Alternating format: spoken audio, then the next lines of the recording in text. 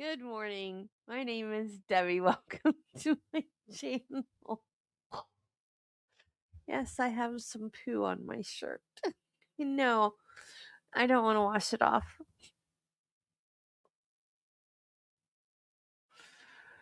Hey, Judy. Hey, Tricia. Hey, Marty. Oh, we lost Nichelle. She'll be here. Okay, we are on day 7.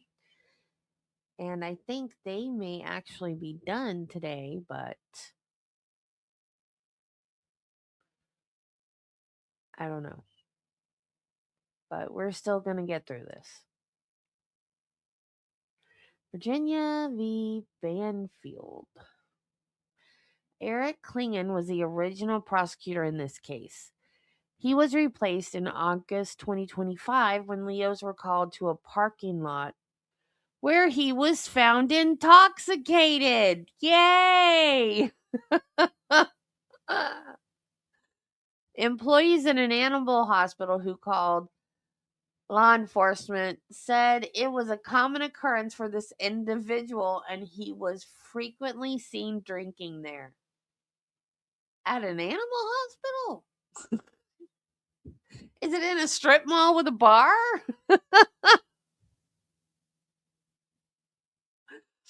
Klingon was issued a summons and was placed on leave pending the outcome. That's hilarious. I hope he doesn't use that vet if he has pets. Oh my god. That's funny. I mean, it's kind of sad, but it's funny at the same time. Oh my god. You know, why is that such a prevalent thing? Alcoholism is such a prevalent thing with attorneys. Is it just from the stress? Is it because it's such a stressful job?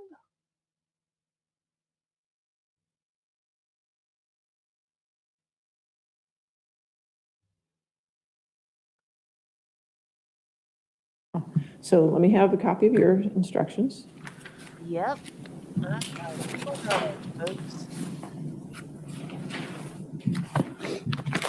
Judge, I would note that we will have another set that will be final, again, depending upon what happens I understand. with Hey, Nichelle. testimony.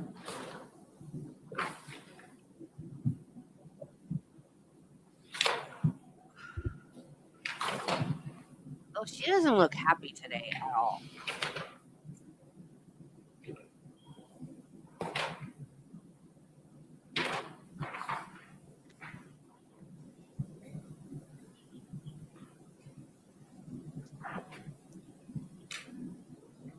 And I'm sorry, Commonwealth will letter defense will number, or what is the what's the court's preference? That's fine.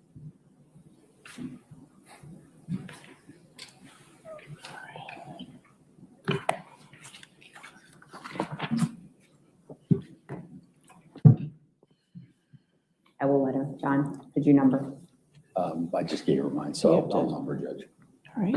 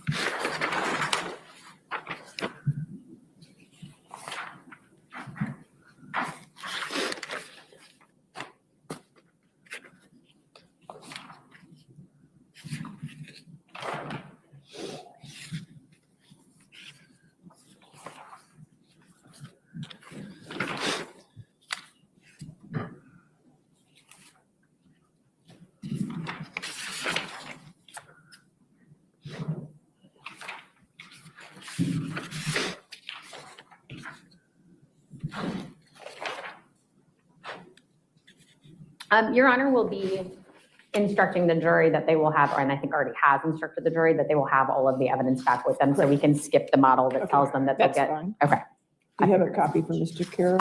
I'm sorry. Do you have a copy from Mr. Carroll? So we can, He was emailed. he already has a copy. Yeah, he has the digital All copy. right, so that's yours. All right. Thank you.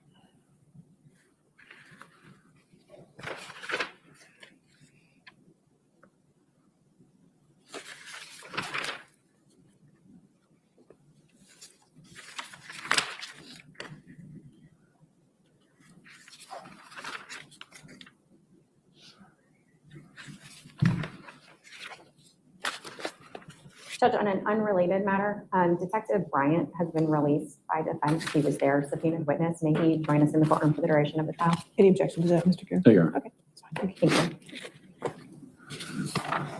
Do you think we could remove the gum? Oh, I'm sorry, Judge, one second. Oh.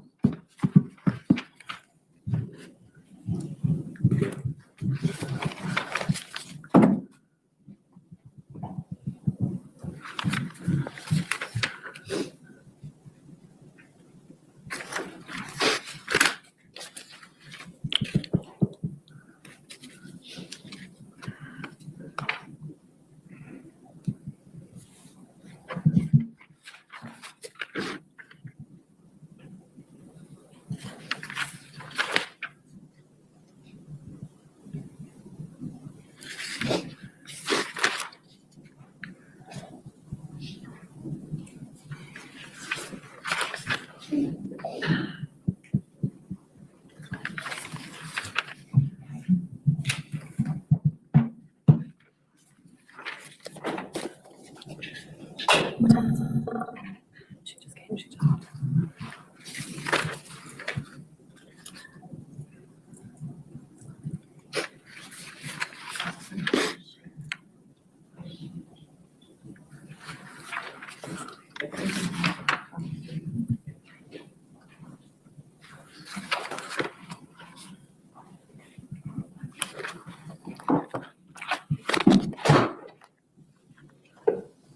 All right.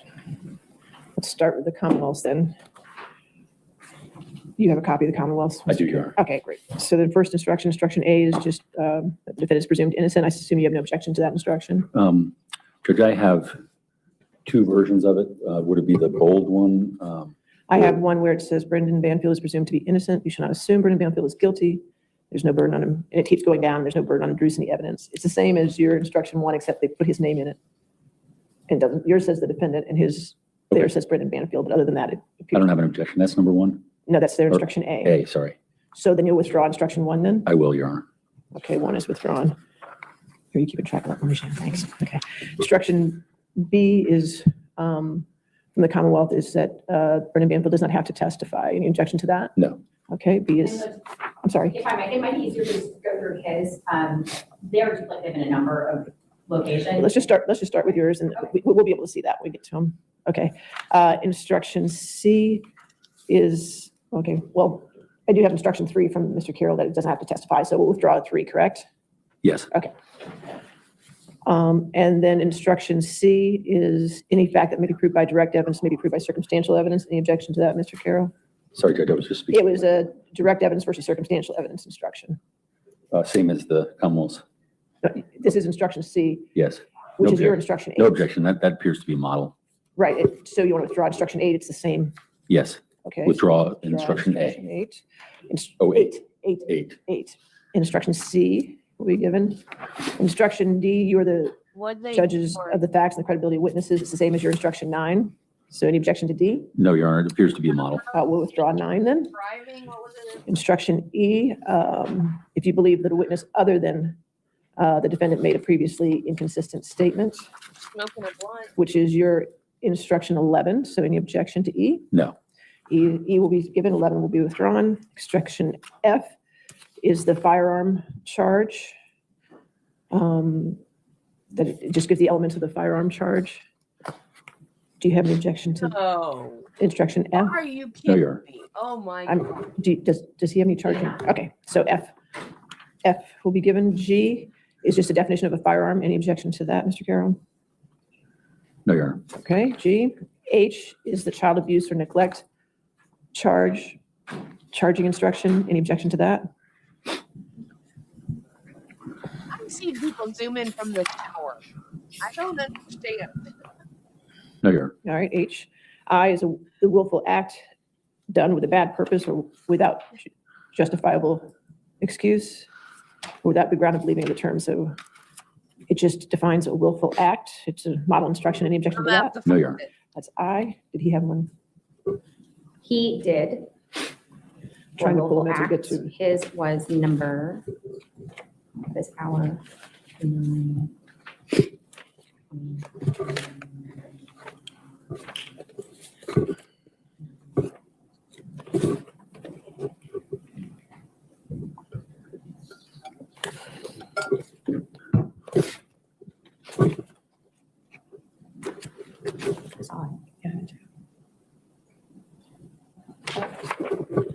Did you have an instruction for definition of willful act?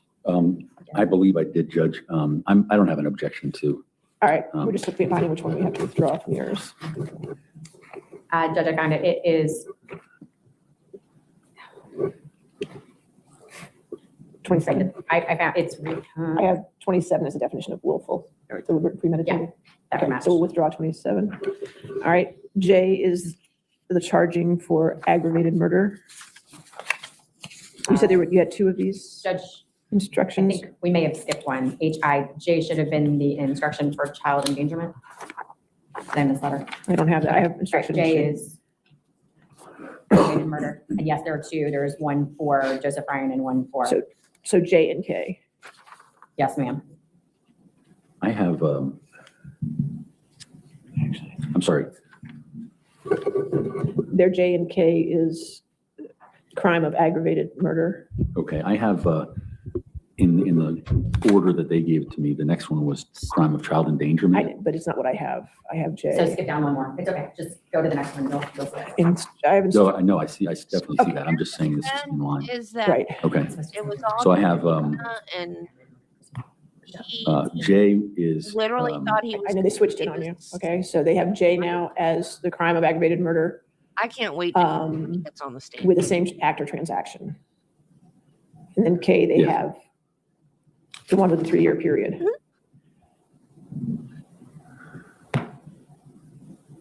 What are the differences? Sorry, Judge. I see J. They're in the notes. Do you see the two instructions for aggravated murder? I do. I have J and then K. And you have one, In reverse order on the victims and then same act or transaction. So the first one is Christine and Joseph. The second one is Joseph and Christine. I don't have those. I only have 2 for aggravated murder. You should have 4. I We understand. do. Sorry, Your Honor, we do. I have them in our, They're in we- separate files. they're in a separate file. We have documents with sites and And documents. Judge, I'm sorry. these are the ones that we intend to replace when we understand. We have a waterfall instruction as well that we haven't produced today because we have yet to determine how far we're waterfalling based upon what the defendant does.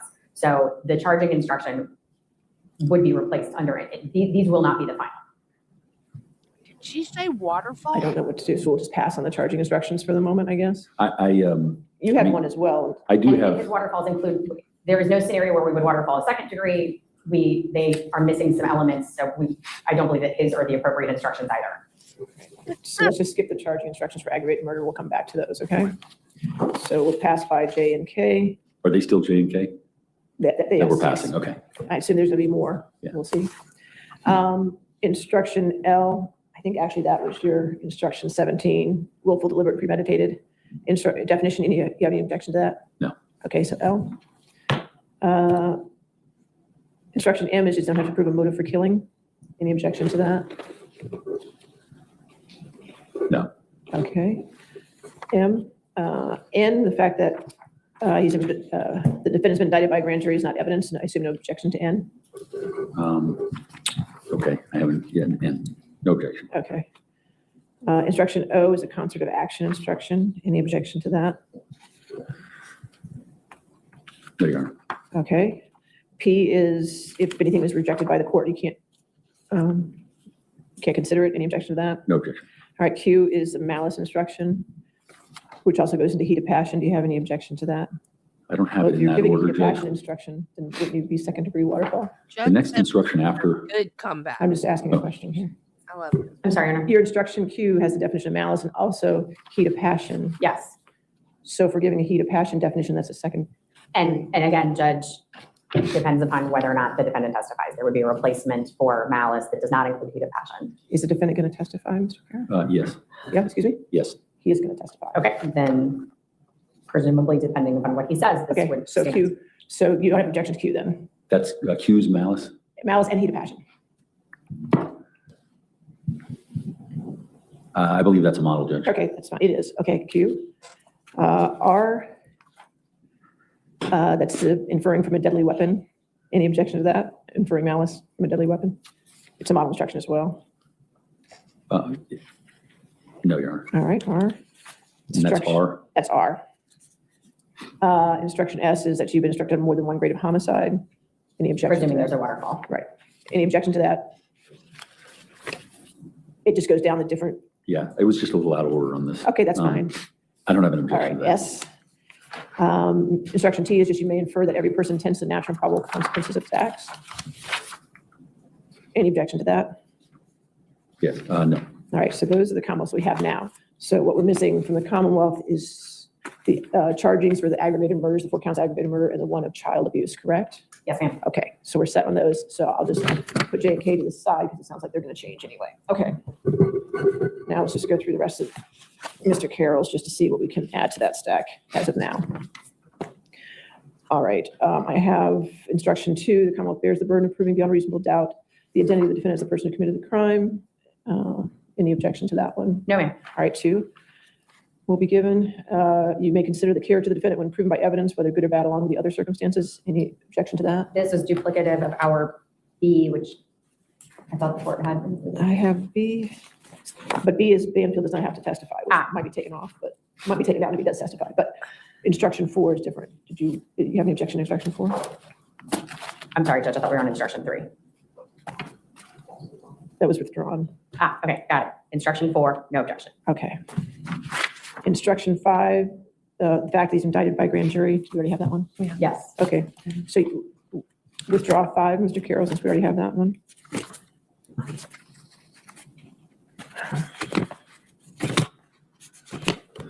Make sure we have it. That was instruction N of the Commonwealth, so I can withdraw 5, is that correct? Yes, Your Honor. It's okay. Again, 6, rejection of the court, that was Commonwealth's. Do you have it there?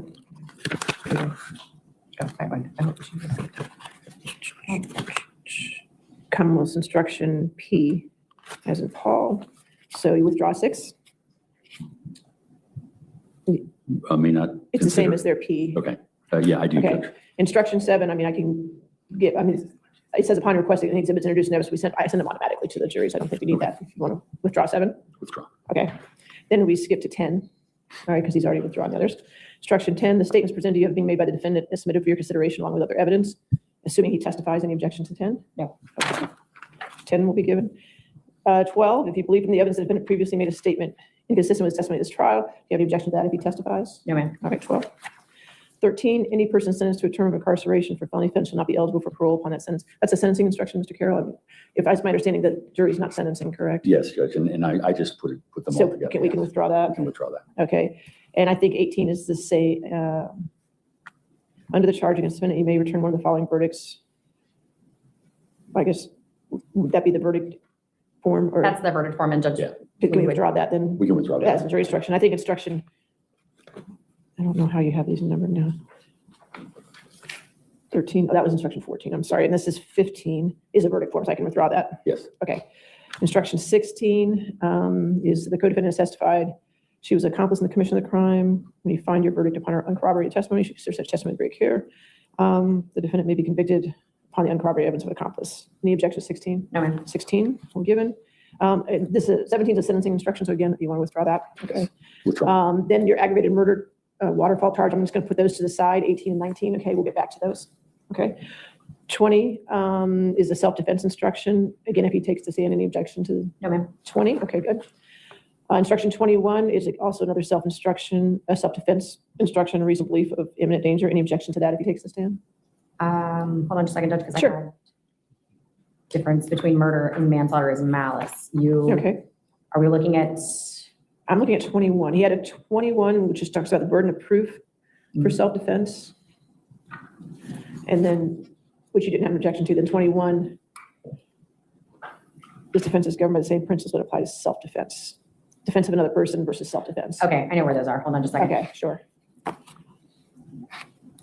Okay, so.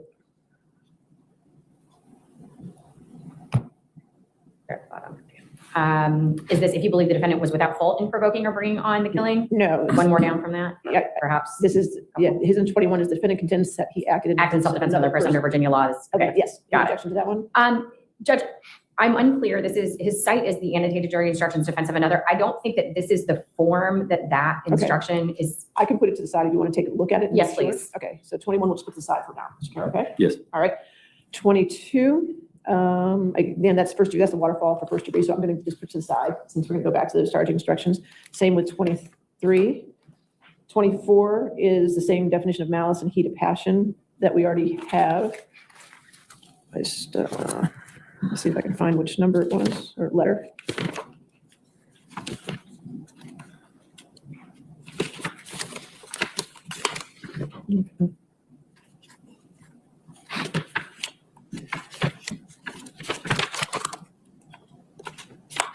All right, that's Q. Instruction Q is the same as your 24. Do you want to withdraw? 24 withdrawn. Okay. 25, the difference between murder and manslaughter is malice. I'll just put that to the side till we get our waterfall instructions, okay? 26 is you may infer malice from the use of a deadly weapon, which I We think. already have that in. We have yes. What number is that? Do you have it just for the record? Okay. Or letter? I'm pulling up, Judge.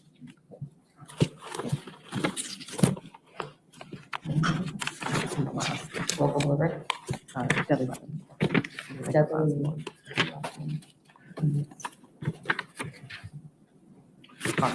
R. R. Okay, so R is the same as your 26. You withdraw 26? Yes, Your Honor, we'll Okay, withdraw withdraw 26. 26. Then we're skipping 20, 27's already been withdrawn, so we get 28.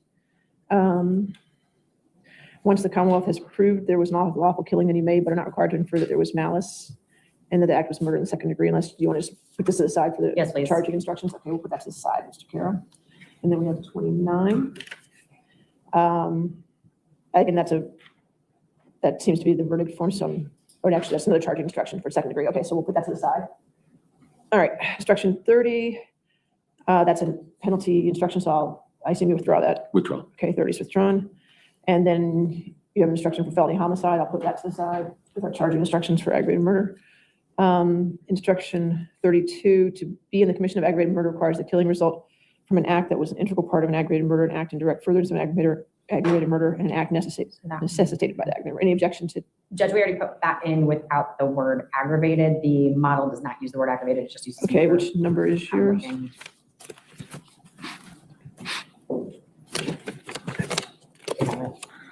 To prove the charge of murder, Commonwealth does not have to prove motive. That's the one we're on, Judge, right? That's our M. It's your N? M as in Mary. Min. M. All right, do you have any objection to withdrawing yours with instruction M, or would you rather have yours on instruction 32? I'll withdraw mine. You withdraw yours? Okay. Yes. Instruction 33, to prove the charge of aggravated murder, the Commonwealth does not have to prove motive for the killing of present or absent motive. We already have that as Commonwealth's. Oh, no, sorry, Judge. Motive is M. Which one? I thought that's what we were on. We What did he were. just Oh, withdraw? yeah, motive is 33. The one he had before that, 32, is to be in the commission of aggravated murder requires that the killing result from an act that was an integral part of the aggravated murder, an act in direct furtherance of the aggravated. And Judge, we don't believe that one is appropriate because we are not proceeding under the aggravated murder in the commission of robbery, rape, et cetera, the enumerated other felonies. So I don't think that one's appropriate. So that would, they're only under subsection 7 or 8, which doesn't. Right. So did you So I'll withdraw that. withdraw that? Okay. And then 33 is the same as 33 instruction is M. So you withdraw 33, then it's the same Yes. as instruction M. Okay. Then you have instruction 34, which again is the guilt phase. So I'll assume you're withdrawing 34 and 35. Yes, ma'am.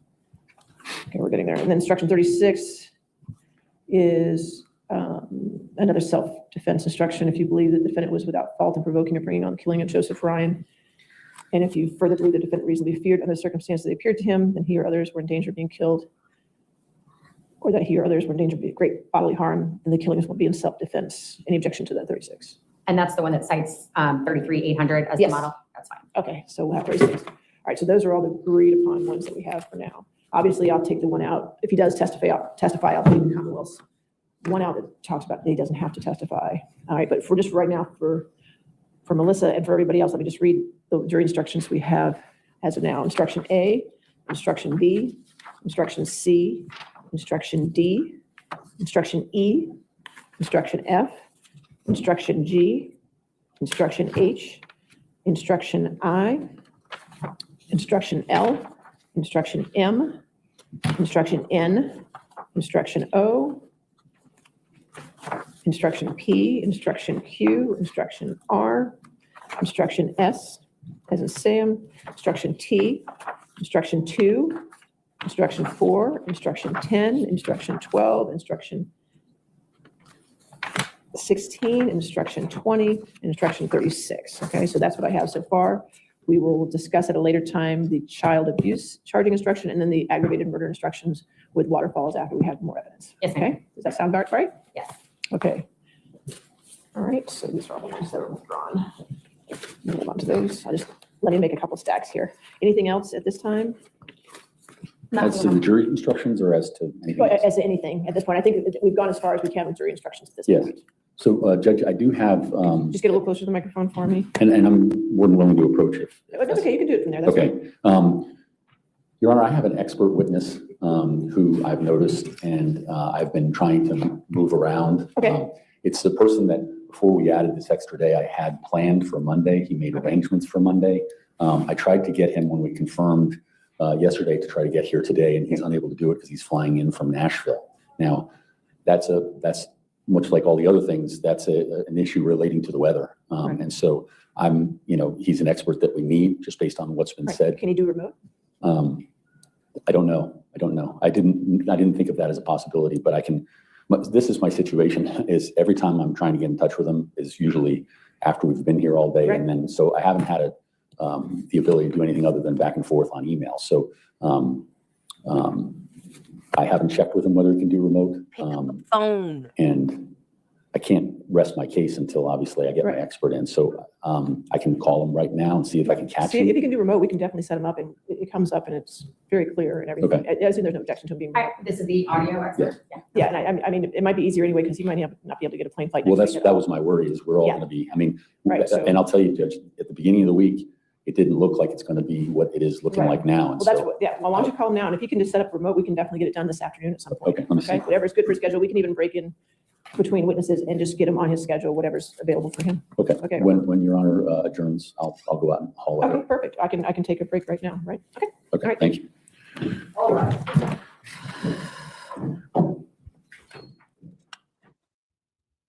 I lost Gonzo's other arm.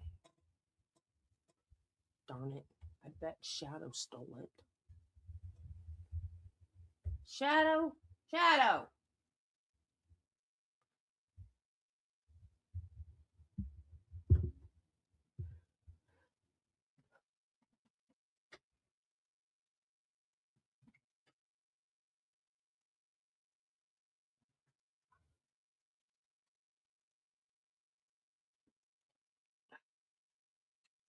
Found it.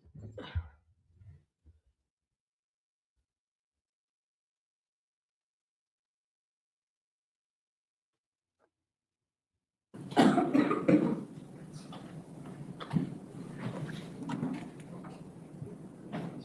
it. Got one arm.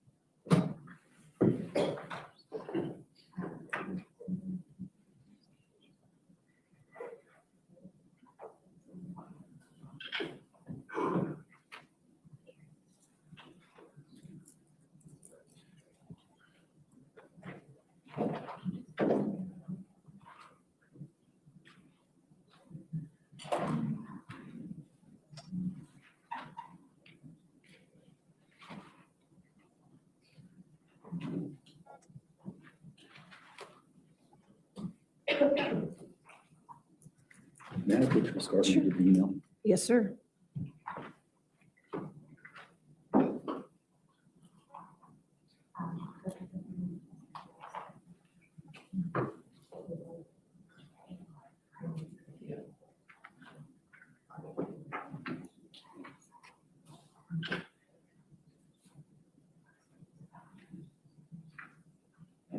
Yes, sir.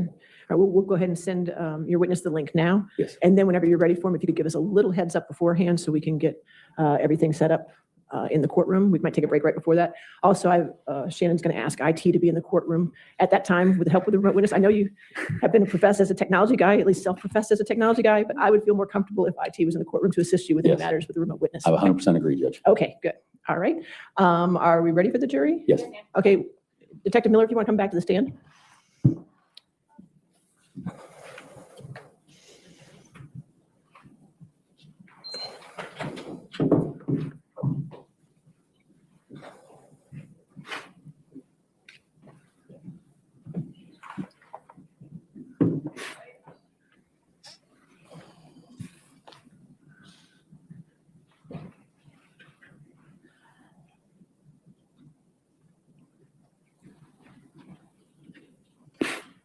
Hey, warrior. Great to see you.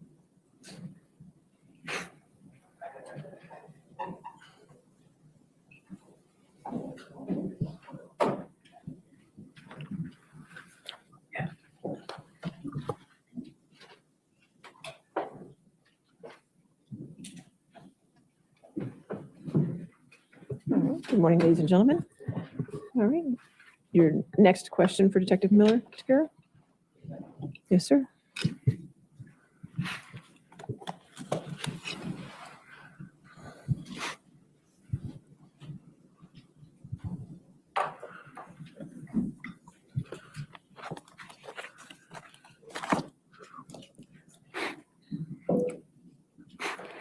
Good morning, Detective Miller. Good morning, sir. We finished off yesterday and we had talked about a couple of issues and I wanted to raise those again with you. Now, when you testified yesterday, do you remember the screenshots that were shown to you? I remember seeing screenshots, yes. Okay. And the screenshots were relating, I think you'd called them images, correct? I'm talking specifically about the portable case information, A portable case is not an image. but you had referred to it as an image because we sent you pictures. I don't believe I referred to it as an image. Aaron, may we approach the bench for a All right. second?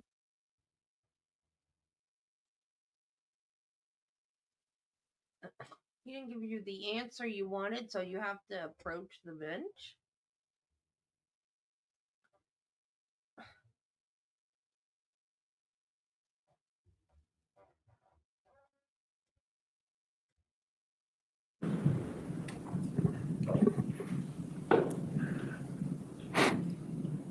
So did you image or acquire all of the devices in this investigation?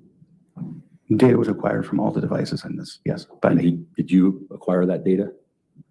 Yes, I did the acquisitions for these devices. And did you acquire the images and all the data that came from these devices in a forensically sound manner consistent with your training and best practices? Yes, Did you process the extracted data using forensically approved and verified tools? yes, This is the same data you produced to detectives and supervisors during this investigation, correct? the data provided for discovery would have been the same that I provided to the detectives, yes. Okay. So, and these were produced from the devices you acquired and they were turned over in discovery as required, correct? Yes, There are four open, I'm going to show you four open magnet portable case files with the court's permission on a laptop for you to be able to review. Can you please confirm that these productions are you made for the respective devices? Christine Banfield's laptop, Christine Banfield's cell phone, Juliana Perez Magalhães' cell phone, and Brendan Banfield's personal cell phone. And I'll show you this so you can make that determination. Aaron, may I approach the witness? Okay, could you show what you're going to Yeah. show to Ms. Ann?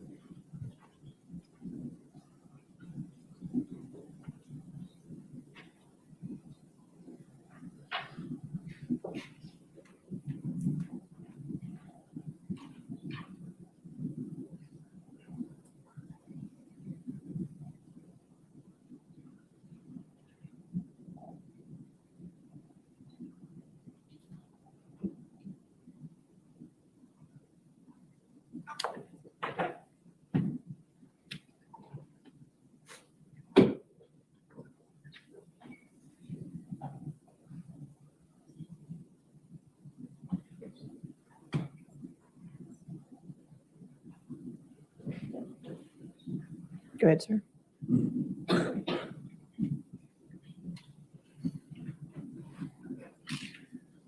So I'm going to show you. You're going to have to use the microphone somehow. Sir, I'm going to show you some items, magnet portable cases for four separate extractions. And you're welcome to look and confirm for yourself. Take your time. There are four separate files down here. So if you'd like, you can make sure that you're certain as to what it is you're looking at.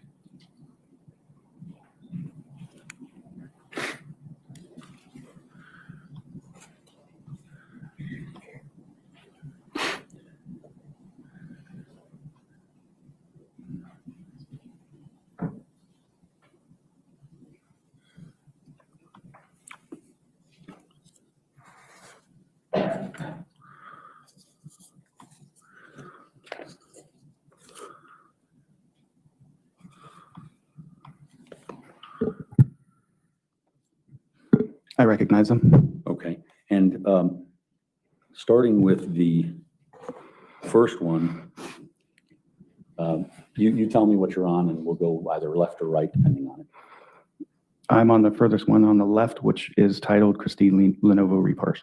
Okay, and what device would that be for the ladies and gentlemen of the jury? That was the Lenovo laptop. Okay, and that was Christine's known laptop? That was the device identified that she used, yes. Okay, and did you have an opportunity to look at this is a portable case, correct? Yes, Okay, and this is the portable case that you provided in discovery to the defense or to the Commonwealth, and then they provided it to us? yes, Okay, and this is what you provided to anyone else who wanted access to it, such as Detective Bryant and Lieutenant Giacchio? yes, this was provided for everybody for review. And was the data that was provided in with regard to the laptop, was that the data that Lieutenant Giacchio was reviewing? I would imagine, but I can't speak to what he was reviewing at any given moment if I'm not there.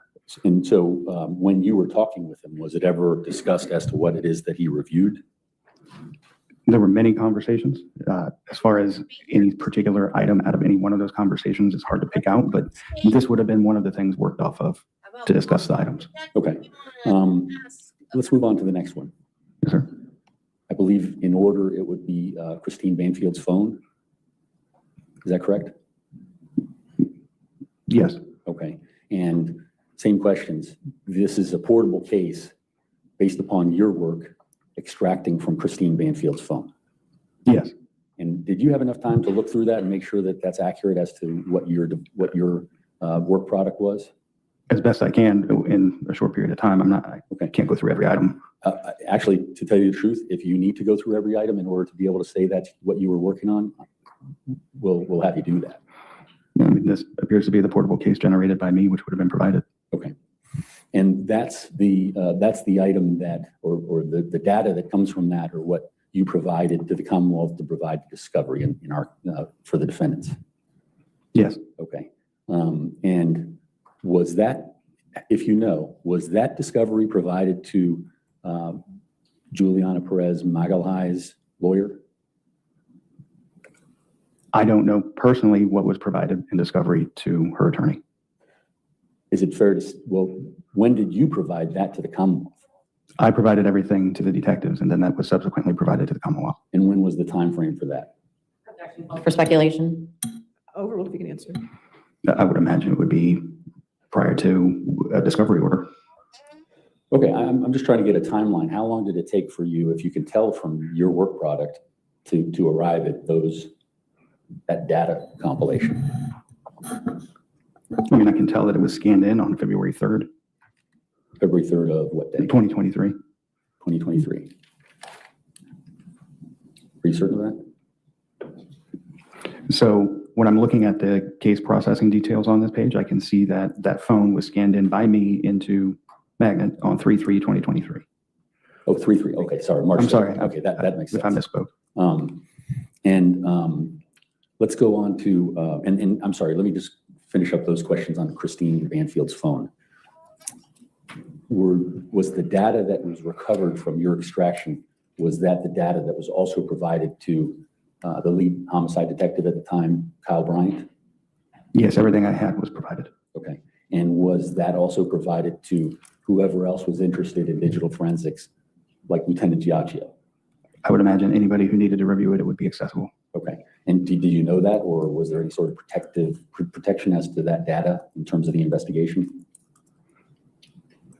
As in, was the portable case password protected? Is that what you're asking? I'm asking, was the portable case open to every police officer in the police department, or was it open to people specifically with regard to this case, or is it even smaller people that were involved in the case and only needed to see it? Do you know how it was restricted? I would imagine whoever needed to look at it would be able to, based on what was provided to detectives. Okay. Judge, I am going to object to the speculation if he's imagining he doesn't All right, know. sustain as to speculation. Now, sir, let's move on to the third portable case that you created. Do you identify that? It is titled Nanny Phone. Okay, would that be a title that you gave to that document in that portable case? Yes, Okay, so you remember doing that?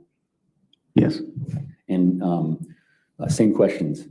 The data that was extracted from that, was that what you provided to Detective Bryant as part of this homicide case? yes. And was that what you provided to or gave access to? And I'm not going to try to pin you down on who or what, but it sounds like it was available to anybody who wanted to look at it.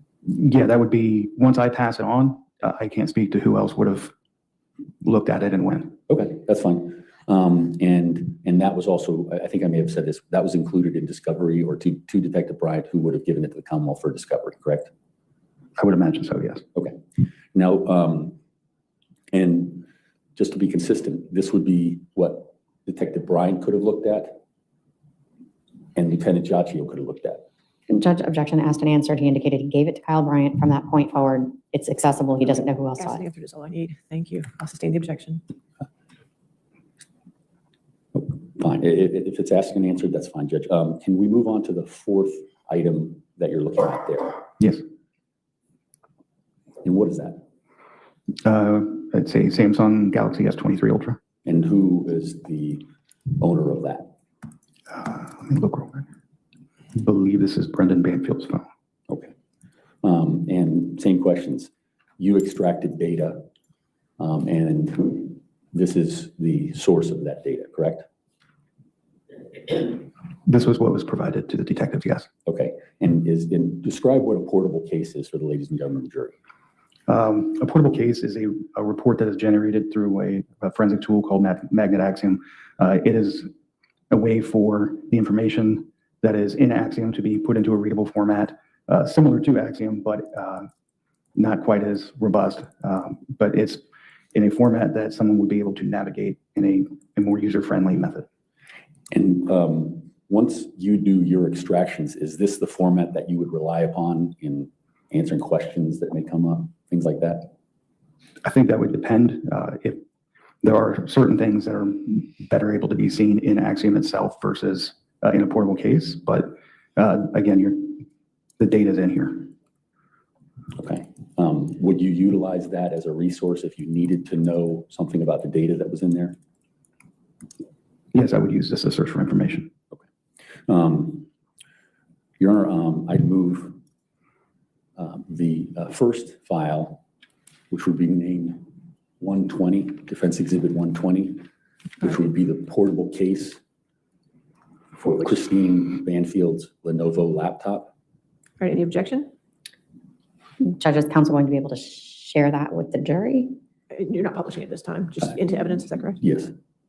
Any objection? Can we approach?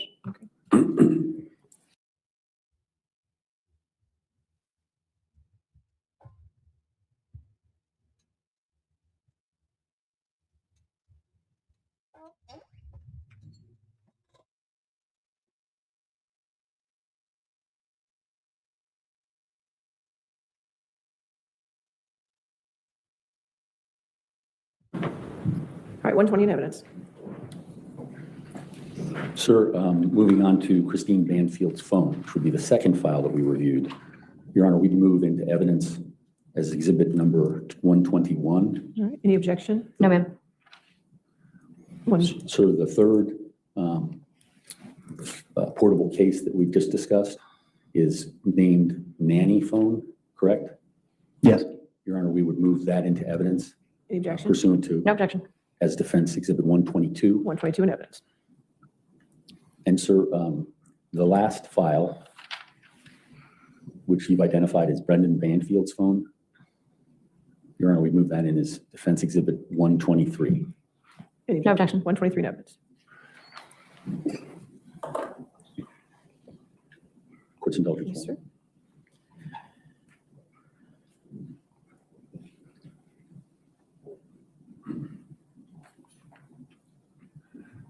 Your Honor, I don't have any further questions for Detective Miller. Cross-examination? No, ma'am. Thank All you. right. I hesitate to ask if he's subject to recall. Potentially subject to recall, Okay. Judge. All right, sir, since you are subject to recall, just do not discuss your testimony with me at this time, okay? Yes, All Your right, Honor. thank you, sir. All right, your next witness. Your Honor, I'd recall Harry Lidsky. Okay, can you retrieve his laptop too? Thank you. Can we leave that there, Judge? Oh, you need that? Oh, never Yeah. mind. Sorry. All right, he's already been sworn. All right. Sir, just a reminder that you're still under oath, okay? Of course. All right, thank you.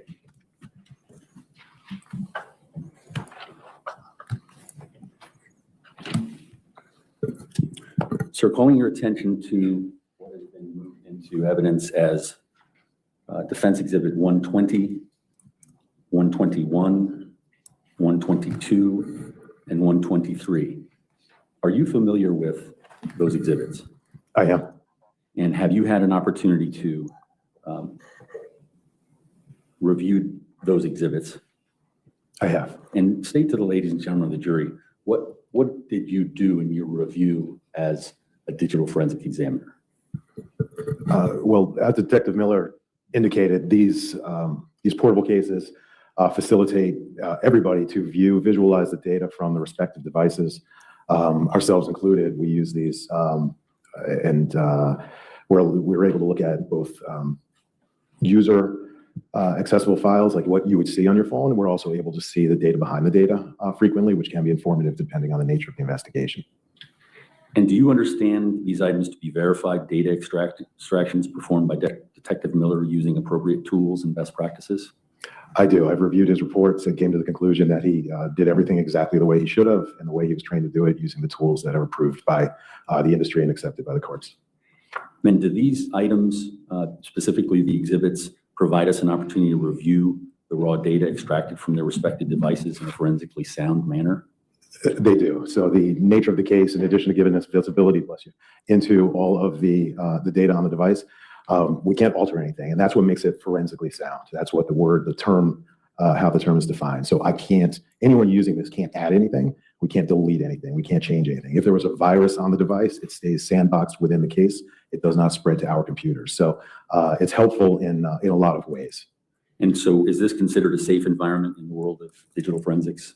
It is, and that's the nature, the forensic and forensically sound. It prevents, it's not like blood evidence, but it prevents cross-contamination so that what's on here is on here exactly the way it was when the device was either imaged or acquired when Detective Miller did it back contemporaneous to the event back in 2023. Based upon your review of this data, were you able to draw any opinions related to this case? I was. And what were those opinions? That catfishing did not occur. And did you produce any demonstratives that you can display to help walk us through your findings? I have.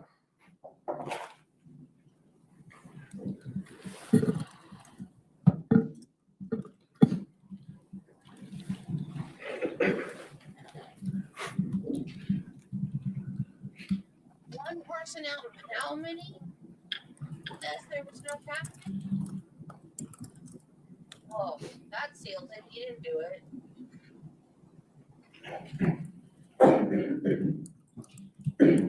Man.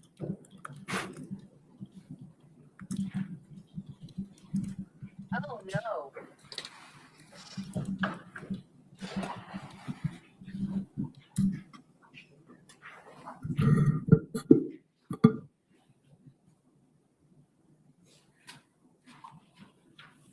Oh, Warrior, she was in love.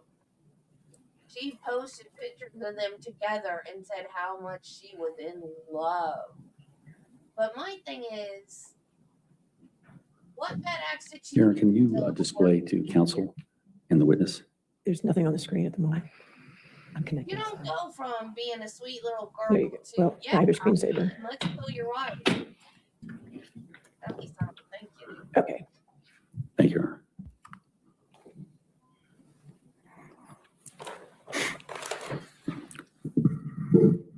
Sir, the items that we're about to show relating to your findings, the digital forensics have been identified in the stipulation documents, correct? They have.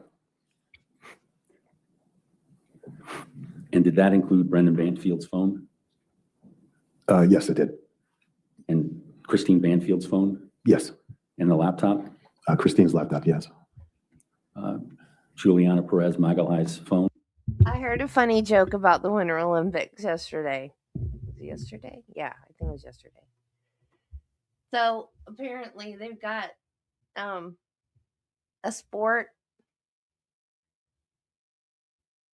I think it's called biathlon, where they're on skis, but they've got a gun and they're shooting stuff at the same time. I don't know. I don't watch the Olympics. But anyway, the guy goes, I like that sport. That's the one sport I always watch in the Winter Olympics. But I always wonder, what if you're in third place and you have 2 bullets left in your gun?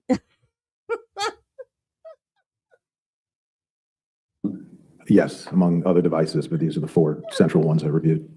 Social media records from Google, FetLife, Facebook, among others. Among others, yes. Video from surveillance. Yes. Judge, objection leading. All right, so take us to leading. What, if any, items were related to surveillance? There was some video surveillance. There was electronic and physical surveillance involved in this investigation. That's all that comes to mind with regard to surveillance. Did you rely on any interviews? I was made available to the entire investigation. That included videotaped interviews of the co-defendant, Ms. Muggle-Highs, both transcripts of interviews that she conducted with the police, with Fairfax County Police, interviews of witnesses, as I think Detective Smith testified to yesterday, like neighborhood canvases, notes, things like that. I've reviewed everything in this case. Okay. I'm going to show you a slide. And Your Honor, we're just trying to determine what our previous number was for it. But if you show it to me first, and then Yes. I'll let you know. Let me see.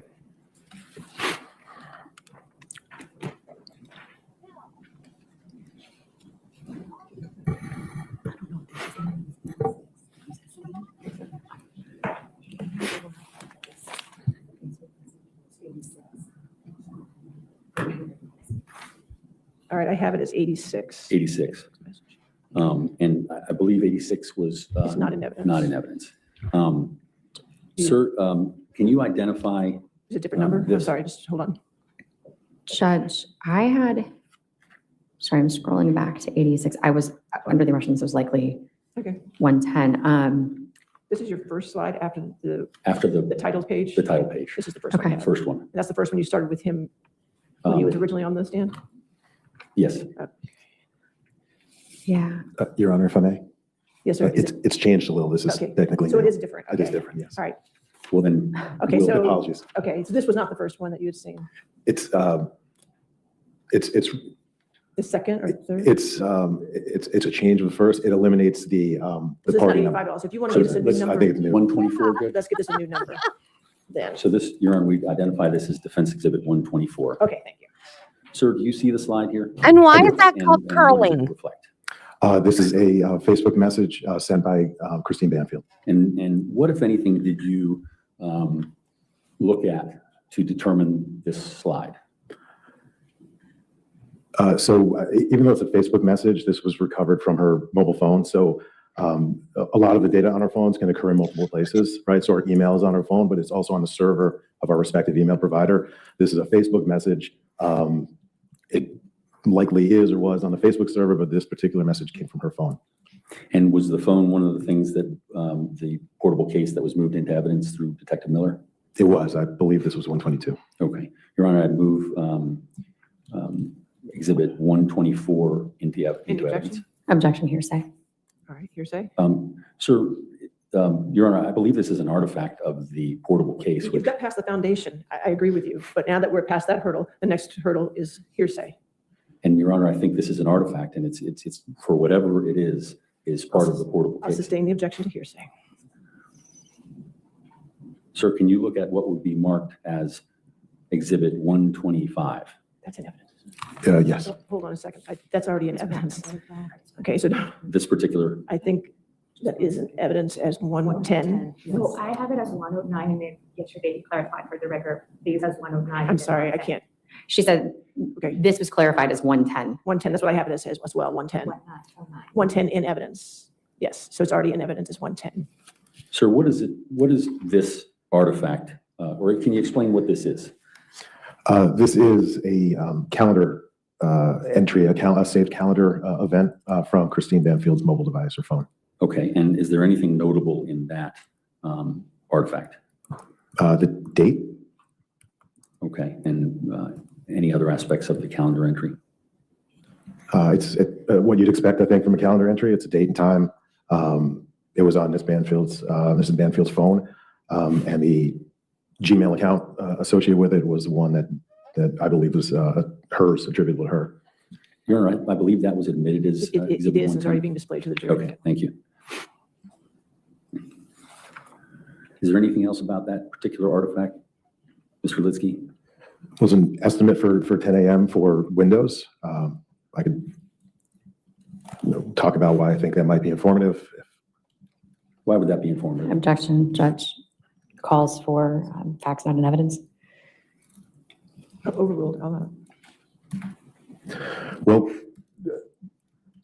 from the information I reviewed in the case and the testimony this week and last, the window replacement was a topic at the window replacement at the Banfield house was a topic discussed. I think this reveals that the window replacement project was, number one, dates back to 2021, far earlier than. Objection calls for speculation. This particular document just says estimate 10 a.m. windows. We don't know if they had other window replacement projects. I'll sustain the objection. So in 2021, Christine Banfield was scheduling a window estimate at 10 a.m. Okay. Sir, I think this might be 111, Judge? I don't mind this. 112. Thank you, Sylvia. He owes you something at the end of this. All right, 112. It's not in evidence. Sir, do you identify this No. slide? No, Judge, this was previously offered and denied. It's not in evidence. Correct. Right. So It was previously offered. See what happens. Okay. Go ahead, sir. Sir, can you identify this? Yes, these are messages sent by Christine Banfield from her device, excluding any other party. And what is notable within these messages? Their discussions about having the windows. Judge, objection. He's testifying to the subject matter.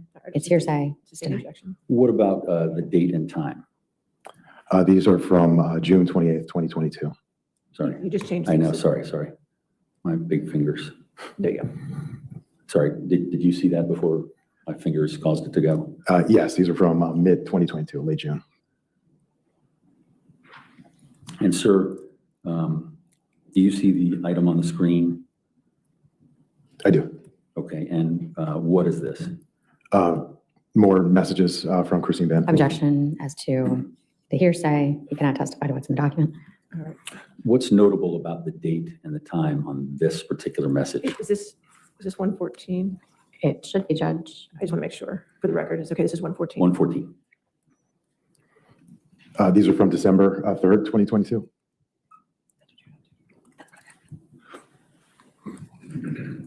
Karen, may we just approach for a moment?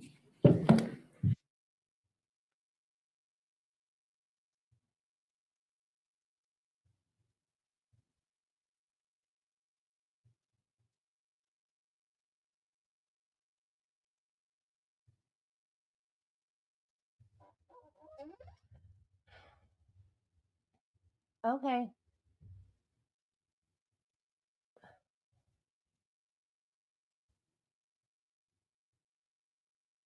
It doesn't look like it's a long sidebar.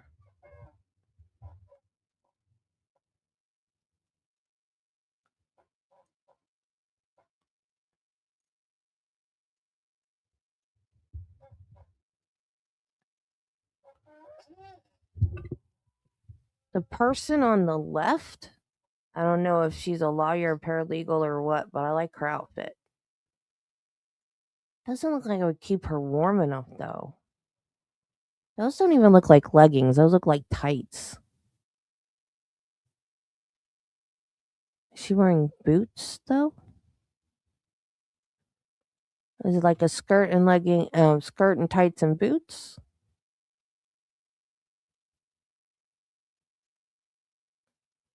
Oh, she's a court reporter. Your Honor, I'd move to enter defense exhibit number 114. Objection, hearsay. All right, I'll sustain the objection.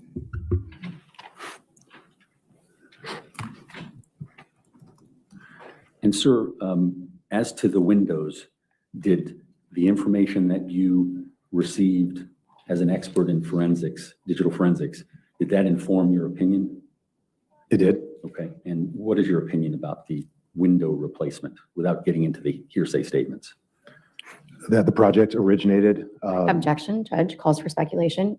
To refer to it as the project assumes that he is correlating this information with what occurred that's been admitted into You evidence. want to rephrase? I'll rephrase. With regard to the subject of windows, without specifically talking about a project, what does this indicate to you and what conclusions can you reach? That Christine Banfield contemplated or explored a window replacement in 2021 related to issues of age and condition of her existing window. Judge, objection, he's testifying to the content. He gave his opinion. All right. Yes, yes. Next question. I think you just have, what's essentially, you can't go with the writing that's on there. Thank you. Now, sir, I'm going to show you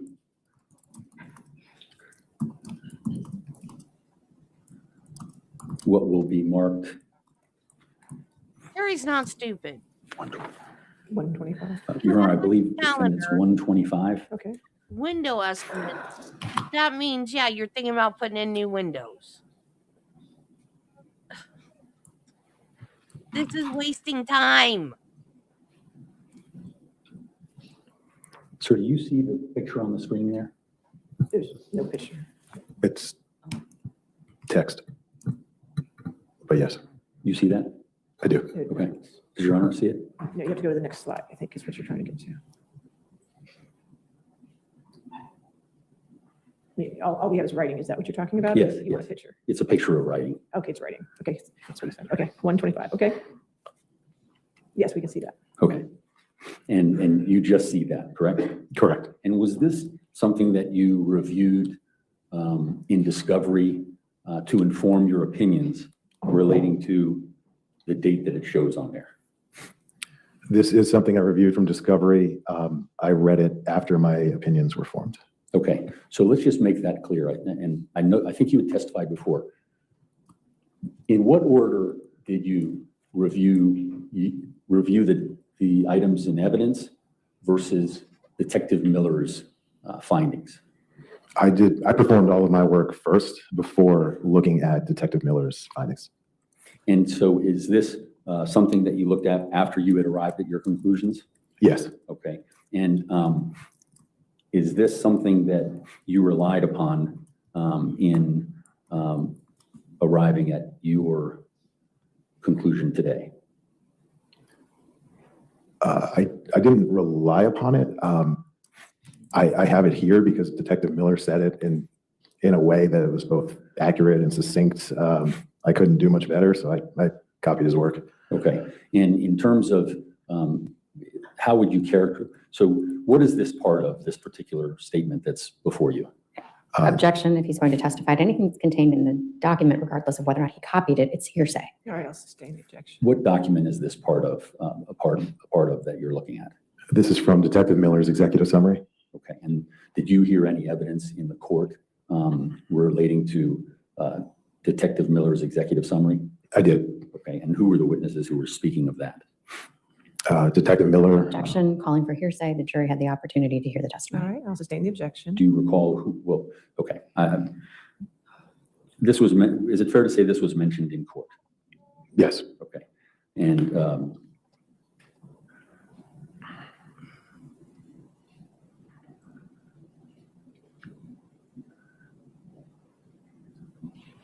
sorry, 126. sorry, Judge, I just, a little premature. I was All getting it ready.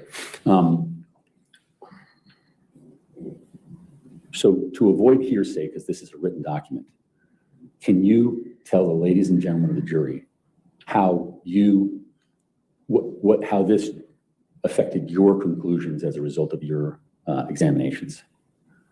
This didn't affect my conclusions other than to corroborate them after I was done. seeing that our findings were aligned. Okay, and so do you agree with what you see on the screen here that's hearsay that the jury can't see? I do.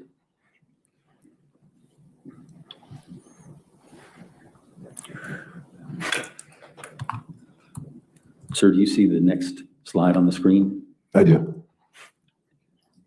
And if you can describe what you see there on the screen. Judge, I'd object to any description of the content, hearsay. There are pictures there, Judge. So if you could just maybe limit it to the pictures. Okay, let's start with the pictures. Okay. Do you recognize those pictures? I do. And are those pictures that you were able to identify independently within the data that was provided in discovery for the defense? Yes, I was. Okay, and if we can look at the first picture, do you have any idea based on digital forensics where that picture was taken, or actually not where that picture was taken, where that picture came from? The picture on the left? Yes. The picture on the left came from Christine Banfield's phone. And the picture on the right? Also. Okay, and what processes did you utilize in order to reach those conclusions? Well, as I was reviewing the data from Ms. Banfield's phone, I found them. They were familiar to me because I'd seen them from other sources, such as search warrant returns from FetLife. I'd also seen one of them in Facebook returns. That a return is data provided by a service provider in response to a warrant. So I'd seen them both from multiple sources. And the one on the left that you've identified, is there any way to know the timing of that based upon your analysis? I believe it was January 17th, around 8 p.m. And January 17th is significant in this case. Objection, counsel's testifying. Sorry. What's the significance of January 17th in terms of the issues in this case? Yeah, and the photo I believe was actually closer to 7:30 or 7:20. January 17th was the day that the FetLife account, which is obviously important in this investigation, was created. That is the user profile. Somebody set up an account on FetLife, and one of these pictures came into play. So let's take this opportunity to talk about the accounts that were set up that were alleged to have been run by Juliana Perez Magalhaes in her recant. What were the accounts that we're talking about? So there's 3 accounts. There was the Gmail account, there was the FetLife account, and then the third would be the Telegram account. And can you explain to the ladies and gentlemen of the jury, what's the significance of those 3 accounts and how are they linked? So each account is linked to at least one other account. And that's significant for me as a digital forensic examiner because it's sort of a one or done. And the way the accounts were set up, so the Gmail account was set up first. The Gmail account was used to set up the FetLife account. So you couldn't set up the FetLife account unless you knew about and had access to the Gmail account. To have access to the Gmail account, you'd have to know it existed, and then you'd have to have the password to log into it. So the Gmail account sets up the FetLife account. The FetLife account was used to move conversations over to Telegram. So all 3 accounts are linked, and anybody that had knowledge of any one of the accounts owns all 3 of the accounts. You couldn't use one without the other. You couldn't jump in. It was Henry too, Marty, you're right. Knowing first how it began from FetLife, and you couldn't get into FetLife without. Judge, I'm going to object to the speculation. Wouldn't be able to. There's no foundation for that. All right, I'll sustain just that part. Okay. In terms of the objection relating to foundation, what did you rely upon in order to inform those opinions that you're telling the ladies and gentlemen of the jury? The content of the data within the accounts and my knowledge of how accounts work in the FetLife responsive documents from the Fairfax County Police Department search warrant. It says right in there that the user email associated with this is the Gmail account. So the user connected the accounts. The Telegram connectivity is based on the content from the FetLife messages.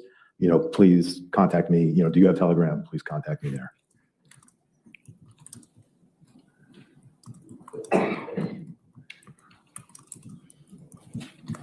Sir, I'm going to have you look at the next slide. Is this the foundational artifact that supports your testimony to the ladies and gentlemen of the jury? So this is a picture that Ms. Banfield took of herself on the evening of January 17th. Your Honor, I'm sorry.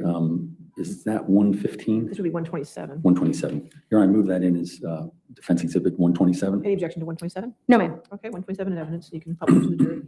And so if you can just explain to the ladies and gentlemen of the jury what the artifact, what's the significance of that artifact and what you took from it to arrive at your conclusions. So it's a picture, obviously, of Ms. Banfield. I'd characterize it as a selfie in the mirror.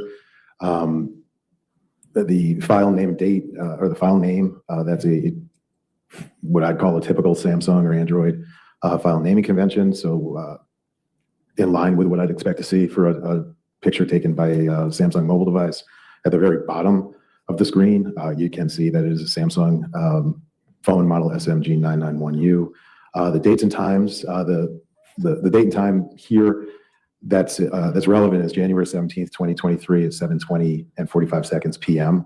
If you look at the file name 4 lines above, that is the typical Android file naming convention, and that's comprised of the date. So we see 2023 0117 underscore, and then 1920, which is 7:20 in 24-hour time.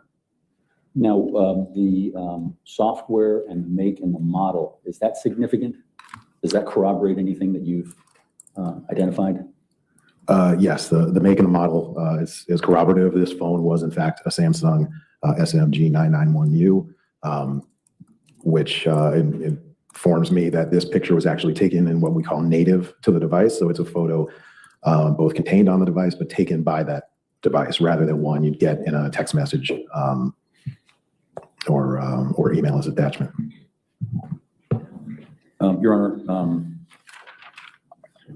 I don't believe I previously identified it, but I would put it in as defense exhibit 127. This one, it's already been, it's been published for the last. Okay, I'm sorry. I just want to make sure I'm covering my bases. Okay.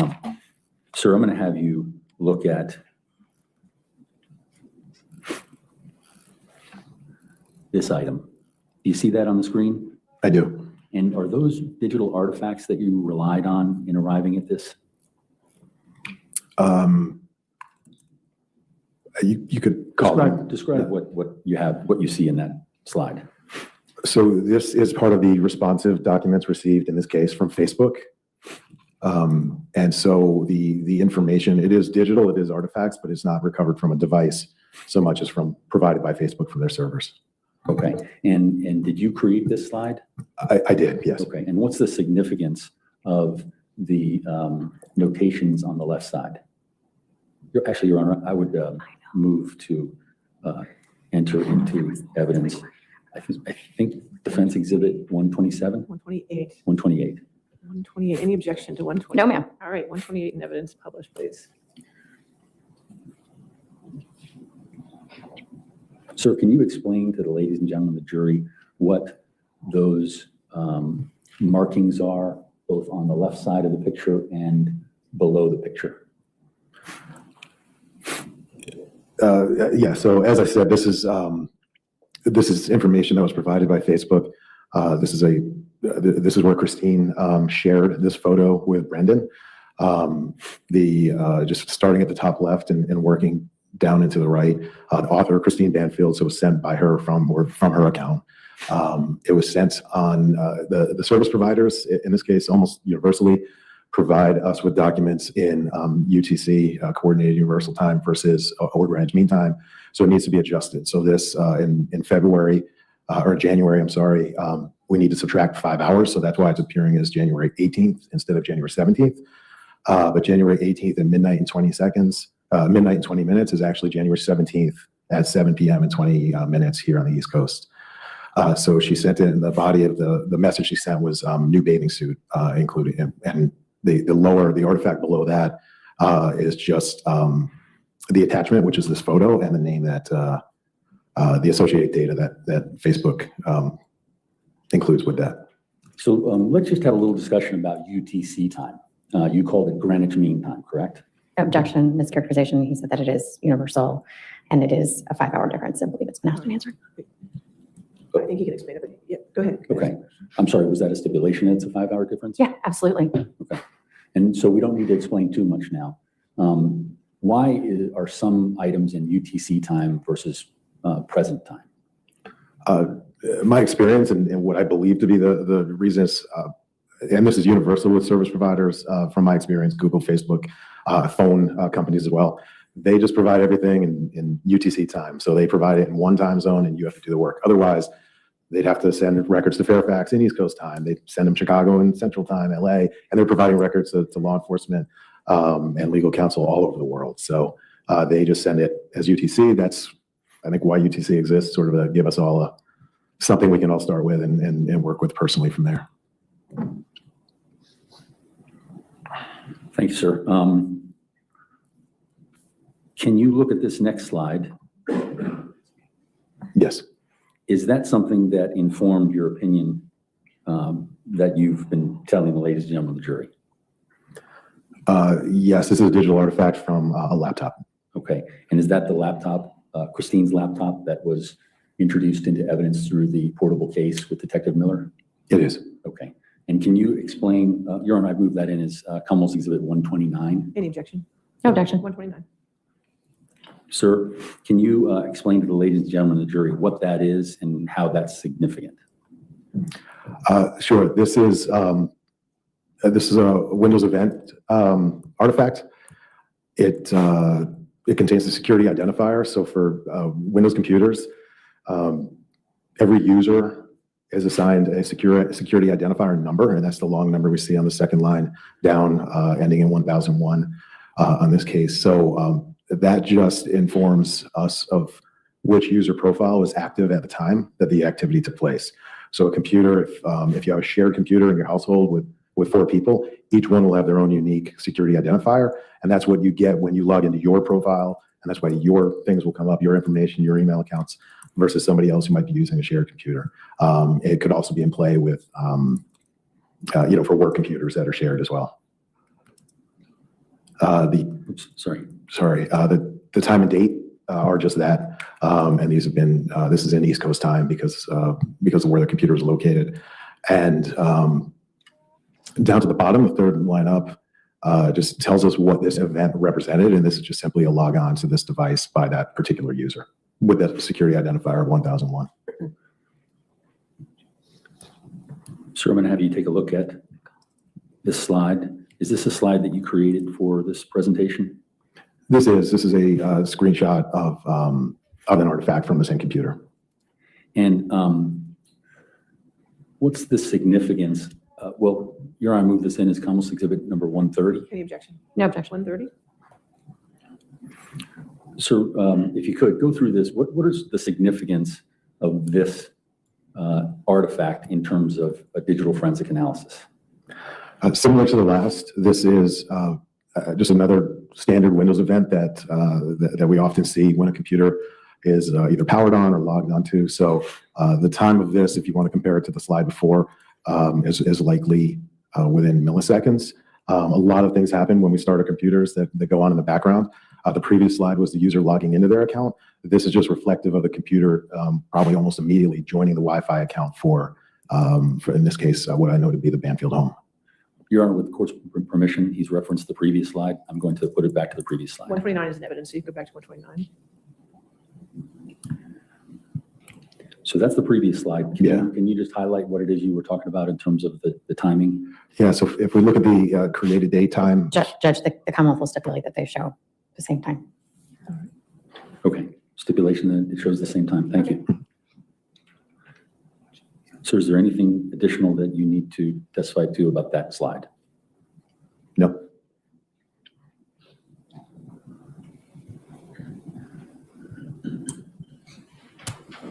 Do you see a slide before you? I do. Okay. Your Honor, that would be identified as Defense Exhibit 131. All right. I'm just making sure we didn't see it yesterday. I'm not sure we did. So we'll make it 131. I don't think we did. Judge. Okay, 131. May have. Sir, do you see that? I do. Okay, and if you could just describe, was this something that you utilized in your forensic analysis of this case? Yeah, I think there are other images that are associated with this that will come up in progressive clicks, but this is using artifacts from the laptop that I examined, or the portable case that I was using to examine artifacts from within the laptop. This is a sort of sequencing of events in chronological order, and that's, I think, as I described before, something we do looking backward in time and following events on a device might help inform who was using the computer, and certainly the time and date and what they might have been doing. Your Honor, I move this in as defense exhibit number 131. Any objection? No, One thank you. thirty-one in evidence. If you could please publish that to the jury. Sir, can you just explain, they didn't have that on the screen when you were. Sure. These are the artifacts that I located on Ms. Banfield's laptop. And this just shows that shortly after the computer was logged on and joined the Wi-Fi, that she opened a browser and navigated to or viewed a Google website and her email. Judge, inbox. objection calls for speculation. He doesn't know who it was that looked at anything. He can tell us what the computer did. All right, I'll sustain objection. The person whoever was using the computer opened a Google website and Google inbox related to Ms. Banfield. And sir, what's the significance of the email, the Gmail account that's identified in the second line there versus other Gmail accounts? So this one became known to me through my review of all of the evidence in the case as Ms. Banfield's sort of go-to email account. This is not the alleged suspect email account that we talked about is being formed on January 9th. And what was the alleged suspect Gmail account that you referred to?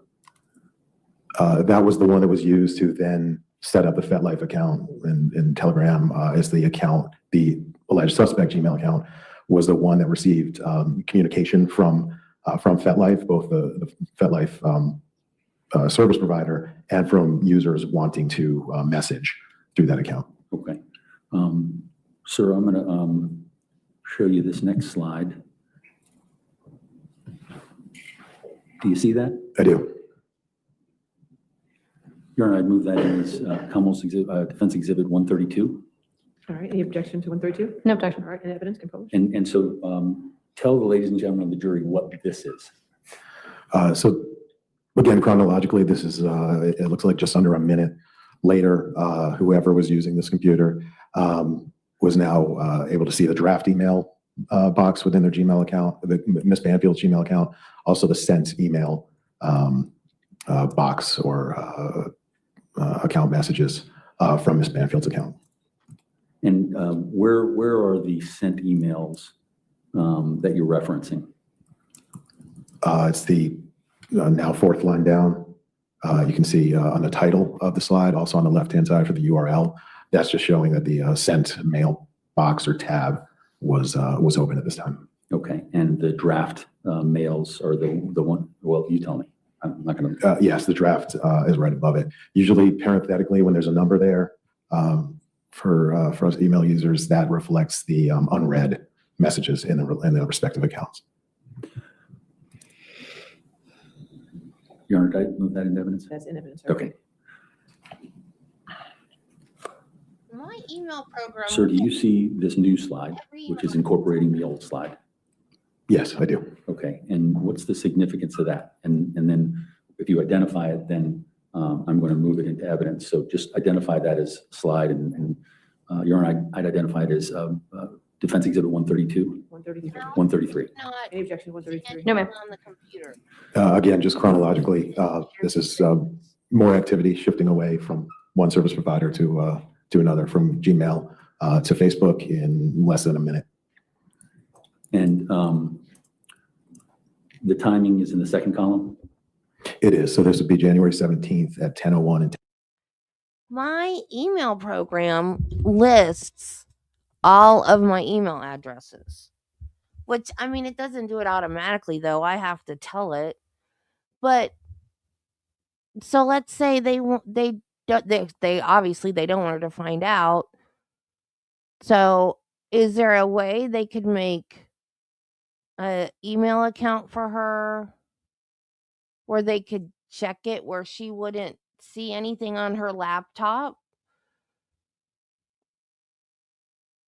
Like, that would make her suspicious that somebody was going on her laptop and checking. I know they made a brand new email address, but how are they checking that email? They can't go through her regular email app that she normally uses because it would leave traces on that app. And then when she opened it to look at her regular email, then she would see traces of this strange email address that she didn't make herself.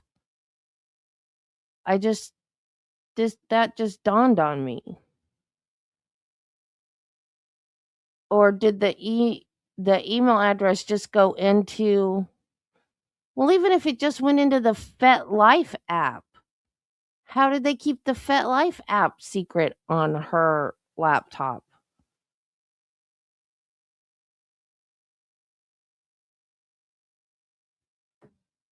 Oh.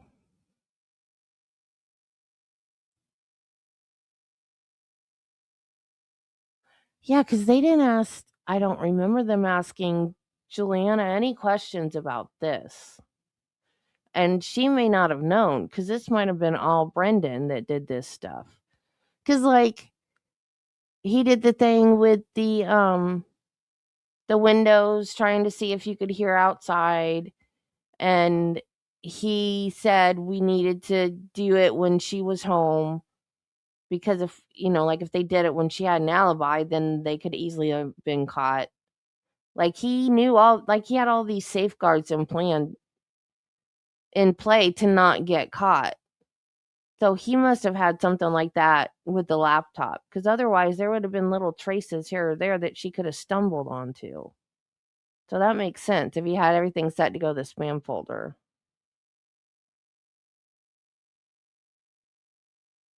seconds PM. Okay. Sir, I'm going to Right. move on to the next slide. This will be identified as Defense Exhibit 134. Their spam folder, Any objection to 134? unless they're looking for Sorry, something Judge Van. specific. Judge, I understand that the slides are just successive. The only new thing is the artifact information. Right, we're just adding one item at a time. Is that- Okay, No sure, objection. no objection. 134. Sir, as Ms. Sand said, this is a progression of items, and there's a new portion. Can you describe what that is? Yeah, so this is artifact information related to the login of now the alleged suspect Gmail account. So you can see down at the bottom in the highlighted section, this is CBRN 920 at Gmail. That's different from the email that we see at the top of the screen for C. Banfield. So this is significant because now, again, we're talking about a login to the account that's central to this investigation. So whoever was using the computer at this time at 10:03 and 4 seconds was clearly aware of the account and had the credentials because this is a successful login.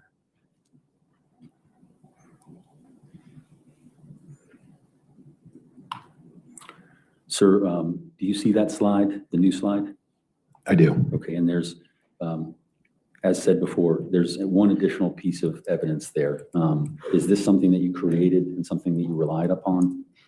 It is. Okay, Your Honor, I move that in as Defense Exhibit 135. Objection. No. 135. Sir, if you can explain to the ladies and gentlemen of the jury the significance of this in terms of digital forensic analysis. So the content to me is not as informative necessarily as the sequencing. So we had Facebook at 10:01. If we look just above the Google login we just discussed, or the Gmail login we just discussed, we have the Gmail login at 10:03, and now we're back in Facebook at 10:03 and 35 seconds. The significance of the highlighted portion in the last artifact, or the newer one that we're reviewing, is that we're looking at a media attachment within Facebook. Obviously, for any of us who use it, there's a lot of different things we can look at, but in this particular one, we were looking at a media attachment. Sir, if you could look at the next slide, which would be identified as Defense Exhibit 136. Please explain to the ladies and gentlemen of the jury, is this something that you relied on in your digital forensic analysis? Yes, it is. Your Honor, I move that in as Any objection? Defense Exhibit 136. 136 evidence to publish. Go ahead, sir. Can you explain to the ladies and gentlemen of the jury what this significance of this in the line of messages?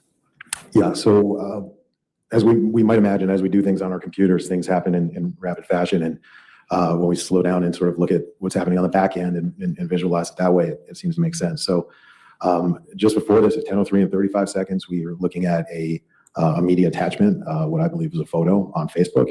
And then 5 seconds later, at 10:03 and 40 seconds, we have a download of a photo in the Chrome browser that was being used at the time. And this is a download to the computer. Thank you, sir. I'm going to ask you to identify as Defense Exhibit 137. Can you look at that, sir? Yes, I can. And is this something that you analyzed and created as a result of your digital forensic analysis? It is. Your Honor, I move that in as Defense Exhibit 137. Any objection? Yep. 137 evidence. Sir, can you give some context, or can you explain to the ladies and gentlemen of the jury how you obtained this and what the significance of it is? Sure. So again, each of these is building on the previous artifact, but so at 10:03:40, we had the photo downloaded to the computer. At 10:04 and 23 seconds, so under a minute later, that same photo is emailed as an attachment from the alleged suspect Gmail account to the alleged suspect Gmail account. And the email attachment, if we look at the file name on the very bottom that ends in 1973_n.jpg, we can see that that's the same file that was downloaded from Facebook 2 lines above it at 10:03 and 40 seconds. And sir, this is identified as Defense Exhibit 138. Is this highlighting what you just said? It is. This is just drawing attention to the fact that we're correlating now the same photo. And this is one of the things we do in digital forensics. We can follow an artifact around as it goes, and that can be informative. Your Honor, can I move that in as Defense Exhibit 138? Any objection? No. All right, 138. Why was that funny? The ladies and gentlemen just see that. Do you want to direct them as to what the change is in this? Oh, I'm sorry. Yeah, this is just the annotation I described, just showing that these two artifacts are linked. The download, Sorry, it's gone. there There it is. The download a minute or so before the email. Okay, thank you. Sir, I'm going to have you look at the next slide, which will be identified as Defense Exhibit 139. What is that? These are WhatsApp messages from Ms. Banfield's cell phone. Okay, and what, if anything, how did you arrive at, how did you get these digital forensic artifacts? From the review of the data provided from the portable case related to Ms. Banfield's cell phone. And Your Honor, I move this in as Defense Exhibit 139. Any objection? No. 139? Can you explain to the ladies and gentlemen of the jury what the significance of this communication? And am I correct? This is all on January 17th? This is on January 17th, yes. Okay. So I think as Detective Miller said rather well, context matters. Context is helpful. So we don't, to help determine user attribution, which is always the big question for us in the digital forensics field, we don't just look at one device. We look at everything we possibly can to inform what a person was, where a person was. If someone's device is being used by someone other than the owner, if they're physically removed from it, we can draw that conclusion. So I was simply looking at Ms. Banfield's phone at the same time frame that I was looking at her laptop, so we can see the date is January 17th, and the timing is right around the same time that we were looking at from the computer a moment ago, right around the early 10 o'clock hour. Sir, I'm going to move to the next slide and have you take a look at that.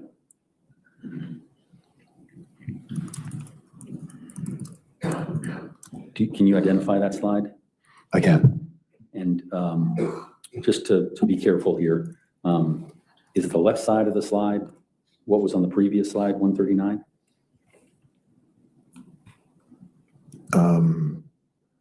Were those the communications that you were talking about on the previous slide? Yeah. So Do you want me to go back so you can see it? no, I have them both. Okay. Would you like me to describe this? If you could describe it.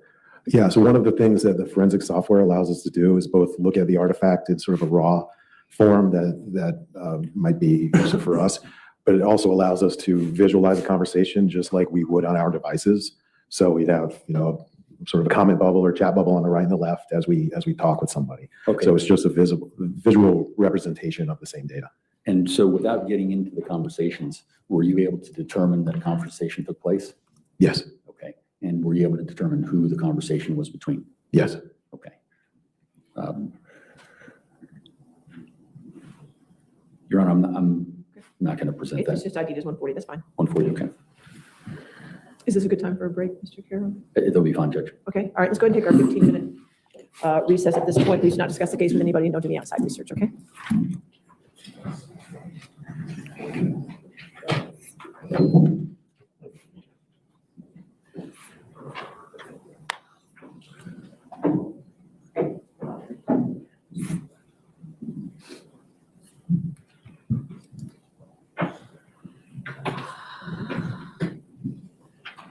Sir, since you are testifying, just don't discuss your testimony with anybody to include the defense team at this time, okay? All right, we'll come back at 11:45, okay?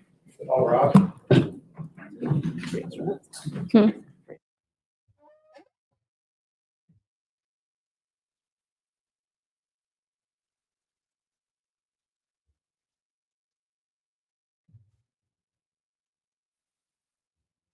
Yes, ma'am.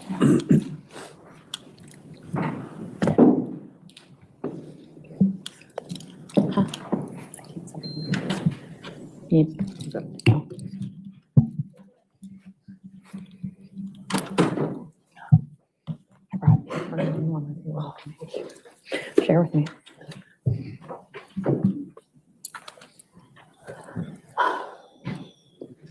I fell from the top of a domed monkey bar. You know, the ones that climb up to the top. It's like domed. I fell, climbed all the way to the top, fell right through the middle of it, to the bottom, when I was about six or seven. First time I ever had the wind knocked out of me. Thought I was gonna die.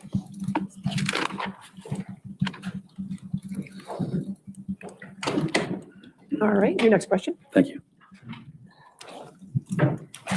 Mr. Litsky, I'm going to have you look at the next slide, and if you can just identify it.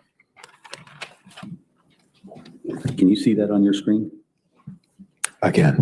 And is that something that you utilized in your digital forensic analysis? It is.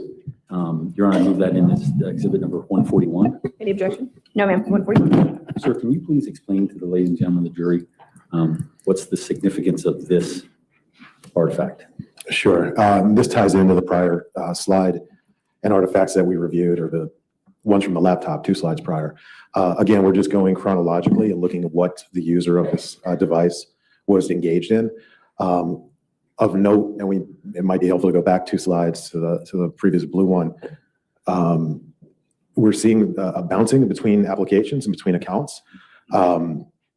That's helpful for me in this case, at least, because part of the information that I was aware of from witness interviews or co-defendant interviews is that when this device, which was the subject of alleged misattribution, removal, and use by another party or parties, that when the laptop was in that possession, it was just, we were just using the account, or it was directed account usage. Here we're seeing a shift back and forth. So we started with Gmail at the beginning of this 2 slides ago. And then we went to Facebook, and then we had a download, and then we saw the alleged suspect email account in use. Then, and now here at 10:05, so this is all within a 5-minute window, we're back into Ms. Banfield's sort of the non-suspect account. So just her personal email account. Sir, I'm going to have you look at the next slide, which is what you just described to the ladies and gentlemen of the jury. Your Honor, that would be exhibit number 142. Any objection? No, thank you. Sir, can you explain to the ladies and gentlemen of the jury what's the significance of the additional line that's down on the bottom of this slide? Yeah, it's merely just a continuation. The first line of this demonstrative, or sheet of the demonstrative, is at 10:05 at 17 seconds, and that's looking at a particular email. So that's where we see on the second and third lines respectively, sent mail, that's the sent mail box, and the inbox with a lot of unread messages. The first line is an actual specific message. Sir, I'm going to have you look at the next slide, which will be identified as Exhibit 143. Do you recognize that slide? I do. Do you recognize the additional line? I do. Okay. Your Honor, I move that in as Exhibit 143. Any objection? No, thank you. 143. Sir, can you explain to the ladies and gentlemen of the jury the significance of this artifact? Sure. So this is a Google search for FetLife, which obviously is important in this case. Of note is the timing. Again, looking at what's occurring right before this. So at 10:05, 10:06, 10:07, we have activity within Ms. Banfield's email account, and here at 10:07, basically 10:08, now we have a Google search for FetLife. So we've moved the user of this device at this time has moved from one to the other. Your Honor, I'm going to move on to the next slide. All right. Sir, can you identify what will be marked as Exhibit 144? Yes, I can. And Your Honor, I move that into evidence. Any objection? No. 144. Sir, can you please explain that additional line and how it relates to the ones that you've already discussed? Sure. So this is typically after a Google search, and relatable. The search results come in, and very frequently users will click on a link. So in the line, the third line down, we have a search for FetLife, and then immediately after, within under 30 seconds, we have a visit to the FetLife site. Your Honor, I'm going to move to the next slide, All right. and this will be identified as Exhibit 145. Sir, is that an artifact that you utilized in creating this slide? It is. Okay. Your Honor, I move that in as Exhibit Any 145. objection? No objection. 145. Sir, please explain the significance of this additional artifact to what you've already described for the ladies and gentlemen of the jury. So this is a second login to the alleged suspect email account, the CBRN 920 Gmail account at 10:12 p.m. My experience is you cannot be logged into two Gmail accounts at once on the same device. So looking up to the top row of this slide, we're into Ms. Banfield's sort of personal email account. So at that point, this computer was logged into the C Banfield RN account, and now we're seeing a re-login back to the CBRN 920 account. And is there any way to know what device that is? That was from this laptop, from Ms. Banfield's Lenovo laptop. Your Honor, I'm going to move on to the next slide. All right. And that will be identified as Exhibit 146. Sir, is this an artifact, or is this a slide that you created based upon your digital forensics analysis? It is. And Your Honor, I move that in as Defense Exhibit 146. Any objection? No. 146. So moving on, sir, can you explain to the ladies and gentlemen of the jury what the significance of the data that's before them? This is from Ms. Banfield's mobile device. This is a little bit later in the 10 o'clock hour, from 10:43 to 10:46 p.m. And these are just website visits that were performed using her mobile device at the time. Your Honor, I'm going to move to the next slide. All right. And this will be identified as Exhibit 147. Yeah, me too. Sir, do you recognize that artifact? I do. And is that something that you reviewed in preparing this slide? It is. Can you please explain to the ladies and gentlemen of the jury what's the significance of this? Oh, I'm sorry. Your Honor, I move that in as, Any objection? No. I think she said no. No, he's not. I'm sorry. No. Okay, all right. 147 evidence, sorry. Okay, now it's on display, so if you could please explain that to the ladies and gentlemen of the jury. Yeah, this is simply opening the photo app on the Windows laptop. Your Honor, I'm going to move to the next slide, All right. identified as 148. Any objection to 148? No. 148 in evidence. Sir, explain to the ladies and gentlemen of the jury what your artifacts. I can do it on my desktop. I've got an icon on my desktop for Chrome, and it's got like a little picture, my little avatar picture for which account? For which account? I don't remember for which account it is, but that one automatically pulls up one Google account, and then if I just pull up Chrome, I can type in another account, and I can have 2 accounts active at the same time.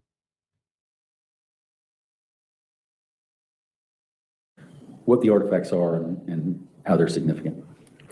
So the user of this device at this time, using the Photos app, edited. Okay, well, not Gmail, but I can have my 2 different YouTube accounts up at one time, which are my Google accounts. I've never tried it with Gmail. The photo we saw back at the beginning of these slides. So if you remember the photo we saw that was downloaded from Facebook to the device ended in 1973_N. And now we see at 10:47 p.m. a new photo ending in 1973_N edit.jpg has now been used by the Photos app on this on Christine's laptop. Here, I'm going to move to the next exhibit. Sir, do you recognize this exhibit? I do. It's just a call out for. Okay, it'll be identified as exhibit 148. 149. 149. Any objection to 149? Well, he didn't make the circle himself, but I don't object. Okay, 149 in evidence. And I'm sorry, if you could, the jury now sees that. What were you saying about that? Yeah, that the circle is just a call out to what I described, just taking note of the file name. Here, I'm going to move to the next slide. This will be identified as exhibit 150. Any objection to 150? Nope. 150. Sir, can you add? Yeah, it's just a further call out to the tail end, the 1973_N edit.jpg. And when you say call out, what your explanation was? Yeah, just drawing attention to the significant part of the file name. So I'm going to move to the next slide. All right. Sir, do you see this slide in front of you? I do. Okay, and this will be identified as exhibit 151. 151. Any objection to 151?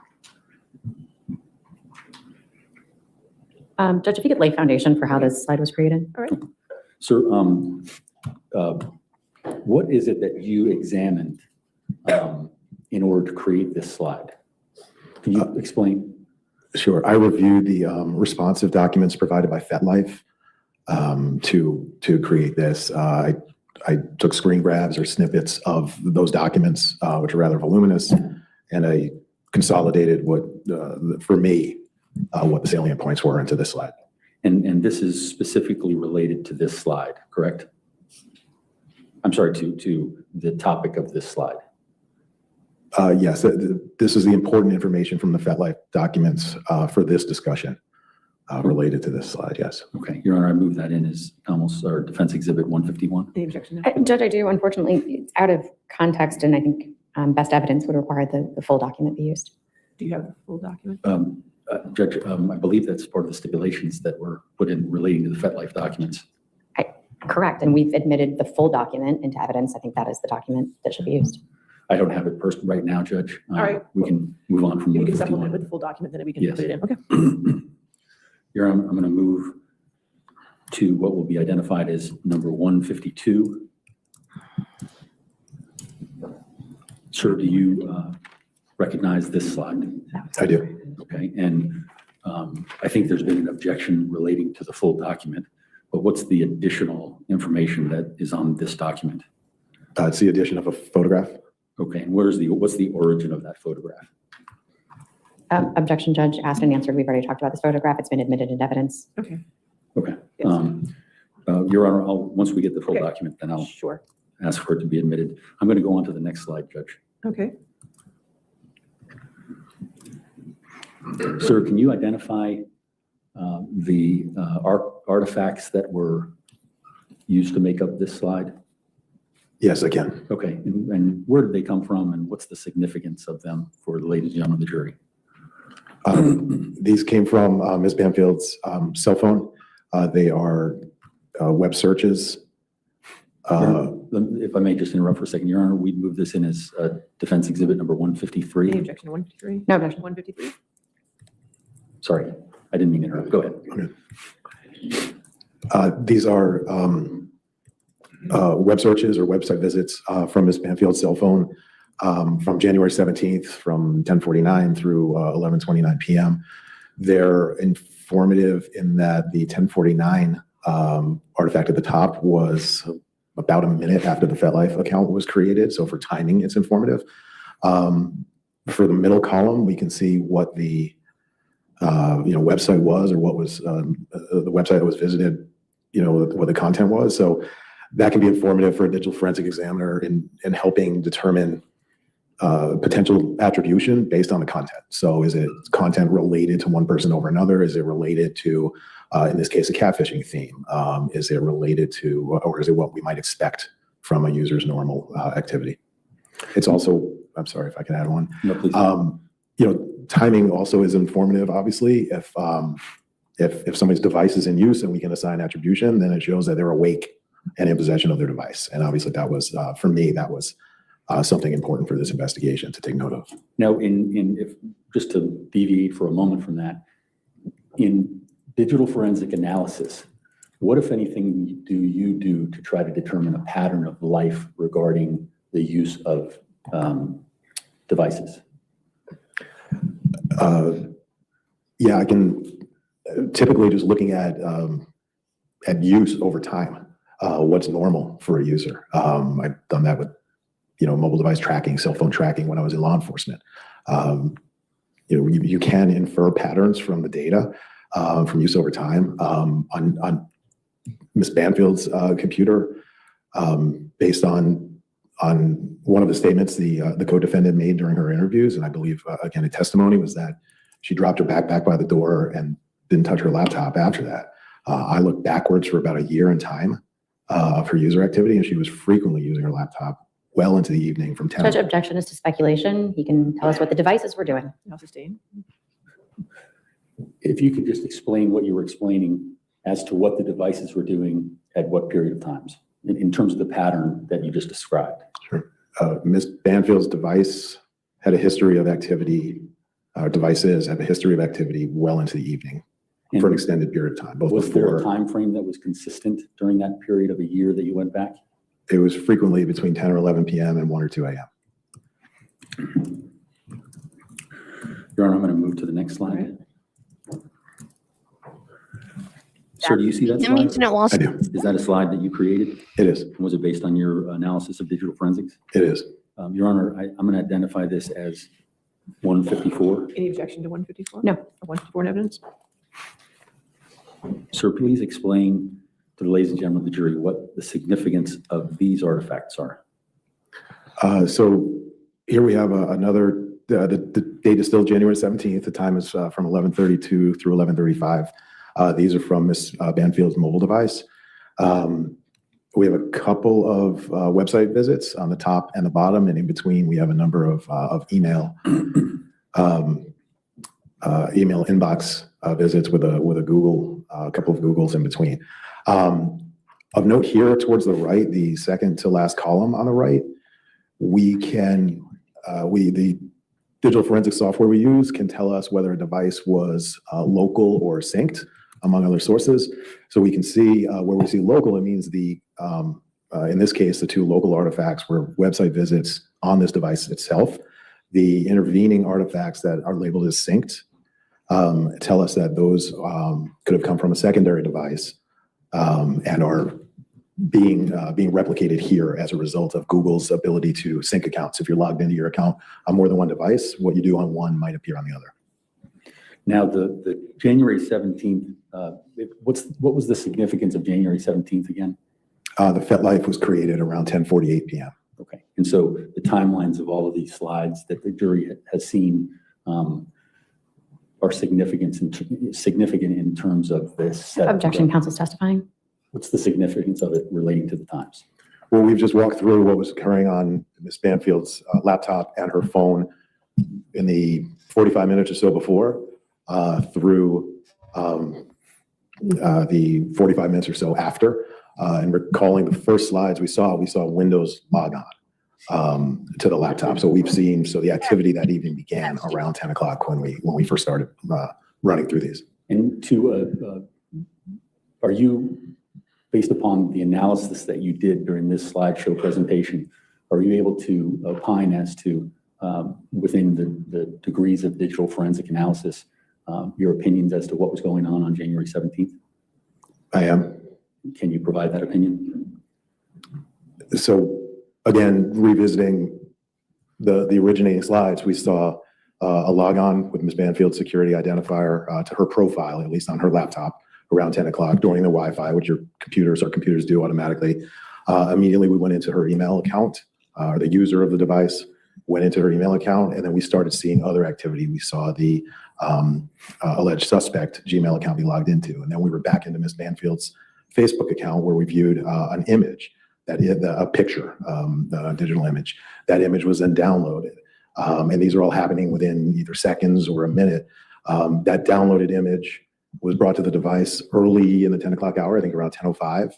And then we saw, 30 or 40 minutes later, the Photos app opened up, an image edited, and that image would ultimately be uploaded to the FetLife account during the account creation. All the while on Ms. Banfield's phone, there appears to be certainly user activity. As Detective Miller said, context is hard, and we might need other corroborative data to see who was conducting that, but it's certainly unrelated. I think the website visit about Kristen Chenoweth has nothing to do with the scheme here at hand. So we can infer, and we do, and this is just one event in a timeline of many significant events, but we can draw inferences based on the totality before, after, during, and the content of who might have been operating. What I didn't see was a gap in time where a device that appears to be going in and out of accounts related to the scheme and not related to the scheme was exchange hands, like misappropriated. I didn't see any gaps of time where, where somebody might be using a device and then go to the bathroom and the device would be taken, potentially somewhere else in a house, used by somebody else and brought back. I didn't see gaps here for this particular event where that either occurred or even could. Objection calls for speculation. All right, let's stay on this last part. Okay. Based upon the analysis, in terms of the statements that you're making, what are your conclusions? I didn't see anything here that indicated loss of control of device. I'm not able to say who was in control of the device for the entirety of this period, but I did see inconsistencies in that the usage was not confined just to the accounts related to this investigation. In this case, that would be the suspect alleged Gmail account and the FetLife account. So interspersed with that, I saw personal account usage with Ms. Banfield's accounts. All right, thank you. Mr. Klitsky?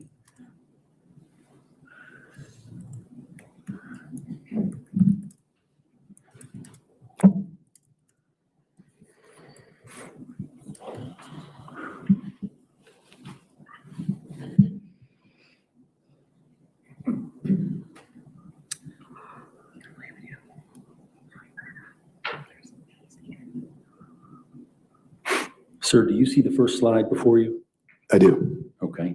And this, what's the topic that we're dealing with in terms of this particular piece of evidence? So this is a snippet of a video interview with Ms. Magalhaes. I believe in this particular clip, she's answering a question about the Telegram account creation and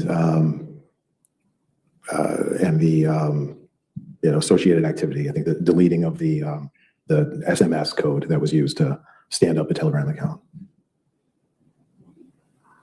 Your Honor, I'd identify this as defense 155 and move this into evidence.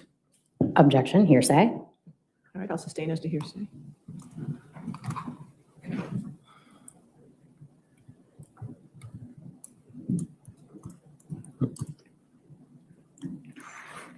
Sir, do you see the slide that's before you? I do. And what, if anything, what does this say? Or what, I should say, what's the significance of this in your digital forensic analysis? So this was recovered from Ms. Banfield's cell phone, and it is the Telegram 2FA code, I think the two-factor authentication code that was described in testimony. Okay, and Your Honor, I would, I've identified it as 155, 156? 156. I'd move that into evidence, Your Any Honor. objection to 156? No, Judge. All right, 156 in evidence. Okay. And sir, what's the significance of this particular artifact with regard to the issue of the Telegram setup? So the relevance here, I think, is corroborative information. Lieutenant Giacchio spoke about that yesterday, and it's important to discern the veracity of witness or co-defendant statements or testimony. This artifact was recovered from Ms. Banfield's mobile device. From my understanding of the investigative materials provided to me, this had been deleted by Mr. Banfield. It wasn't deleted. It was still there. I understand. Objection as to the mischaracterization of previous testimony. All right. If you want to approach this.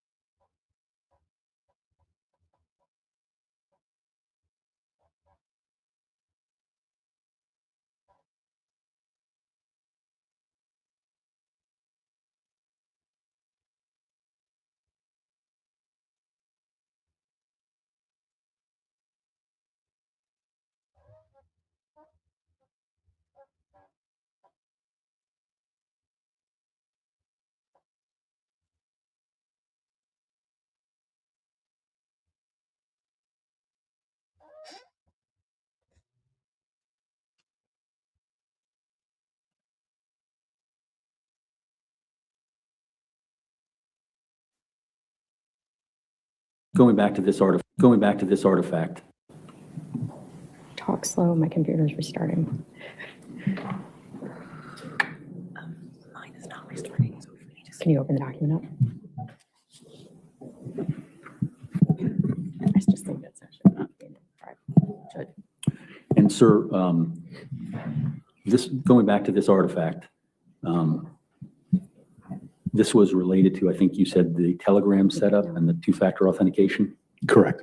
Okay, and what's the significance of that in the context of the Telegram setup? That is still present on Ms. Banfield's phone. Okay. Is that significant that that would be on her phone? To me, it is. Okay, and in what way is that significant that the notice of a two-factor authentication? The notice itself, not much. Its continued existence is of note because I find it inconsistent with the theory of the case. Okay. Your Honor, I'm going to move on to, Sure. and I'm sorry, 157. 157. And sir, can you identify these artifacts? And is this a slide that you created? I can, and it is. And it's based upon your digital forensic analysis? Yes. Okay. Your Honor, I move that in as. Any objection? No. Okay, 157. Sir, can you please explain that to the ladies and gentlemen of the jury? So these are, I believe, the four most recent text messages from Ms. Banfield's device over this time period. So from late evening or night of February 18th, 2023 at around 10 p.m. through the morning of the 19th at around 10 a.m. So at 9:58 p.m. on the 18th, we have just a message exchange with who I assume is a coworker based on the contact name. But at 2:19, so after midnight at 1:37, and again at 2:07, we have two FA codes. One of which is the Telegram code we just looked at on the prior slide. But the one before that is a signal verification 2FA code. The signal was not used in as part of this alleged scheme, but to me it's informative that other secure messaging apps were experimented. At least it appears the user of this device experimented with others.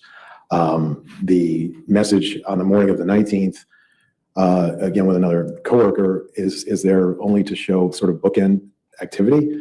The idea that because the two FA messages from the early morning of the 19th were not deleted, they would be readily viewable by the user of the account the following morning. And so when normal sort of messaging activity resumed, the idea that to me as a digital forensic examiner, the two FA codes were not hidden or unseen by the user of this device. And so Objection calls for speculation. He can't testify as to what someone saw or not. All right, I'll sustain as to the last part there. in terms of, you said 2FA, in the event that somebody doesn't know what that is, describe what two-factor authentication is. Yeah, two-factor authentication, 2FA, is a number of service providers just require device possession. It's a way for them to confirm that you're holding and using and have authority in theory to use the device that you're registering. So it prevents us from signing each other up for a bunch of accounts.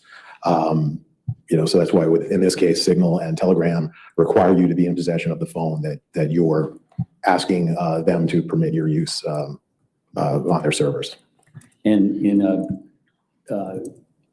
in a situation or in a case like this with the allegations, would a two-factor authentication code's existence, Objection leading.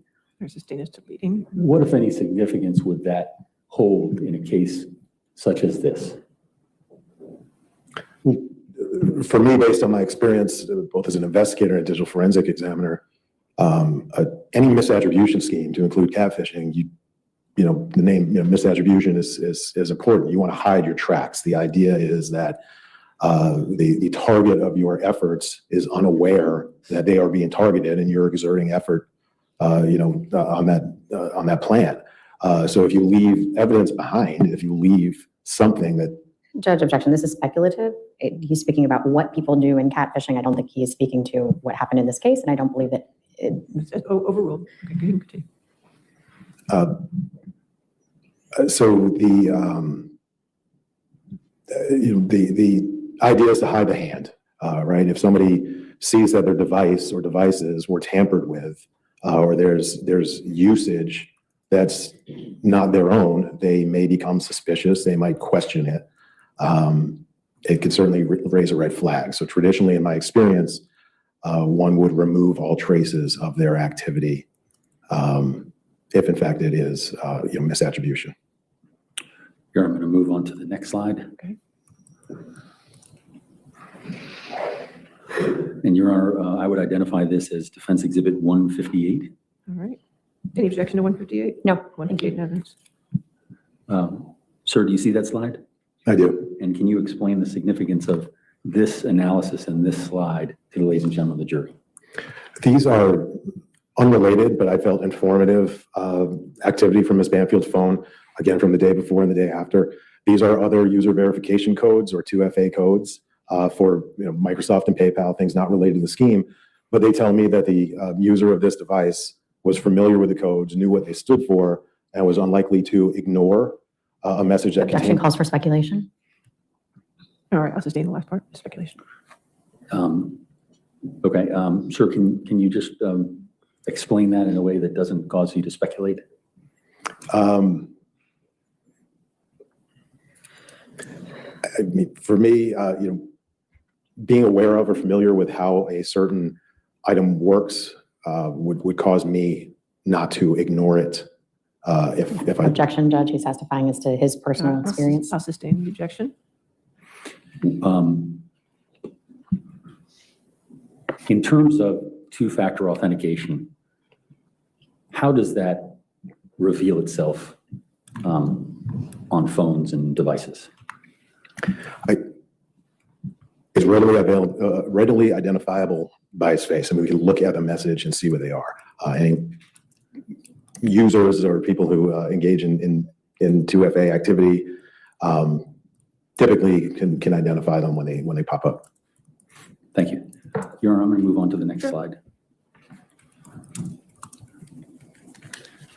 Your Honor, this would be identified as Defense Exhibit 159. Any objection to 159? No. 159 evidence. What does this say, Mr. Litsky? And if you could explain that to the ladies and gentlemen of the jury. At 1:34 a.m. or approximately 1:34 a.m. on February 19th, an application was installed on Ms. Banfield's mobile device. We can see the name of it, thoughtcrime.secure SMS. That's the corporate name or the fancy name for Signal, which is a secure SMS messaging platform. Can I just interrupt you for a second? Yeah. What is SMS? It's communications, messaging. It's just a digital communication platform. Okay, sorry. No. So Signal was installed on Ms. Banfield's device at approximately 1:34 that same evening.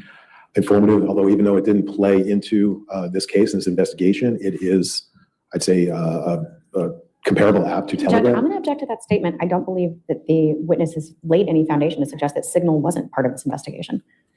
I guess foundation is the question. Okay. In your examination of the evidence that has been provided to the defense, does that inform your statement that you just made in terms of Signal? Yes, my understanding of the evidence I've reviewed is that the suspect Gmail account was in use, FetLife, and Telegram was the secure messaging application that was used. Other similar applications like Signal, I did not see, nor was I made aware of any use by those on those platforms. Okay. Can you please continue with your answer? Sure. Signal was installed on this device, irrespective of what its intended use was for. We saw the Signal 2FA code on the slide before, and that's expected of what we'd see with an installation. That's usually when they require us to confirm the device that we're registering. Just given that it was a secure SMS that was installed or at least reviewed around the same time that the Telegram app was also being installed, I thought it might be related, and I flagged it of interest for that purpose. And is it noteworthy in your investigation the email account that was used? So the email account that's on here is obviously Ms. Banfield's. That would be the account associated with the device itself in the Google Play Store, which is required to download apps. So yeah, that is the account that was associated with the phone and this resulting download or installation. Thank you, sir.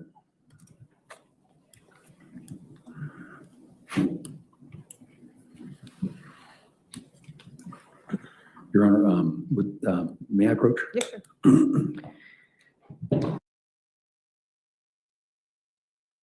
Good Lord.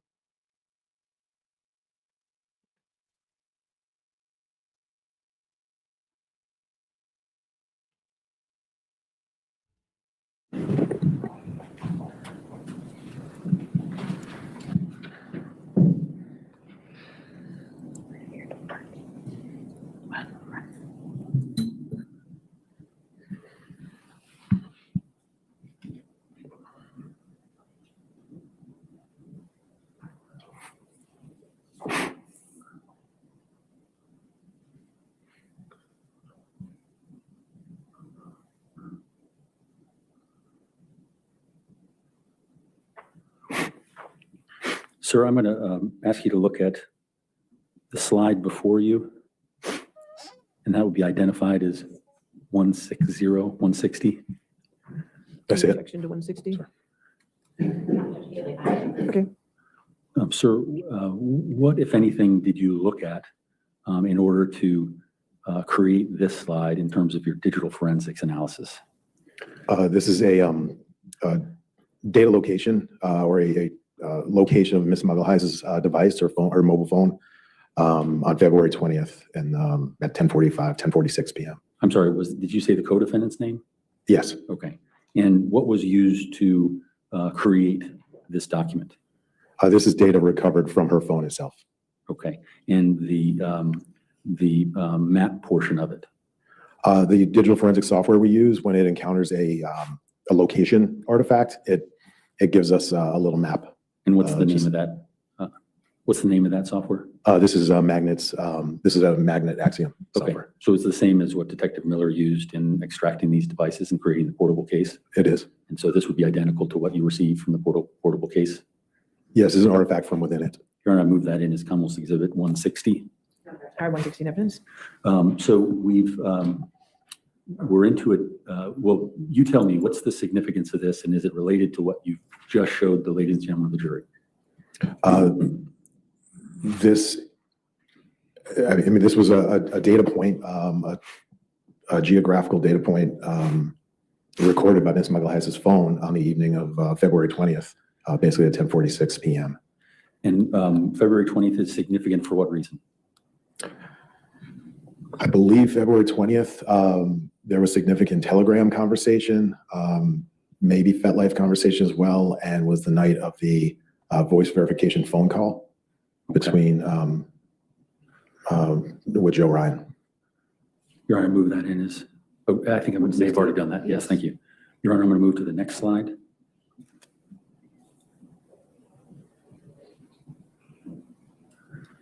Sir, can you identify this slide and the significance relating to what you just testified to? This is part of a production from I'm sorry, this is a login to Ms. Banfield's, her true name Gmail account from the Banfield residence, also on February 20th, 2023 at 10:58 p.m. Okay, and is there a timing issue that you're highlighting here? Well, on the prior slide, I think it was 10:46 p.m. Ms. Muggle-Heiss, or at least her phone, was at Lifetime Fitness in Reston, Virginia. Here, 12 minutes later, we have somebody logging into Ms. Banfield's account from the house. Your Honor, I'm sorry, I identify this as Exhibit 161, and I'd move that into evidence. Any objection? No, ma'am. 167 evidence. 161, I'm sorry, no. Your Honor, I'm going to move back to the back slide so that Okay, there's you go context back. to what. 160 is in evidence. Sir, was this the slide you were talking about, and this is the timing that you were talking about? This is the beginning of a sequence of events and timing, yes. Okay. And this is 161, the current slide. Correct. And it wasn't up for the jury when you were explaining. Can you go over that again quickly? Sure, this is just a representation of a login to Ms. Banfield's personal email account from the house from the Banfield residence at 10:58 p.m. Your Honor, I'm going to move to the next slide, which will be designated or identified as 162.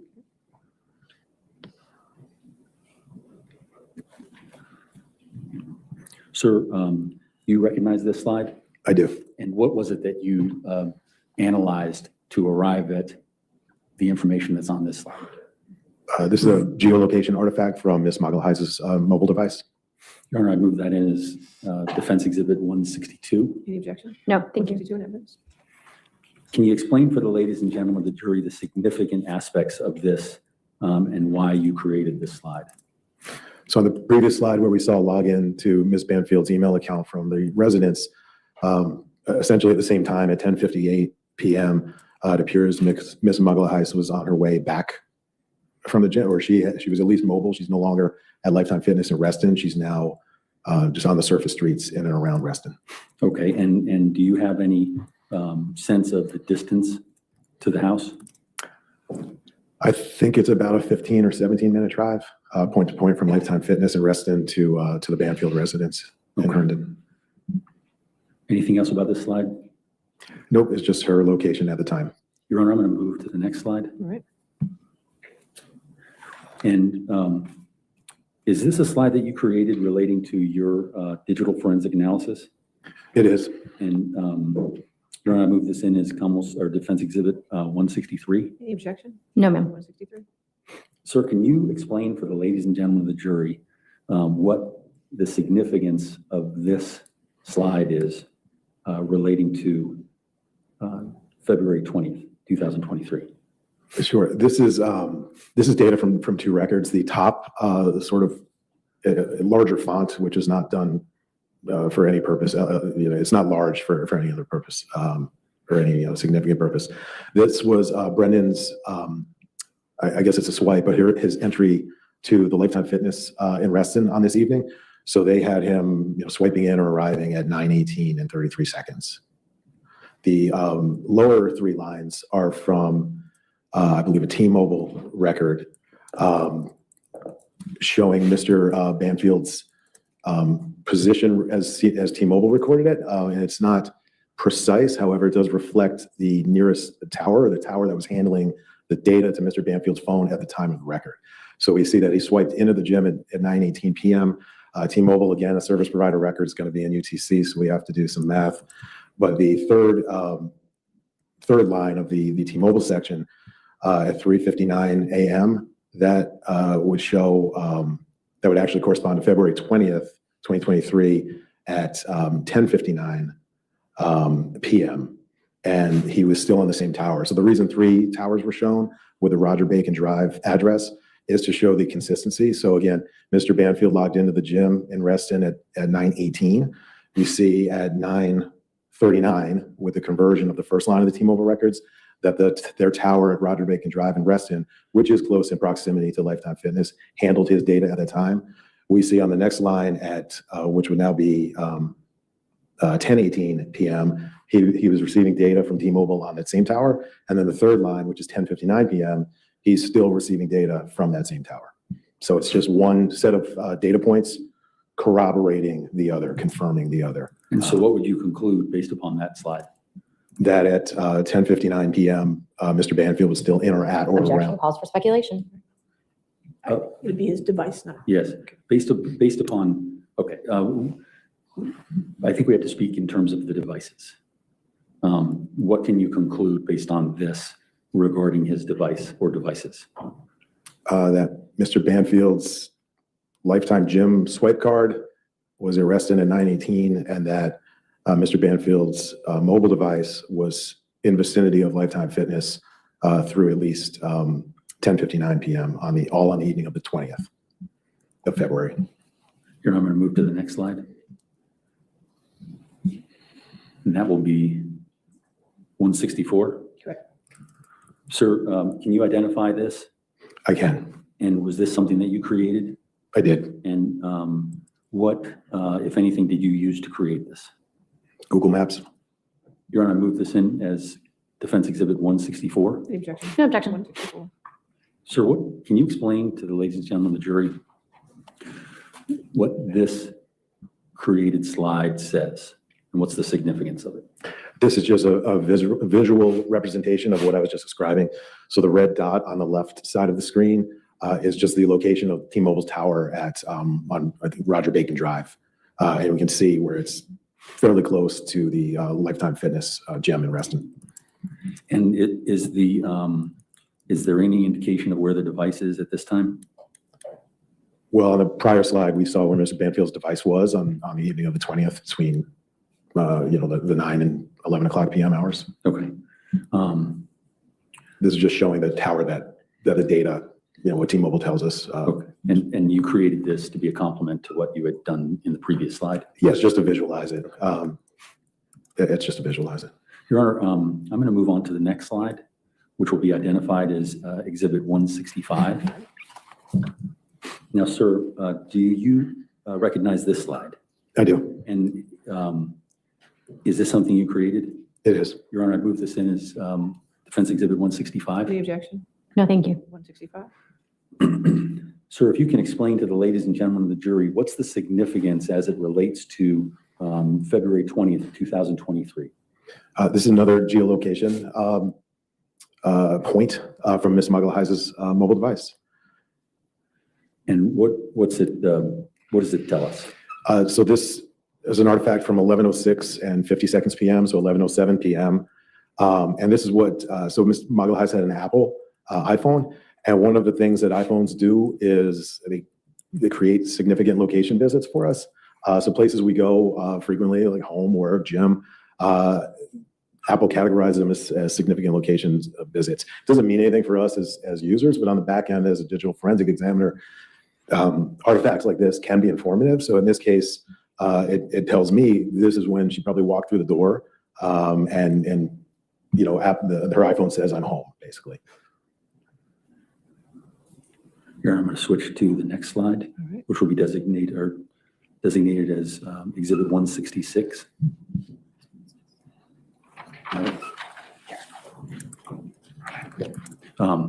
Sir, what is this artifact?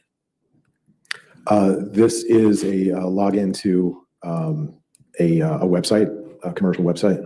And what's the commercial website? It's anova.org. It's an anova.org website. And what's the significance of having this artifact? So this was from Ms. Banfield's computer, and I'm aware from the details of the investigation that she worked at Anova. And is the time significant relating to this investigation into Telegram? It's related to the investigation. I'm not sure. Oh, I'm sorry. Specifically the Telegram. What's the significance of this? Well, again, this is there was significance of this date. There are events relative to this date. So what I'm trying to do is determine attribution by looking at all the devices and everybody's location to the extent I can figure it out. So this is just another artifact as we're walking through this evening. This is also at 11:07 p.m., closer to 11:08 p.m. Maybe within a minute of Ms. Magalahai's, or at least her device, arriving home. Now, in terms of, you used the term attribution. I think Detective Miller used that term as well. Is that a term of art in the digital forensics world? It seems to be a goal we're frequently chasing. Okay, so how would you describe it in kind of plain terms for me and the ladies and gentlemen of the jury? Sure. As Detective Miller said, it's tough for us without a video being there to put any one of us behind the keyboard, so to speak. Who's holding the device?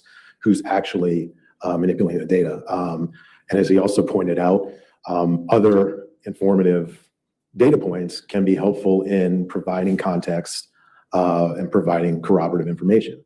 Just by way of an example, in this particular case, we have 3 people. Or in any case where if we have 3 people, unsure who's using a device, if 2 people can be confirmed out of the house and activity on a device occurs within the house, by relative easy deduction, we can then use those external data points of confirmation of the 2 people out of the house to confirm or conclude that the person in the house was responsible for the data. There's not much, it doesn't get much easier than that. That's an oversimplification, but that's a goal. How crucial is the time stamp of these artifacts with regard to your investigation into these types of investigations? It can be quite crucial. The amount of time, for example, in this investigation, there are allegations or claims of device removal as part of the scheme to facilitate the scheme. So, is the timing based on the artifacts facilitate that? Is there enough time for a device to be removed from somebody who's active on one and then be used for any purpose by somebody else without them knowing it, right? I mean, it's one thing if, we take a shower, if it's a 10 or 15 minute gap, that might lend enough time for a device to be removed, used, and put back. Judge, objection calls for speculation. All right, I'll system. Okay. I think we've probably gone where we need to go on that. So I'm going to move on to the next slide. Here, I'm going to identify it as Defense Exhibit 167. Okay. Sir, do you recognize that? I do. And what's the significance of that artifact in relation to your investigation? This is a login from the Banfield residence on the same evening of February 20th to the alleged suspect account, the CBRN 920 account that was used to facilitate ultimately the FetLife and then onto the Telegram and the eventual meeting. Your Honor, I'd identify this and ask for it to be moved into evidence number 167. Any objection? No, thank you. 67? And once the ladies and gentlemen of the jury and see that, can you please go over what the significance of this is? Sure. As I said, this is a login reported by Google to the CBRN 920 Gmail account. So that is the email account that was being used to facilitate or to set up FetLife, and then ultimately to the communication, which led to the events of the 24th of February in 2023. This was on the evening of February 20th, and the time was 11:08 and 13 seconds, so 11:08 p.m. And I'm sorry, I didn't, did you mention the account that was created or that was used? Yeah, yes, Judge Aston answered. I just didn't hear, Judge, I'm sorry. All right. If it was, that's fine. I did. Okay. Your Honor, I'm going to move on to Exhibit 168. Oh, sorry. Is there anything additional that relating to your digital forensic analysis on 167 that you can explain to the ladies and gentlemen of the jury? There is, I mean, the timing to me was significant on this particular artifact, but we'd have to point it out, go back to the slide prior, Okay. if Your Honor, that's possible. if I may, I'm going to go back to this slide prior. I know.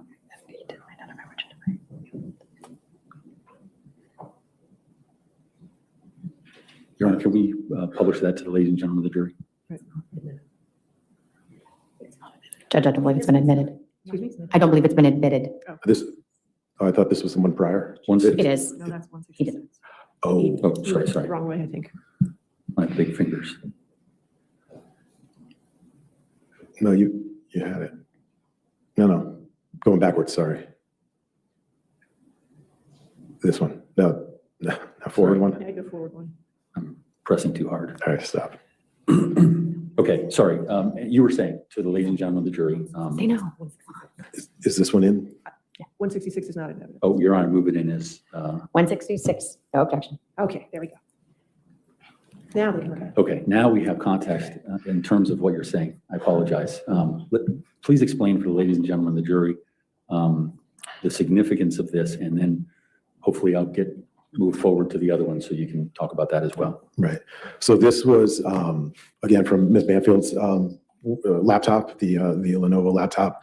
And this is an Innova.org website, a VPN. So that's a remote access to the Innova website where she worked. And this was on the evening of the 20th at 11:07. And this ties into what we were talking about earlier, the sequencing and the window. So the time of this particular access was 11:07 and 49 seconds. I know I've been rounding up and down and saying 11:07, 11:08, but this one's important to go granular. So at this one, at 11:07 and 49 seconds, and now if you could, sorry, jump to the next one. Admitted into evidence. So this activity, which is a login to the suspect email account, was 23 seconds later, 24. And this is it identified as 167? it's in evidence. Yes. 167 is I just want to say for the record. Okay. Yeah, so 24 seconds later. So that's the window we're talking about here. For me as an investigator with the facts consistent with this case, we've gone from a activity on the laptop that is unique to one person. In this case, to my understanding. Objection calls for speculation. All right, I'll sustain. Can you explain it in a different way? We've gone from unrelated activity related activity on the laptop, unrelated to the scheme, 24 seconds later to something central to the scheme. So we've gone from an Innova website to the suspect Gmail account in a 24-second window. And just so we're clear, the Innova website was, what device was that on? Ms. Banfield's laptop. Okay. Your Honor, I'm going to move to the next slide. This will be Defense Exhibit 168. Yes. Okay, thank you. Sir, what is this artifact? This is a login or usage of the Telegram app on Ms. Banfield's laptop computer. Okay. And is there anything significant about the start time and end time, I guess? The start time is of most significance here at this stage of our chronology. It's at 11:09 and 12 seconds p.m. Your Honor, I move that in. Any objection? No, thank you. 168. I apologize. Mr. Litsky, can you explain that to the ladies and gentlemen of the jury to give them context? Sure. This is the Telegram app in use on Ms. Banfield's laptop at on 2023 at 11:09 and 12 seconds p.m. So now 59 seconds after the suspect Gmail account was in use, also from a Windows device at the residence. Your Honor, move to the next slide. Your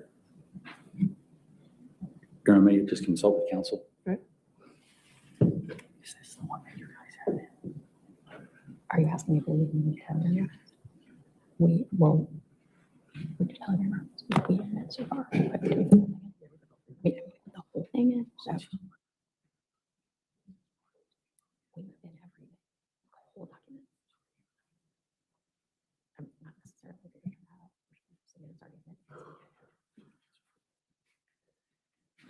Your Honor, I'd move this exhibit in as Exhibit 169. Any objection? Just confirming with counsel that this is extracted from our previously admitted exhibit of all of the messages. All right, so 169 evidence. Thank you. Sir, what is this? These are the Telegram messages between the account purported to be used by Ms. Banfield and Mr. Ryan. And does that coincide with what we previously saw? Yeah, these are just a subsection of the messages exchanged on these two accounts. This relates to the time period that we're reviewing currently. So this is February 20th, 23, beginning the first blue bubble on the left is at 11:17 p.m. and then 11:18 p.m. for the green, and then later at 11:18 p.m. for the next blue. Your Honor, I'm going to move on to the next slide. All right. I believe that'll be identified as Exhibit 170. Sir, do you see that on your screen? I do. And, excuse me, what's the significance of this item?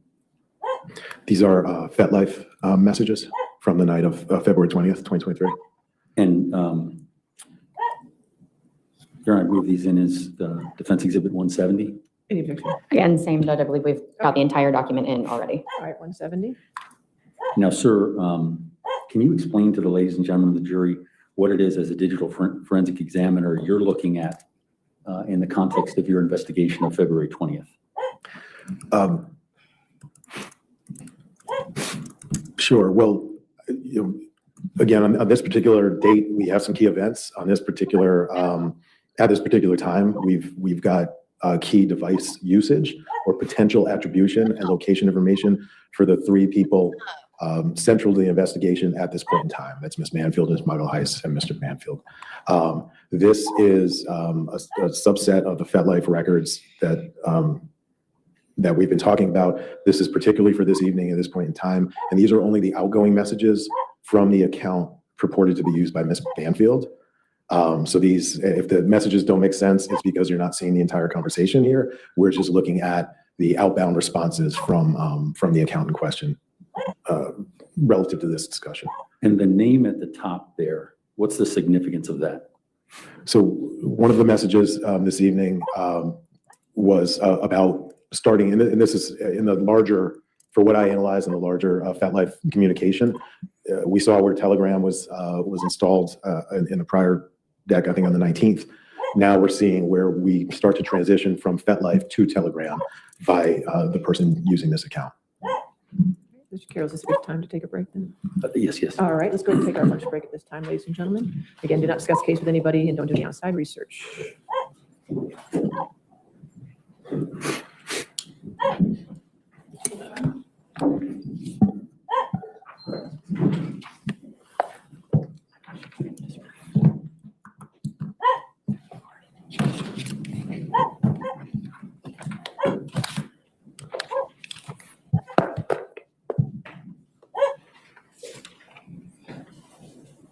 Again, sir, since you're still testifying, do not discuss the case with anybody, including the defense team. I'll come back at 2:05 then.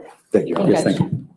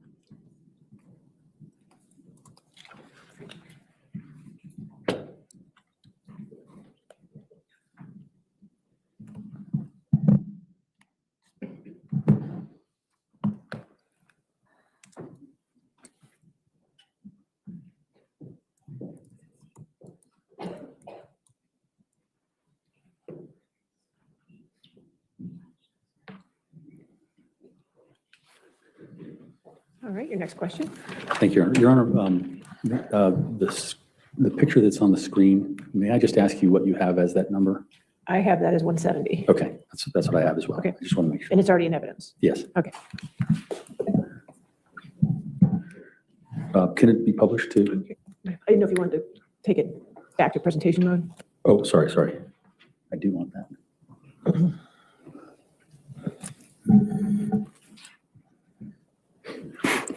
Thank you. It's still. You gotta click it. You gotta click it. It's not in presentation mode yet. You're on it. You just have to click it. You're there. Just.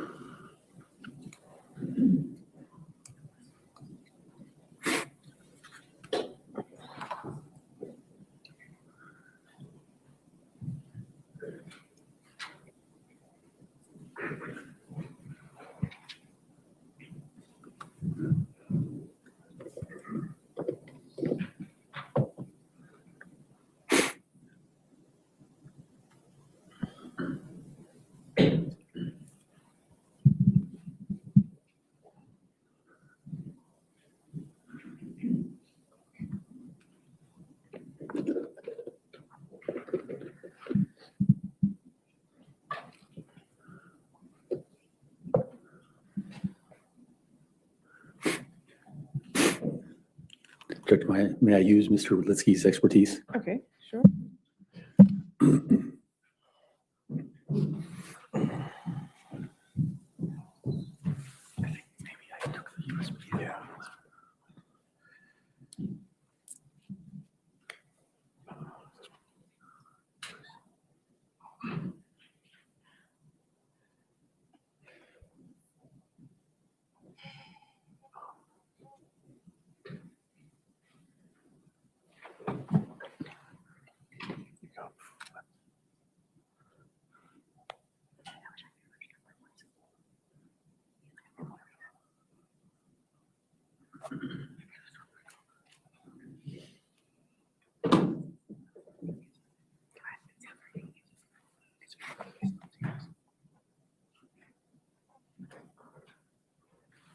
All right. So now we're back to 170. Okay, it's published. Yes, thank you, Judge. Thank you. Sir, looking at the slide that's on the screen there, I think we've spoken about it, but since we had a break, can you just explain what this slide and what the significance is relating to your digital forensic analysis? These are 3 FetLife messages that were sent outbound from the account purporting to be Christine's, and they occurred still on February 20th in the evening. So in the window we've been discussing between 10 and midnight or 11 and midnight. Your Honor, I'm going to move to the next slide. 170 is already in evidence. I mean, so 170 in evidence? the 170 is in evidence. Yes. Okay. So what'd you ask? Oh, 171. 171, Identify as 171. All right. I just said I was going to move to the Okay. next slide. Gotcha. Thank you. Sir, can you identify this slide? Yes, I can. Okay, and what is it? These are additional Telegram exchanges, sort of an extension of what we looked at earlier with the green and blue chat bubbles. Okay, and this is a portion of what has already been moved in the Commonwealth's case? That is my understanding, yes. Okay, and what's the significance of these messages and what specifically in those messages? Well, so from a significance perspective, obviously it's communication between 2 primary involved people or accounts. This evening is significant as we discussed because this is when Telegram really ramped up, and this is the evening of the phone call or the Telegram call between 2 parties. And this is an extension of the activity that we were visualizing when we started this. So it's, again, we're for me, significance is looking for, continuity or a break. Okay. Your Honor, I'm going to move to the next slide, 172. 172. And what is this artifact and what's the significance of this in terms of your digital forensic analysis? So this is an artifact from Christine's cell phone, her mobile device. It's again on the evening of the 20th, and it's just a continuation. This is now 11:52 p.m. I'd have to see the last slide to see where we left off in the chronology. But again, I'm always looking at multiple devices. I'm trying to get as much data about what all of the involved parties are doing on what devices, all at the same time. Your Honor, may I move to admit this to evidence in number 173? Judge, I am going to object. I'm not sure that we have enough foundation to support the conclusion that this came from the cell phone. All right, you lay foundation. Okay. Mr. Litsky, this artifact, when you collected this artifact, what device did you get it from? The portable case of Christine's from her cell phone. And what, if anything, did you do in order to isolate this particular artifact? I just did a screen grab of the artifact as it displays on my end. Your Honor, move this in as one. I mean, Judge, again, I would ask how he knows that this is from, what on this document tells this witness that this is from the phone? Okay. I'm asking that question. What on this document tells you that it's on the phone? I remember it. I remember doing it. Nothing here provides device attribution, but I know it from my review and analysis. All right. Okay. All right. 172 in evidence. And so, and you just mentioned something about looking back at the timeline because we just had that break. Is that necessary for you to be able to explain to the ladies and gentlemen of the jury what this is? Well, sure. I mean, the content, as we can see here, I think would agree is, at least I assume, I take this to be unrelated to the scheme, but it is activity on a device that is occurring contemporaneous to activity related to the investigation, related to this case. So for me, this is important. If I can assign device attribution for this particular time, then I can draw inferences from that somebody is awake, that somebody is, in this particular case, researching office ideas. That might give rise to pursuit of another investigative channel to see if there's other corroborating or refuting information elsewhere. Is the slide that you were comparing to is the one immediately before? These, I believe, are chronological. So the one immediately before would be either just before it or even contemporaneous. Okay, and is that something you want to reference? We can look at the time. I see this one's 11:52. I didn't take note of the last message. Your Honor, may I move back to 171? Yeah, you can move back. Does that give you any indication? It does, yes. And this has previously been entered into evidence, Your Honor? No. Your Honor, I move this into evidence as number 171. Any objection? Yes. No, Judge, this was from our It's from your previously admitted. Okay, 171 in evidence. I neglected to move that in, so the jury didn't hear about that. So perhaps you could explain what you were just explaining with actually a slide in front of them. Sure. I think I mentioned before lunch, there was a lot of activity this evening. There was Telegram. I thought FetLife as well, and now that's been confirmed. So this is a continuation of Telegram chats that were ongoing in this relevant period of time. So the beginning at 11:21 p.m. on the 20th, with the first message and ending, at least for this screen, for this point in the conversation, at 11:47 p.m. on the 20th, in the lower left. And these are in UTC time, correct? These are in UTC time. That's just the way they were extracted from the device, which is default. So that's normal. Okay. Sorry, go ahead. No, go ahead. And would that require, as you said, math? Yeah, so we're doing a bit of math. So so even though the date reflects 2/21 at 4:45 in the morning, it's actually 2/20 at 11:45 p.m. Thank you. Your Honor, I'm going to move to the next slide. All right. 173, Your Honor, identify it. Sir, have you taken a look at this slide? I have. And do you recognize it? I do. And what did you retrieve this information from? Also from Ms. Banfield's mobile device or cell phone. And is there any significance with regard to the times on these messages? This is just before and straddling midnight, again on the 20th, and of course, immediately into the 21st. And Your Honor, I'd move this in as Defense Exhibit 173. No objection. All right, 173 in evidence. explain to the ladies and gentlemen of the jury what the significance of this is in relation to your previous slides that you created.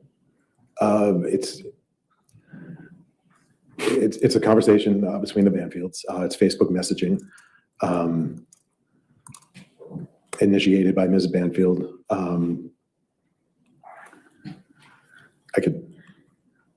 Judge, I'm going to object. Calls for speculation. Again, we don't know who's behind the device. I'll sustain the objection. Okay, in the context of the devices, what can you, Between accounts purporting to be from Mrs. Banfield and Mr. Banfield, it's a brief exchange about domestic logistics. okay. I'm sorry, and Your Honor, we already moved that in, correct? Yes. Okay, I'm going to move to the next slide. All right. And this would be identified as Defense Exhibit 174. Sir, do you see that exhibit? I do. And what, if anything, does that exhibit tell you about the investigation into the digital forensics that you've done in this case on this particular day?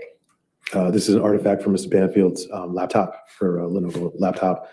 It indicates that Telegram was started and in use between midnight and 12:42 a.m. On the morning of the 21st.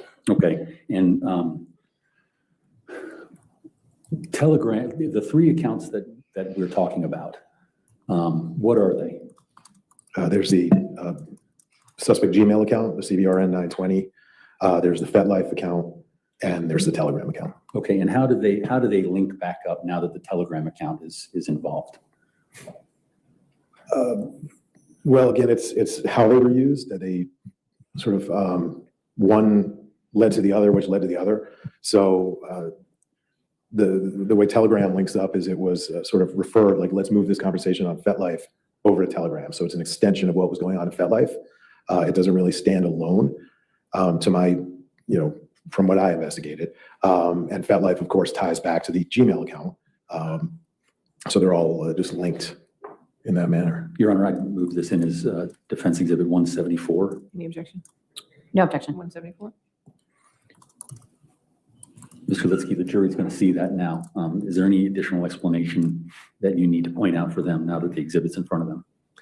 No, you might see the activity type, app use focus. That's just Windows' way of reporting which app is brought to the front when you're using a computer. So you can have multiple programs open or multiple windows open, and Windows records which one is where. And so the duration that you're talking about, is that known based upon this artifact? It is. So this was a 42-minute use episode of Telegram. Your Honor, I'm going to go to the next slide, which would be Exhibit 175. Okay. And sir, have you seen this exhibit? I have. And in fact, is this data that you've compiled? It is. And Your Honor, I move this in as Defense Exhibit 175. Judge, I am going to object. This lacks foundation. It appears all of the column headers have been removed, so I don't know what information has been filtered. Sustain as a foundation. Okay. Sir, in compiling this exhibit, what is it that you did and where did you get it from? This is from Mrs. Banfield's mobile device, and this is her Google Chrome, which is a web browser, Google's web browser, web activity. So site visitation, website visits between 12:09 a.m. and 12:27 a.m. on the early morning of the 21st of February. Okay, and so Ms. Sands mentioned that she doesn't know what the columns are. Can you provide guidance as to what those columns are as to this document? Sure, from left to right. It's the website visited, date, time, sort of the title of the website. Web pages actually have a title of what they are. I think visit count, how it was reached, whether it was typed or clicked on a link is what I mean by that. Whether it was native to device or synced, and just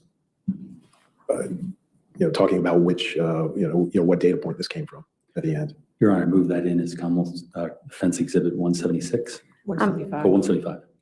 Judge, do you still have a foundation objection with regard to the date and time? I believe we're missing columns that typically appear in this view in the native software. It's date and time foundation. Is there any modification of date and time to this column different than what you received? No, this is in local time. And it's down to the second. That's all I can say. I'd renew my motion. And I'm sorry if I can clarify, it's not a modification of the data within the column, it's that there are missing columns for additional in-out activity, the additional columns of date and time of the cessation of the interaction. Is it start time, end Yeah. time? This just represents when the website was first visited, if that helps clarify. No objection, Judge. All right, 175 in evidence. And sir, if you could, for the ladies and gentlemen of the jury, explain what this is. This is from Mrs. Banfield's mobile device. This is website visitation from, as reported by Chrome, within the device. That occurred between 12:09 a.m. and 12:27 a.m. on the morning of February 21st, 2023. It's what I would call benign as to substance. I didn't see anything in here related to the case per se. It's more for awareness of, there was some human using this device at that time, and these were the websites that they were browsing to. Your Honor, I'm going to move to the next slide. That would be Exhibit 176. Sir, can you see that I can. slide? Yes. And what, if anything, is it showing, and what's it from? So this is from Mrs. Banfield's Windows laptop, her Lenovo laptop. And this is also a website visitation record. It's from 12:24 a.m. on the 21st. This correlates to one that was on her phone as well, identically with substance and time. And for me, that's informative. And does this align with your pattern analysis as to her devices? In terms of time usage, well, usage. Yes, this device has been in use for the entirety of this event so far since we began. I'm sorry, I didn't ask the question properly. I think you testified before that you did a time analysis as to when she would use this device throughout the year. And again, I'll withdraw. That's what I was aiming for. Yes. Tell the ladies and gentlemen of the jury. With the historical pattern of life analysis that I performed on all of the devices, not just Ms. Banfield's, this would be one of those informative artifacts. It's in the window of time that I observed sustained over an extended period of months. Here, I'm going to move to the next slide, which would be 177. All right. Sir, can you look at the slide that's before you and tell me if you recognize it? I do. And where did you get this message from? This is part of the Telegram production from discovery in this investigation. Okay, and is this a portion of the exhibit that the Commonwealth has already moved in? It is. Should restate just for confusion, Telegram doesn't produce any records. This was obtained by Detective Miller as part of his device analysis. Your Honor, I'd move this in as Defense Exhibit 177. Any objection? No objection. 177. So if you can, once the ladies and gentlemen of the jury see it, what's the significance of this message chain in the context of the date that we're talking about? So this is a continuation of the exchanges we saw earlier. The message on the top left, and if you recall the details of the conversations we saw earlier, there was discussion about being nervous in anticipation of a call, the voice call. So the first two messages are, just leading up to the call, and the third on the lower left reflects the call itself. It was an incoming call because this is from the perspective of Mr. Ryan's device, which was the origination of this material. So it was incoming from his perspective. And you can see the duration there is just shy of 42 minutes. And all of these are UTC as stated. So we need to do some math. 5 hours. One of them's easy. Your Honor, I'm going to move to the next slide, which would be Defense Exhibit 178. Sir, what's the significance of this relating to your digital forensic analysis? So this is Telegram app usage, again, from Mrs. Banfield's laptop computer. And Your Honor, I move this in as Defense Exhibit 178. Any objection? No objection. 178. Sir, can you point out the significant portions of this that made it your slide today? Well, obviously, Telegram is one of the three accounts that were instrumental in this investigation. any usage of Telegram on Ms. Banfield's device or any of the devices is significant. This one happens to kick off again just after the phone call or the Telegram voice call. So we saw that kicking off almost at midnight on the nose, lasting for 42 minutes, just short, 42 minutes. This one activates or kicks off, the usage of Telegram again kicks off at 12:42 a.m. on the 21st, and it only lasts for under 3 minutes, or under 3 minutes. Just a very brief usage of Telegram. Your Honor, I'm going to move to the next slide. And I believe that's Defense Exhibit 179. Sir, do you recognize that slide? I do. And what is the slide? What does this represent? This is a continuation of the Telegram exchange. Your Honor, I move this in as Defense Exhibit 179. Any objection? No objection. 179? And what are the significant portions of this message relating to your forensic analysis of this day? For me, the most significant aspect of this is the time and what it corroborates. So a moment ago, and this has been true about what we've seen with Telegram usage on the laptop corresponding with a conversation from another device. So on the slide previous, we saw Telegram. Judge, I would object to the categorization of another device. There's been no foundation laid to suggest that this is coming from a separate device than the one that had the message indicating that Telegram had been interacted I with. will sustain the objection. Sir, what are the devices that you've analyzed as part Judge of? asked and answered. We know how many devices there are. I'll sustain the objection. I'm sorry, I thought that the foundation was for devices. He was talking about another device, so that's the question. Okay.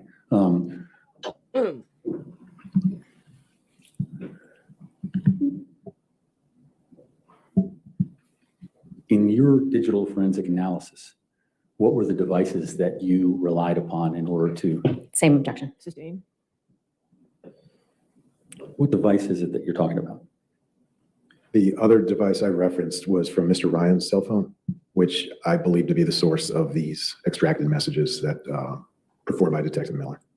And Your Honor, may we approach? Okay, sure.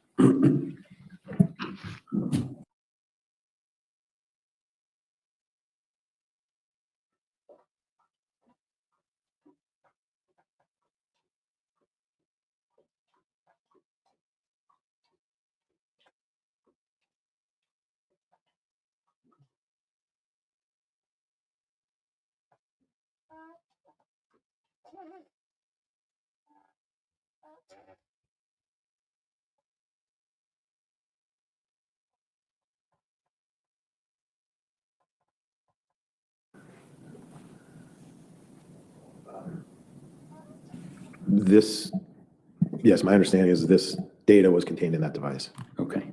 Now, we've gone through a series of slides. Your Honor, move this in as, It's already in evidence. is it in evidence? Okay, sorry. In terms of the Telegram discussion and the timeframes leading up to it, based upon your digital forensic analysis, did you reach any sort of conclusion as to what was the communications during this evening?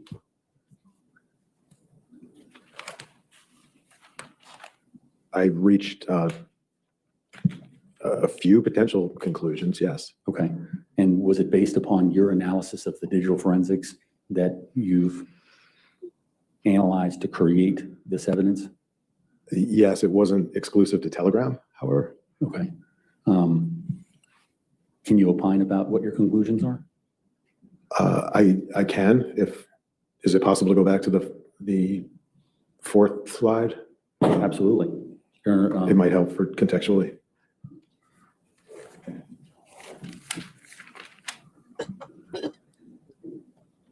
I'm going to just go back, sir, and just tell me where to stop. Judge, can we identify an exhibit number, please? I don't know which one it is yet until the rolling slides stop. Is that the slide? If you could go back one or two more, please, Back, same direction? Yeah. The other way. towards the start.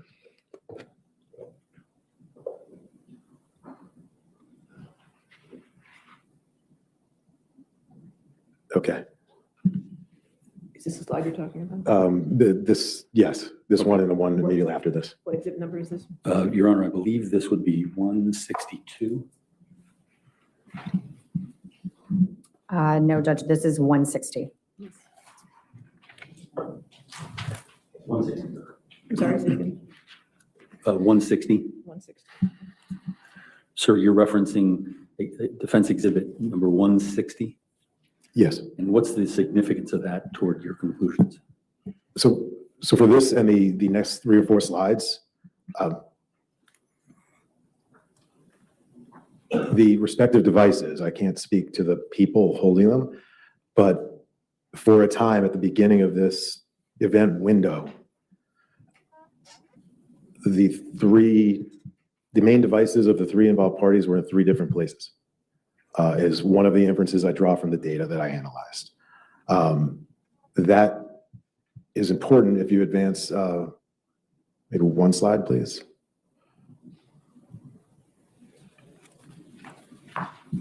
$161. Yes, thank you. So that's important because at this particular time here with this slide at 10:58 and 24 seconds, Ms. Banfield's computer is logging in to her email, an email account associated with Ms. Banfield.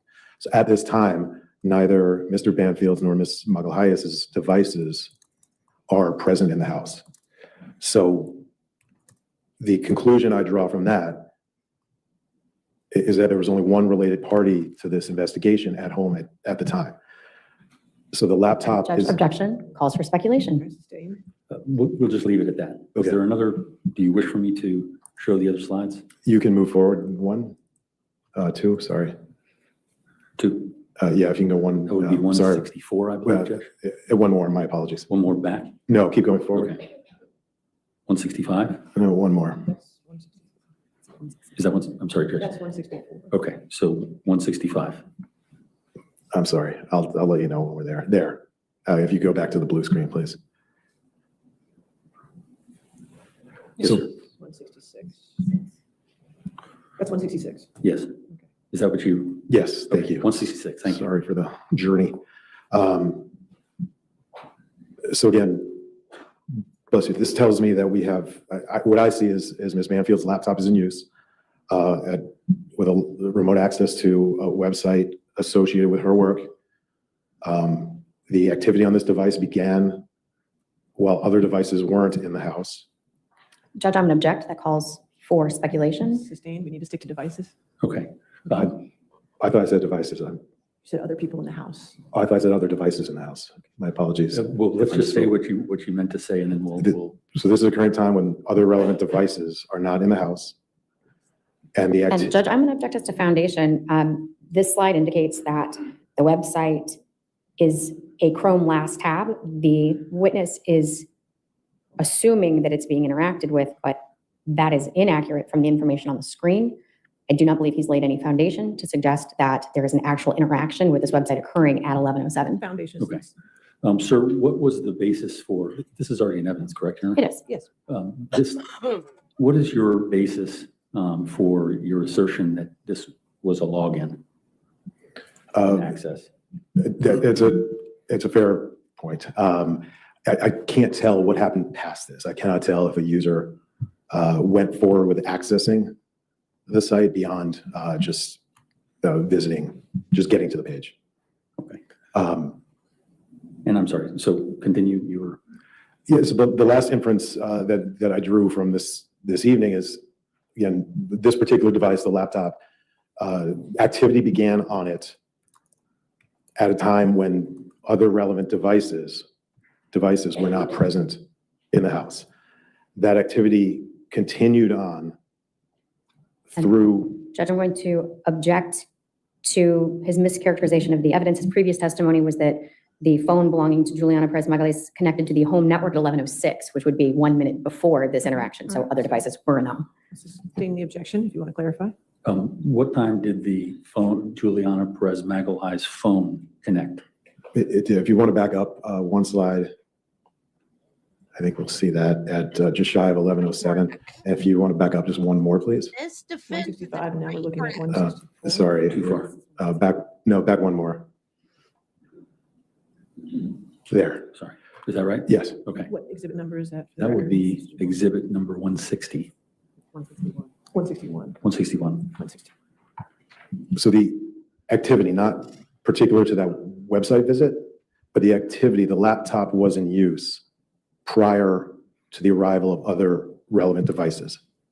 So a human was using this laptop while other humans' devices were not, while other devices were not present. So I see the session, the use session, as an extension. So from where it begins to where it ends, what I'm looking for in this particular investigation. And Judge, I'm going to object to the testimony. I don't believe that it calls for speculation. I don't believe that he can identify when the use ends.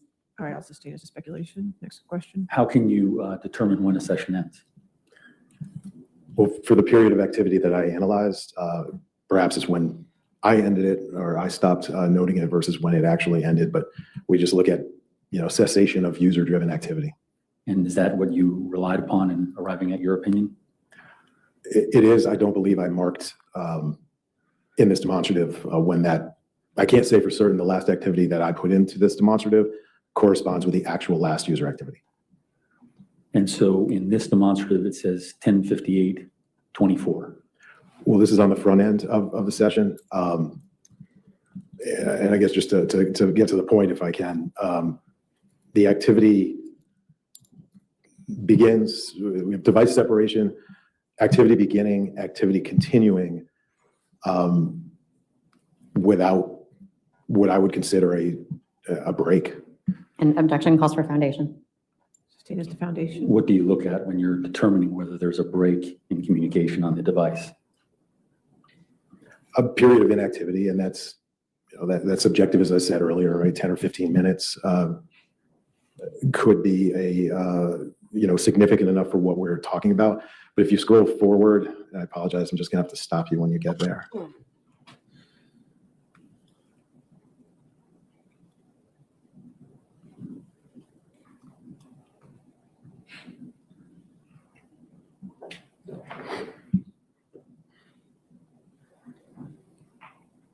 There. Okay. What exhibit number is that? Your Honor, I believe this is 169, 168. I have 168. Okay. 168. Okay. Yes, sir. This is the slide that you wanted to go to? Yes. Okay. And what's the significance of this slide?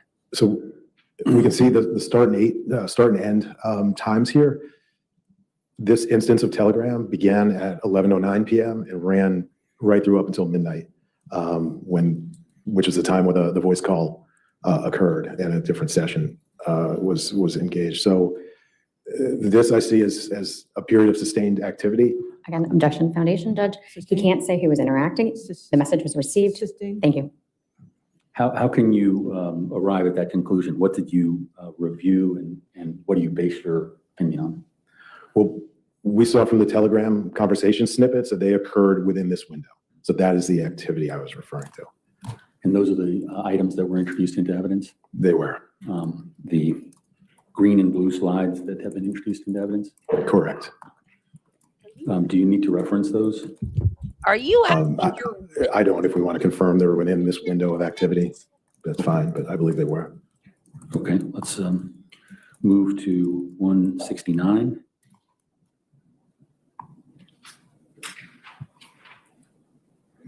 Shouldn't you know what's been moved into evidence? Is that one of the conversations? It is. Train wreck. Move to 170. Is that one of the conversations? Yes. And can you see the timing there? Does that fit within what you've been testifying to? It does. These are all between 11:09 and midnight after the math.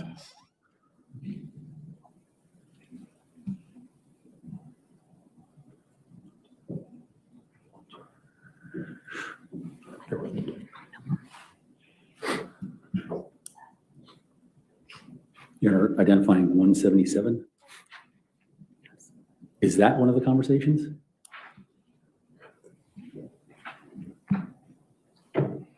This This is as well one of the conversations. The top left conversation is at 11:52 and 56 seconds, 11:53 p.m. So it's in that window of 11:09 to midnight that I referenced. The second two are in different instances of Telegram's activation on the laptop.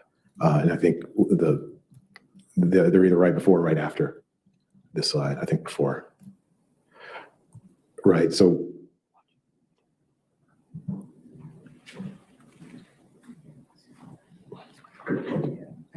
You're referencing 179. Is this one of the conversations? it is. And Your Honor, has this been moved into Yes, evidence? 179 is in Okay. evidence. And sir, would you like me to show the other conversations?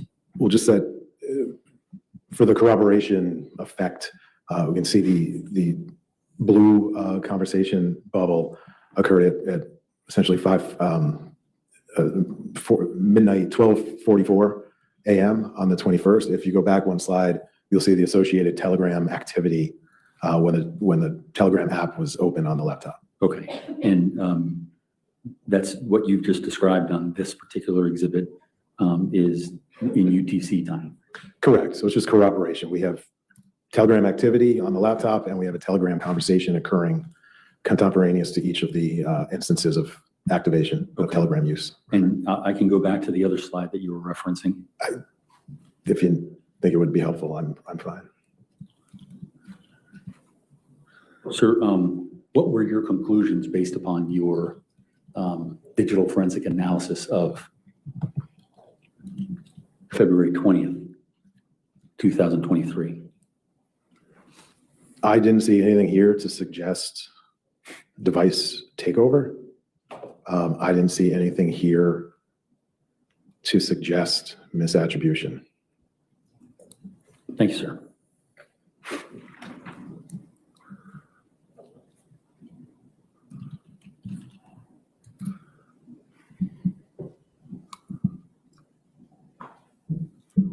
That just means they were good at what they did.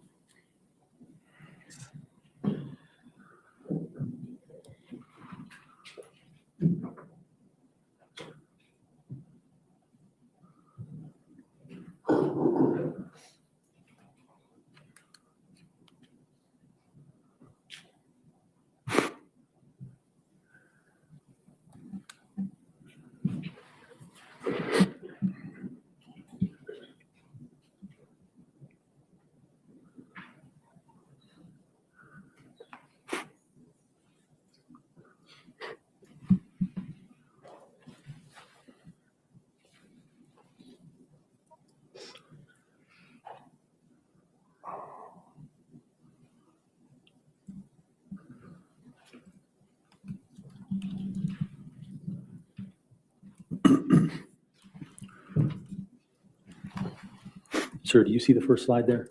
I do.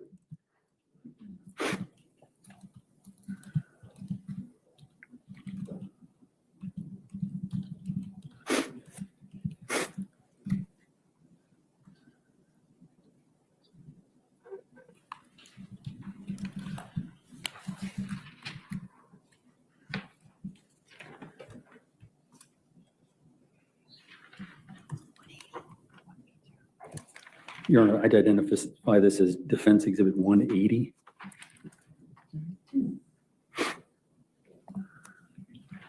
Sir, can you identify this slide? This is a screenshot or a snippet of responsive material provided by Google related to the suspect alleged email account. Sir, have we gone through this? I believe these may have been shown to Detective Miller as well. Okay. Now, Your Honor, I move this in as Defense Exhibit 180. I believe it's already in evidence. under Detective I know we've seen it. I can't recall if he held off on admitting it, though. And we absolutely spoke about it with Detective Miller. I'm just going back to see if I'm not certain that it was admitted, Judge, but I definitely recognize it.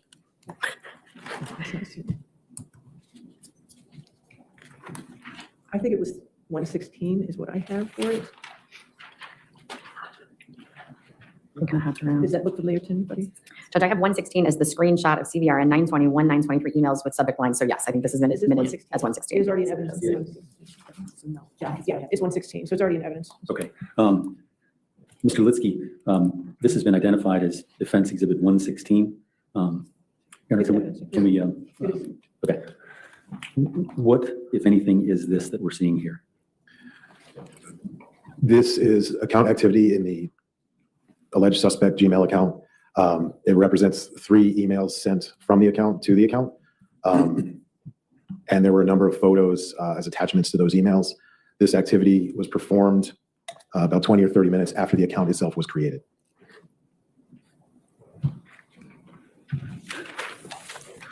Here, I'm going to move to the next slide. I think that's 117. Let's take a look at it. Yes, that's 117. And sir, what is this slide intended to show? And was this part of your analysis of the digital forensics? It was part of my analysis. This is a chronological listing of all of the account logins to the alleged suspect Gmail account, beginning with the top, which was the initial login. We also have some device attribution here as well that Google captures. And what can one conclude from looking at this? Well, the first activity, as we've discussed already, was January 9th at 11:10 p.m. Is when this Gmail account was created. It was done so on a Android model, or I'm sorry, a Samsung model G991U device running Android 13 operating system. And are you able to identify the device that's SMG991U? I am aware of that device, yes. And whose device is that? There were 2 of those devices encountered only, or I think analyzed. One of which was a government device that did not contain data, and the other was Mrs. Banfield's device. Judge, I'm going to object to the statement based on foundation stating the IRS fund did not contain data. I think is a misstatement.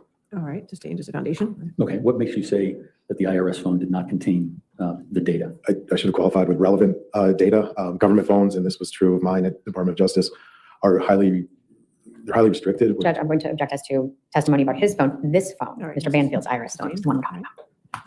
This phone had a number of restrictions in place.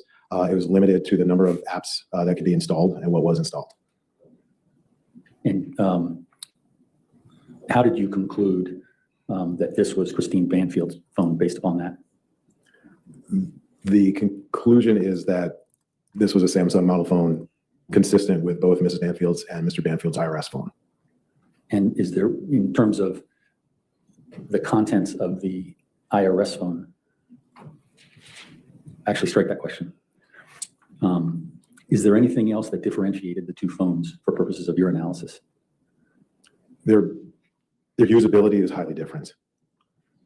They're both phones, but again, the government phone, the IRS phone in this case, was restricted to certain apps and permitted usage.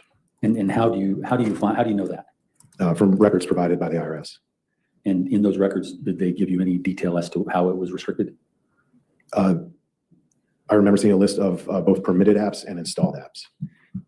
And was that as to this phone or just IRS?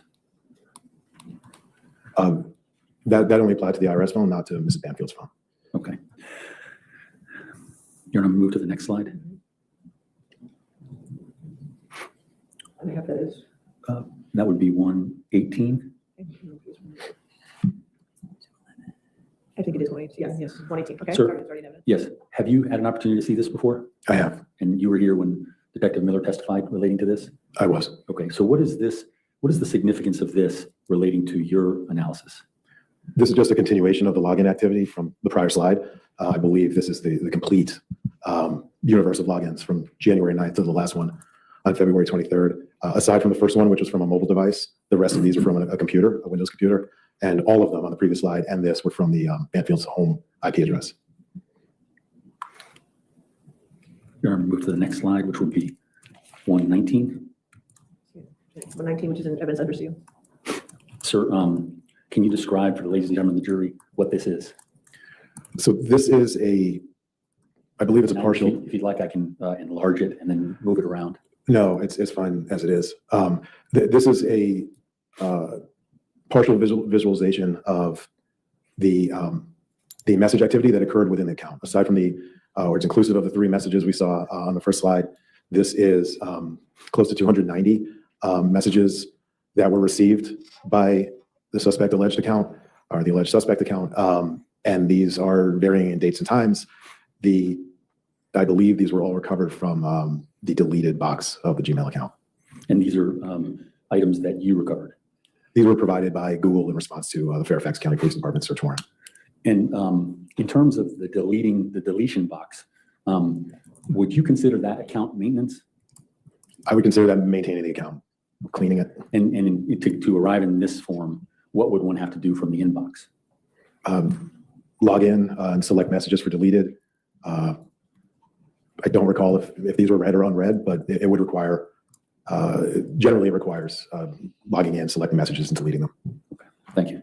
Your Honor, I'm going to, so that was a portion of what we showed to Detective Miller. So I'm gonna have to jump to the other numbers. Whatever, 180 now? We're at 180. Right. And I'm just gonna move 2 slides.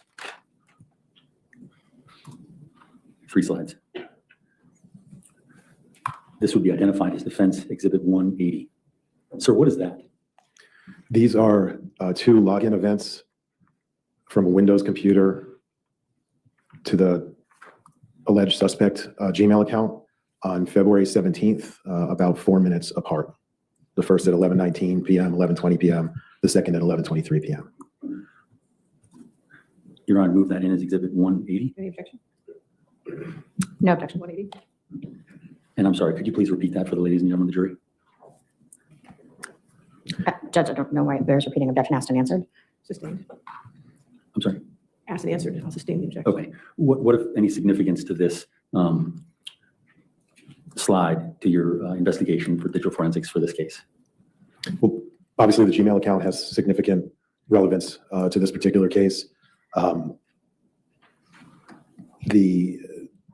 The use of the case, as discussed earlier, requires awareness that the Gmail account exists and knowledge of the password. So to log into an account, a Google account or a Gmail account, you have to first know to go find it, to go look for it, and have the password to log into it. And how important are these kind of details as to trying to attribute device behavior? Well, knowing where and when. Judge, I have to object asked and answered. I think we've been over why this is relevant. We can move on. Asked and answered, sustained. Okay. I'll move on to the next slide. Sir, have you seen this slide? I This have. would be identified as Exhibit 181. I have. And what, if anything, stands out in making this slide? The timing is also on February 17th at 11:24 and 11:29 respectively p.m. And these are 2 outbound messages from the account purporting to be Christine Banfield. Your Honor, move this in as Exhibit 181. Any objection? No, again, if we can, right. 181? And so the timing is significant in this situation? Yes, this is FetLife activity contemporaneous to the Gmail account activity we saw on the prior slide. Looks like within a minute or 2. So overlapping basically at the same time. Your Honor, I'm going to move on to slide 182. What do we have here, sir? So this is a snippet from the Google geofence warrant return that's provided to indicate the location of a target device. In this case, it was Mr. Banfield's device. And Your Honor, move this in as Exhibit 182. Any objection? Yes, Judge Foundation, there are no identifiers on this document. Foundation? Explain how you created this slide and what specifically those items are. So the responsive documents for this particular set of records is a spreadsheet with maybe tens of thousands of rows. The data that in this case Google collects is recurring. It can be every minute or 2, and it's over a period of months in this particular instance. So all I did was take a screen grab of relevant rows pertaining to this date and time from that spreadsheet. And what date and time are you referring to? So again, this is provided in Zulu time. So the relevant period is February 17th, 2023. Around these particular records begin at 11:19, have 11:21, 11:27, and 11:29 which correspond back a few slides to the login to the Gmail account and the FetLife activity we just observed. And Your Honor, I renew my motion to enter this into evidence. Judge, still, if we're to rely upon this document, it is absent on its face of any connection to the source device. Sustain the objection. Sir, can you describe the first column there, what that contains? Judge, I'm going to object to the witness reading the denied exhibit into evidence. I think he's just going to identify the column. Yes. Fine. Overruled. The first column? Sure, date and time for the starting of the log data session or logged activity. Okay. And that's for for each of those 4 times, that column is related to the date of the start, the time of the start? Yes. Okay. The second column, what is that related to? The end of that particular data capture or data logged event. The third column, what is that for? It's the latitude. It's the geographical position in latitude. And the fourth column? Is the longitude. And what does the fifth column indicate? That's an accuracy measurement in meters. Depending on how the data was sent to Google will vary and depend on how accurate they are. If it's coming from Wi-Fi, it can be very accurate. If it's coming from cell, it's usually less. GPS can be dependent. And is that the final column there as to what the source was? It is. Okay. Is there anything different about, well, Your Honor, I move this in as 182. Judge, same objection. If we're to rely upon this evidence, it needs to have clear indication as to where it's from. I would sustain the objection. Do you have the entire access to the entire document that you grabbed this from? Ever seen. Where do you have that? It's probably on my laptop. It's certainly on hard drives. Okay. Your Honor, we'll hold off on moving that in. And I guess we'll produce a The entire. massive document for Ms. Sands. Thank you. Sir, do you see the picture on the screen there? I do. And does that relate to the previous document? It will. Okay. We'll identify that as number 183. All right. And when we can produce that document, we'll move that into evidence, Judge. Do you have any objection? What do you mean, huh?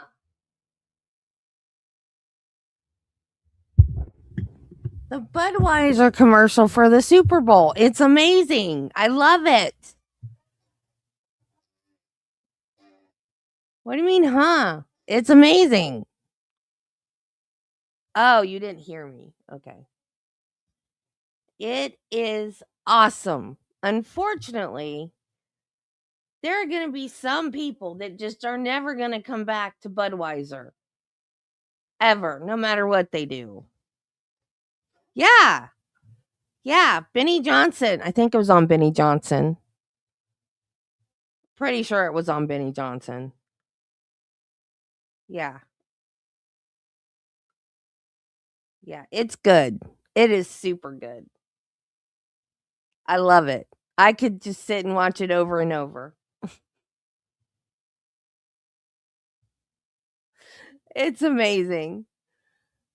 When that eagle flies, the first time I saw that, I went, "Oh my God!" It was beautiful. Oh, it was so beautiful. Beautiful. Yes, absolutely gorgeous. Maybe 3 at this point. No, just the map itself, no. Maybe move Okay. 83 in. Okay, let's move 183 in. All right.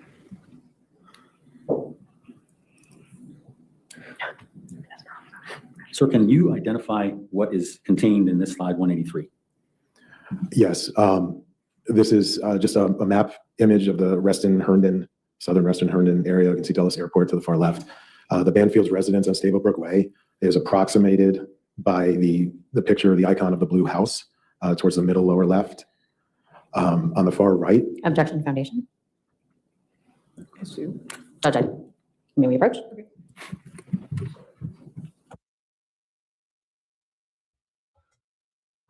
Oh my God. Oh my God. This is getting.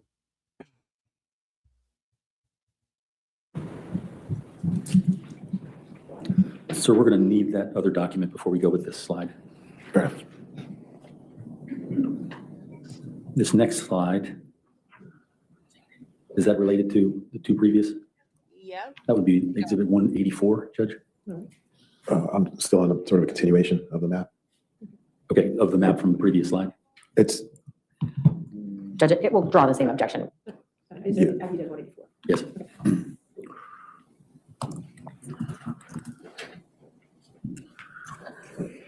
Sir, let's move on to February 13th.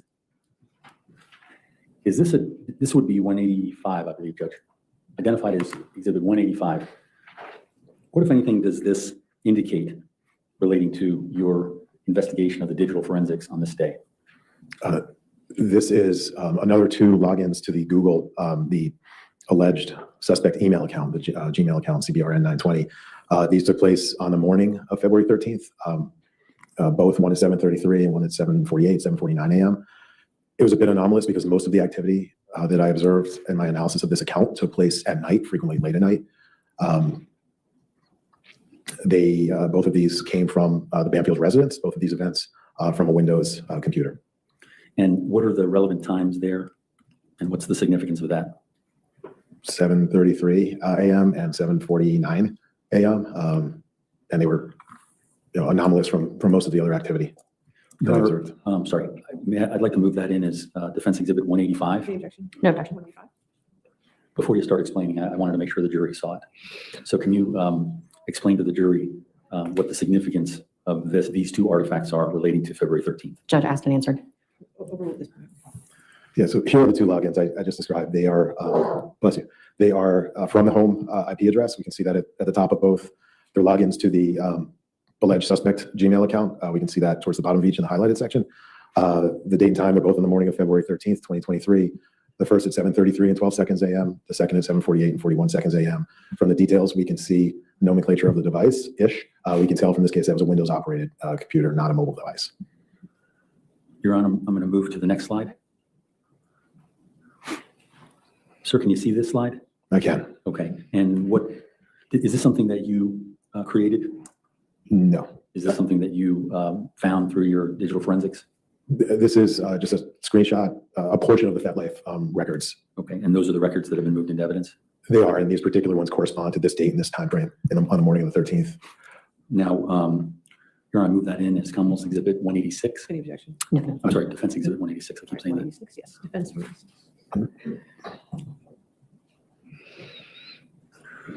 Sir, what's the significance of these messages as it relates to the investigation of February 13th, 2023? Just the timing, that it was contemporaneous or basically at the same time that the Gmail account activity was occurring. Here, I'm going to move on to the next slide. Do you know what this is? I do. Okay. And what, if anything, what's the significance of this in terms of your investigation of February 13th? So this is a demonstrative I created to show Mr. Banfield's devices relative position to the activity we just discussed at the residence. That would be identified as 187. All right, I'd move to admit that into evidence. Any objection? There's more to this. It's got. So perhaps maybe we move through to the completed item, because at this point it's just a map, so I'm not sure how it's relevant. Do you object to the map coming into evidence? All No. right, 187 in evidence. Keep going. Your Honor, I'm going to move to what will be identified as Defense 188. All right. Sir, what do we have here? These are the times of the FetLife communications, the outbound FetLife communications from whomever was using the account purporting to be Mrs. Banfield, with an arrow pointing to the approximate location of the Banfield residence in Herndon. Your Honor, I'm going to move on to Defense Exhibit 189. I'm sorry. Was this being offered in evidence, or we're just moving on? Oh, I'm sorry. Your Honor, I move Defense Exhibit 188 into evidence. And Judge, we would object as an improper exhibit and foundation for the same reason that Ms. Graff's All right, I'll sustain. demonstratives didn't come in. Are we going to move it in? I object. Improper evidence. Can't hold his hand, sweetie. Can't lawyer for him.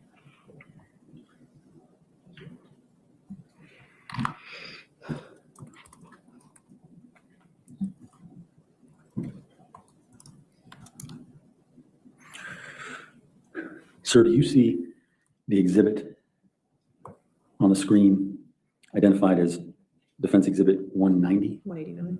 Oh, 189, I'm sorry. I do. What are the reference points? Your Honor, may we approach before I ask the question?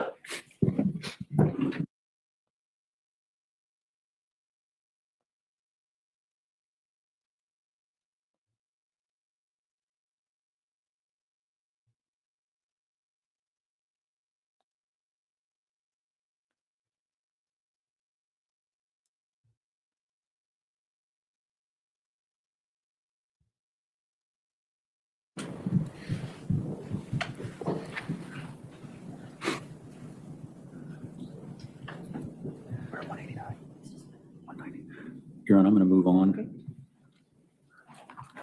to January 23rd, 2023. Mr. Litsky, have you had an opportunity to look at this slide?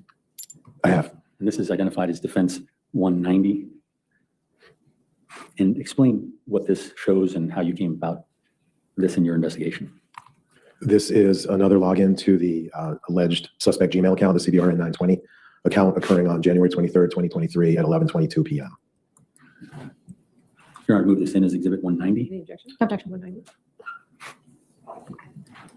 And what are the significant portions of this other than the date of 123? The date and time, the home login address, but we saw from the slides prior that all of the logins occurred from the residence. It was from a Windows computer, which we've seen before. And this was an artifact that was obtained through a warrant return to Google? It was. Your Honor, I'm going to move to, what will be Defense Exhibit 191.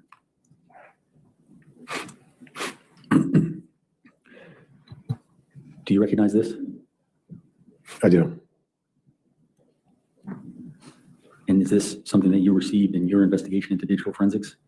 It is. These are part of the FetLife responsive records. These are outbound communications from the account purporting to be that of Mrs. Banfield's, occurring on January 23rd, 2023, about the same time as the Gmail logins we just discussed.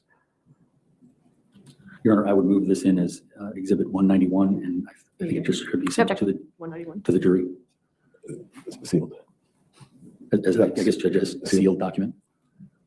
Didn't tell me that before. Is this a sealed document? I don't think it's a sealed document. Judge, the entirety of the record is in evidence, not sealed. Okay, I just was trying to. Hey, let's And sir, what exactly is? Okay. Tell us about this artifact for the ladies and gentlemen of the jury. Yes, so as stated, these are two outbound communications from the account purporting to be that of Mrs. Banfield's, both on January 23rd, 2023, the first at 11:28 p.m., the second at 11:35 p.m. And Your Honor, that's been moved into evidence, correct? Yes. I'm going to move to the next slide.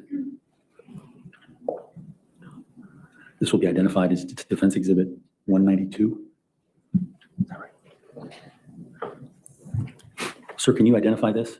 Yes, I can. This is more Google geolocation records associated with Mr. Banfield's mobile device. Okay. Is this part of the document that you clipped out of? It is the same spreadsheet. I'll hold off on bending it, Judge. Why don't we go ahead and take our afternoon recess, and then maybe you can get that document for me? May I speak to him about the document? Yes, you can speak Okay. about that document. Any objection to that? No, Your So Honor, he- specifically, he's not asking about this document. He's asking to retrieve the base document for the Right, he data. says he has the base document for all of Understood. these. No so objection to You can that. talk to him about that, so he can get that. Yes, ma'am. Okay. Thank you. All right, let's take our 15-minute recess. Not talk to anybody, nobody else. That research. We'll see you back at 3:45. Of course, thank you, Judge.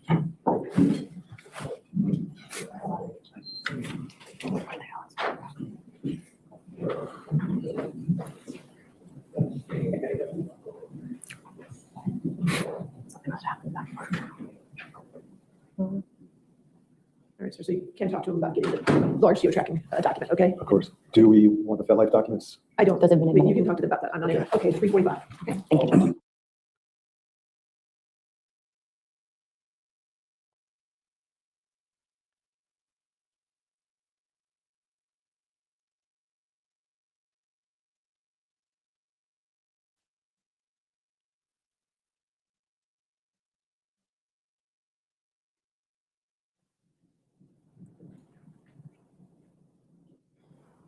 Which one's switches?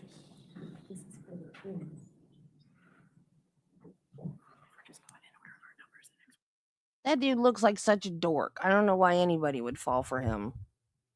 Look at him.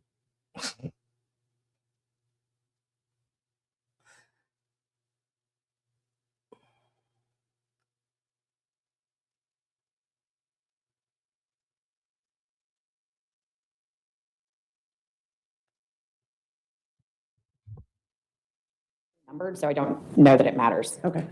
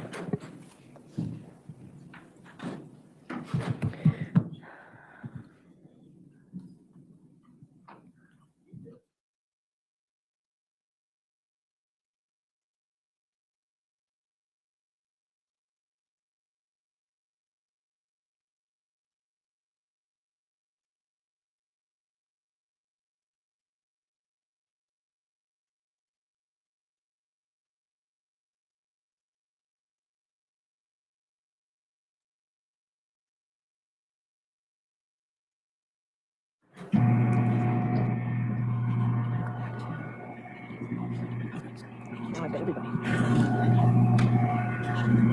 He's in the call. What's your witness's name, Mr. I can show you. Barrero? Barriero. Mr. Barrero, can you hear me, sir? Yes, Your Honor. Okay. All right. We're just gonna wait for the jury to come in and then I'll swear you in, sir, okay? And once I swear you in, we'll change the position of the monitor so you'll be able to see Mr. Carroll, okay? Okay. All right. All right, you want to bring the jury back in? We ready for the jury? Yes, sir. Okay.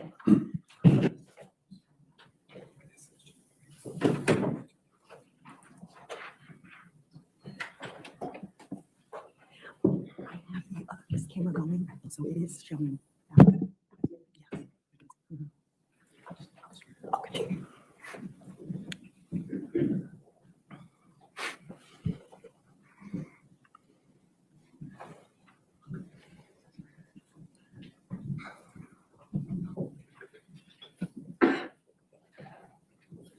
All right.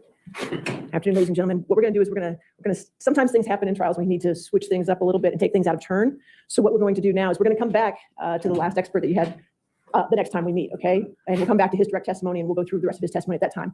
What we have now is a remote witness that has been waiting all day, and he's in an area that is going to be impacted out of state with the weather. So I wanted to make sure we got him today. Not that I'm hoping he doesn't lose electricity anytime in the next few days, but we just want to make sure we got him in for you. So we're just going to take him out of turn, okay? All right, so you want to call your next witness? Yes, Your Honor. I'd call Nick Barrero. All right, Mr. Barrero, if you could raise your right hand for me. Do you swear affirm to tell the truth under penalty of law? I do. Mr. Barrero, can you hear me? This is John Carroll. Yes, sir, I can. Okay. Sir, can you state your name, spelling it for the court reporter that we have here? Yeah, sure. It's Nick Barrero, N-I-C-K. Last is B-A-R-R-E-I-R-O. And sir, what is your area of discipline as an expert?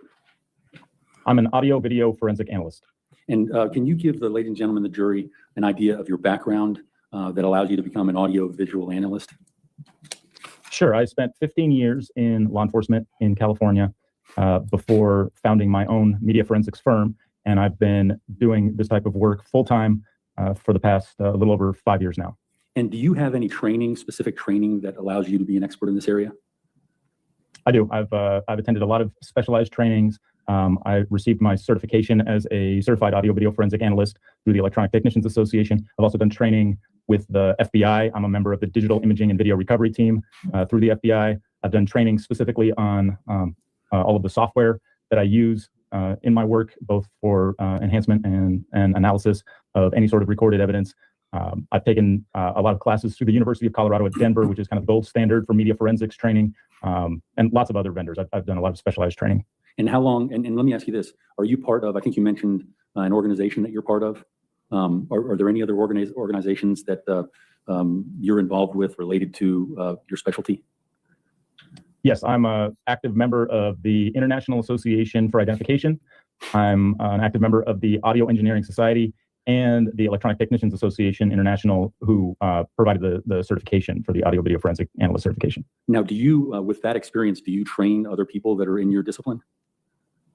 I have trained law enforcement professionals in the proper way of handling and analyzing digital evidence. I've trained security professionals. I haven't trained anybody specifically that does exactly what I do. Like I haven't trained any of my competition, if you will, but I've trained a lot of other related individuals. Okay, and have you testified in court relating to your findings and analysis? I have. And I've how many times testified would you estimate? I've testified in court since I left law enforcement. I testified many times while I was a police officer and a detective, but since I left law enforcement, I've been doing this full time. I've testified about 30 times. About half of those were in depositions, and about half of those were in trials like this one or other sort of court hearings. And have you been qualified as an expert in those courts that you've testified? I have. And how many times have you been qualified in the courts that you've attended? All of them. I've never not been qualified as an expert. And what states have you been qualified in? Ooh, I wouldn't be able to give you an exhaustive list off the top of my head, but a lot of states. Okay. Have you ever been qualified? Well, you're in Tennessee, correct? I am. Have you ever been qualified in Tennessee? I have been, yes. Have you ever been qualified in Virginia? I believe so, but don't quote me on that. Again, Okay. I don't recall. A lot of my testimony Judge, if I is may. remote like this. We'll stipulate to his qualifications as an expert. Do you want to move him in as an expert in Yes. audio video analysis? Yes, Your Honor. All right. I'd move Mr. Barrero in as an expert in audio video analysis for the record. All right, so moved. Mr. Barrero, calling your attention to the case that you worked on for, or the Banfield case. What specific Yes, sir. digital evidence did you receive for your examination? I received 2 digital files. One was a 911 recording. It was just a short recording, an audio recording of a 911 call. And then I also received a longer recording. It was an exemplar recording titled Lily 3 Original, and it contained sounds of a dog barking, whining, that sort of stuff. And can you explain to the court what an exemplar is? Sure. And the So ladies and gentlemen of the jury. yeah, absolutely. So in forensic analysis, often we are using exemplars as a comparison. A known sample, such as this Lily recording is an exemplar because it's a known recording of this dog named Lily. Judge, at this time, That is now. excuse me, sir, I'm sorry. I would object to the testimony of a known recording. I don't believe he's laid any foundation to show that he knows anything about the recording. All right, I'll sustain the objection. Okay. Did you hear that, sir? I did. So what I was just asking you is what an exemplar was. And Yeah. So go ahead. sorry. Yes. In general, an exemplar recording is a known recording of known origin that can then be used as a point of comparison against an unknown or a questioned recording. Can you briefly explain what a hash value is and why it's important for forensic integrity? Yes, a hash value is like a digital fingerprint or a digital file. It's a unique value that is calculated on the file. It's not part of the file itself. It's calculated using every bit of data that's in the file. So because it's a really complicated mathematical algorithm that is done to the file, if any one single bit of data is changed within the file, the hash value changes. So hash values are what we use to uniquely identify digital evidence like this. And I calculated the hash values for the recordings in this case so that we can just verify that I used the exact unaltered copies of the original evidence that you have there in court. Okay, thank you. If I could just ask you a little bit about your methodology. Yes, sir. What are the terms critical listening, waveform, and spectrographic analysis? Can you explain those terms to us? Sure. Critical listening is it's a very detailed, repeated review of the audio data using high quality professional headphones and on a professional forensic workstation. And that's usually it's done in conjunction, kind of hand in hand with waveform and spectrographic analysis. And waveform and spectrographic analysis it's a way to visualize the audio data that you're actually hearing in the headphones. So the waveform, I think most people are familiar with what the waveform looks like. It's a squiggly line going from left to right across the screen, and it represents the volume or the amplitude of an audio signal over time. Whereas the spectrogram does the same from left to right. It represents the same sort of a timeline, but it also adds a third component, which is the frequency or the pitch that is present in the recording. And sir, what does a spectrogram show us that our ears might miss? So the spectrogram visually separates the sound that your ear hears as just one continuous sound. the spectrogram visually separates that sound into its frequency components. So higher frequencies are at the top of the spectrogram, lower frequencies are at the bottom of the spectrogram. And it allows us to kind of see past the noise or overlapping sounds in a recording. You can look at it like the difference between taking a bite of cake and you taste cake. Most people know what cake tastes like.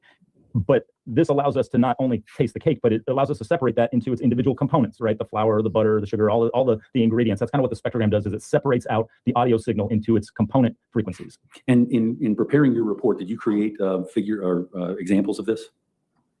I did. Okay. Spectrograms for both the exemplar recording and for the 911 recording. And do you have your report? I do. Okay. Is that possible to share your screen? I don't know how. No. Do you have this report? I do. Then you can share your screen. Okay. Sir, I'm going to open up your analysis and report. Okay. Judge, just to move things along, we are going to object to the witness's report being offered into evidence. If there are specific photographs or diagrams he wishes to reference, those would be fine. The report, no. That's what I'm referring to now, Judge. I know you're referring to the report, but I guess the question is, what are you going to glean from referring to the report? Because she's saying she's going to object to it coming into evidence. Well, there are examples of what he's speaking about that would be instructive. I'm sure he remembers his report. If he doesn't, he can refresh his memory by looking at it. I was just, okay. Mr. Barrero, what is fundamental frequency? If you could turn your laptop off, just so we can. So then that'll go off. Turn it off. That's okay. That's fine. Go ahead. We're good. Go ahead. Go ahead. Ask your question. Are you there, Mr. Yeah, Barrero? sorry, go ahead. Yes. What is fundamental frequency? I'm sorry, I missed it. Are we able to show any diagram or any No. of the images? No, we're Not able to going show the images. We're going to rely upon your recollection. Okay. So if you were able to see the spectrogram, again, you have the higher frequencies at the top of the screen, lower frequencies at the bottom of the screen.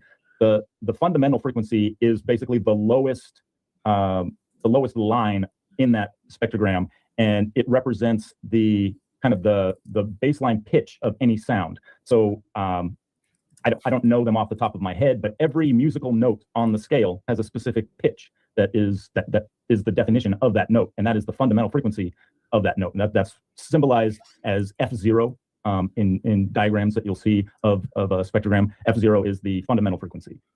Okay, sir, have you listened to the items of evidence that you received for examination recently?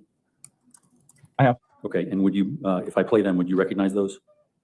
Yes, I would. Okay. I think you had referenced the Lily 3 as an exemplar recording. Yes, sir. Okay, I'm going to play that for you now. Is that already in evidence? No, it is not, Judge, and we would object. Okay, so let's mark it. And what's the objection? Foundation. All right, we're going to mark it. There's an objection to foundation. Yes, Your Honor. What's next? 193. 183. I'm just going to, I'm sorry, 193. 193. Okay, I'll mark it as 193. But the objection is foundation. Yes, Your Honor.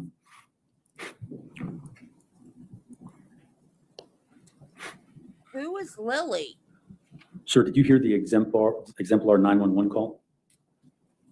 Sir, you can't play it. Sir, you want to approach Mr.?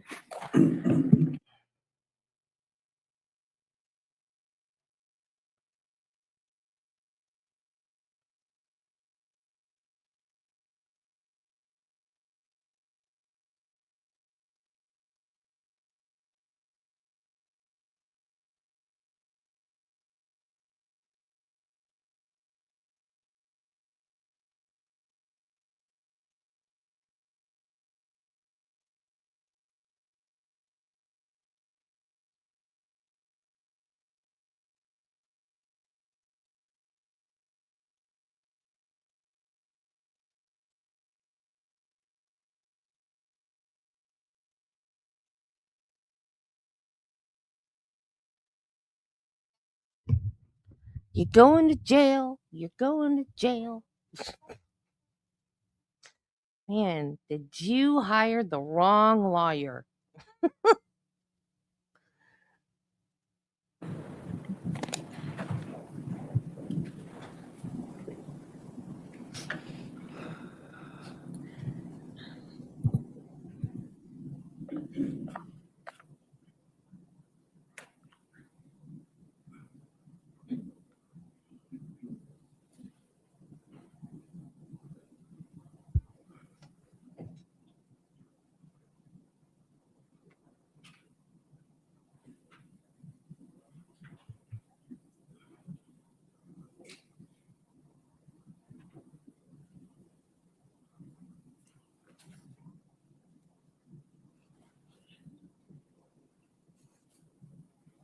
Mr. Carroll, if we can continue, I have a juror that needs to leave at 5, please. So can we continue? Okay.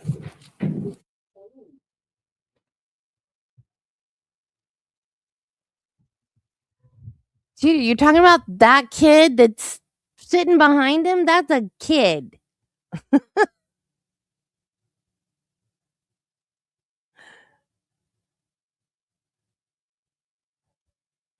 But you're right, he's a cute kid.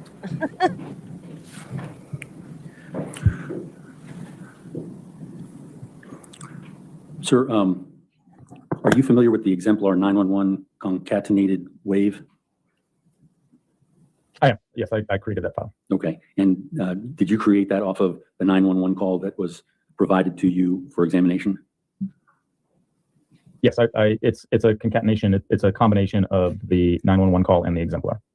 Sir, we're gonna play the first exemplar of the first 911 call, or the only 911 call that you received. Is this Exhibit 1 This would be or Exhibit? it would be exhibit 193 No, no. or 194. I thought we were playing the 911 tape that's already in evidence. Exhibit Oh, 1. it is the same So one. all right, then we can play Commonwealth's 1. If we can be completely clear, the witness just testified that he made a concatenated recording. That's the overlay of the Okay. not admitted exhibit on top of the 911 call. If counsel's asking to play Commonwealth's Exhibit 1, the admitted 911 call, no objection. Okay. Are you going to play the Exhibit 1? I'm going to play the first 911 call. Not something that he created, but Not something you the created. original something- 911 call. Something that was provided to him from our discovery. And that's what you're going to play now is Yes. just that one? Yes. Any objections? As long as the one that he provided to his witness is the same as was admitted in evidence, no objection. Well, I'm happy to play the one that's admitted in evidence, but this is the one that I received from discovery. So This I should would be the same assume- one then. Should be the Okay, same. so Commonwealth's 1. Let's play Commonwealth's 1. Sir, can you hear this? If we can't hear it, he can't hear it. We shouldn't have this. Oh, it's an audio file.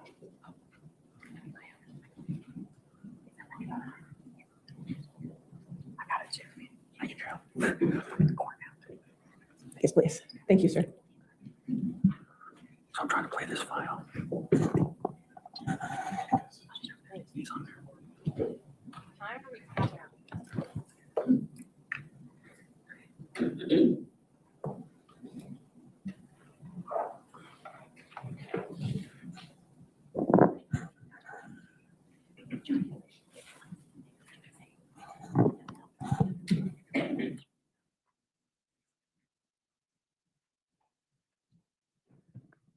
I can just play it. I mean, I have IT here to help him as well. February 24th.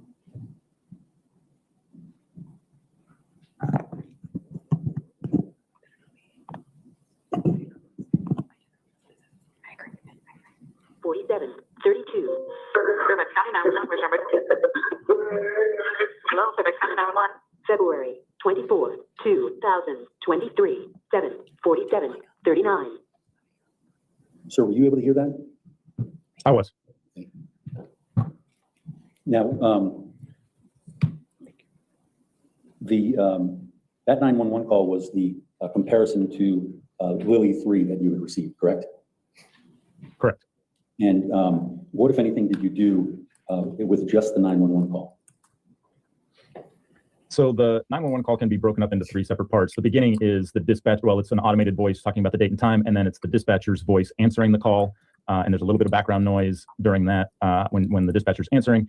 And then there's this brief, it's about a second and a half, I think it's 1.4 seconds of what could be a groaning sound. And that is really the only portion of the recording that I did anything with. So I ignored the automated voice at the beginning and the dispatcher answering the call. I used the 1.4 seconds after that before the end of the call, which is the dispatcher asking again if there's somebody on the line, and then the automated voice again, and it ends. So it's really just that 1.4 seconds in the middle of the call where that apparent groaning sound is that I focused on in that recording. Okay, there's been a foundation objection Can you relating move your to. microphone back up? Move your microphone. Thank you. There's been a foundation objection relating to the Lily 3 file that you've received. So we're going to have to get evidence as to the foundation before we can continue on with your examination. Okay. I'm not certain when that will be, but are you willing to get back on at the appropriate time? Yes, sir. All right. Is there any cross-examination at this time? Not at this time. All right. Your Honor, I would, at this time, continue on with our previous examination and have All right. Mr. Guerrero come back in. Call. when the Okay, time's Mr. appropriate. Barrett, we'll call you again when we need you, okay, sir? Okay, thank you. Your Honor, if you could admonish him that he's subject to recall and can't discuss his testimony. You are subject to recall, sir. You're kind of in the middle of your testimony at this moment, I guess, in a way. So you really can't talk to anybody in the case to include the defense team at this point, because it seems like he suspended your testimony, okay? Yes, Your Honor. Okay, thank you. All right. Thank you, guys. Your Honor, in terms of speaking with him, can I speak to him about the timing of when he may be testifying again? Well, yeah, Without, we'll take care of that. Okay. We have his email now, and everything, so if you let us know, we can contact him and make sure he's set up. okay, Okay, thank you. just give us enough lead time to do that. Yes. Jeez. All right, want to come back to Stu in a moment? Can you get that back off? I'm hoping. Sure, there was a groan. She was still alive. You want to get a second to finish? What is that supposed to prove? You took it, but You're going the wrong way. Max had him do it.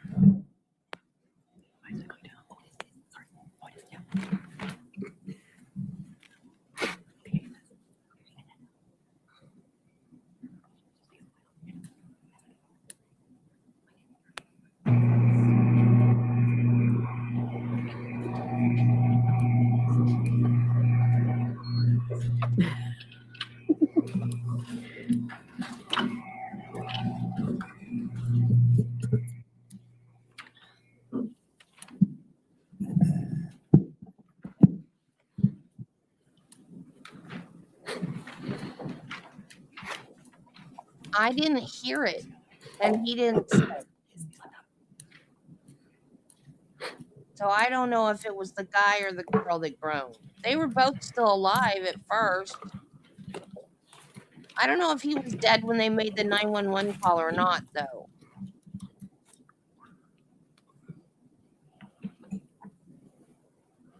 Hey, Ken. We weren't done. Yeah, we were. Well, don't tell us. That's why we're still watching. Because I got sick and we missed it. We started with everybody else on day one, and then I got sick. Sir, do you see the slide on screen? I do. Okay, I believe that was something that we were going to provide additional report, which we'll be able to do. Let me move on to number 20. What exhibit number?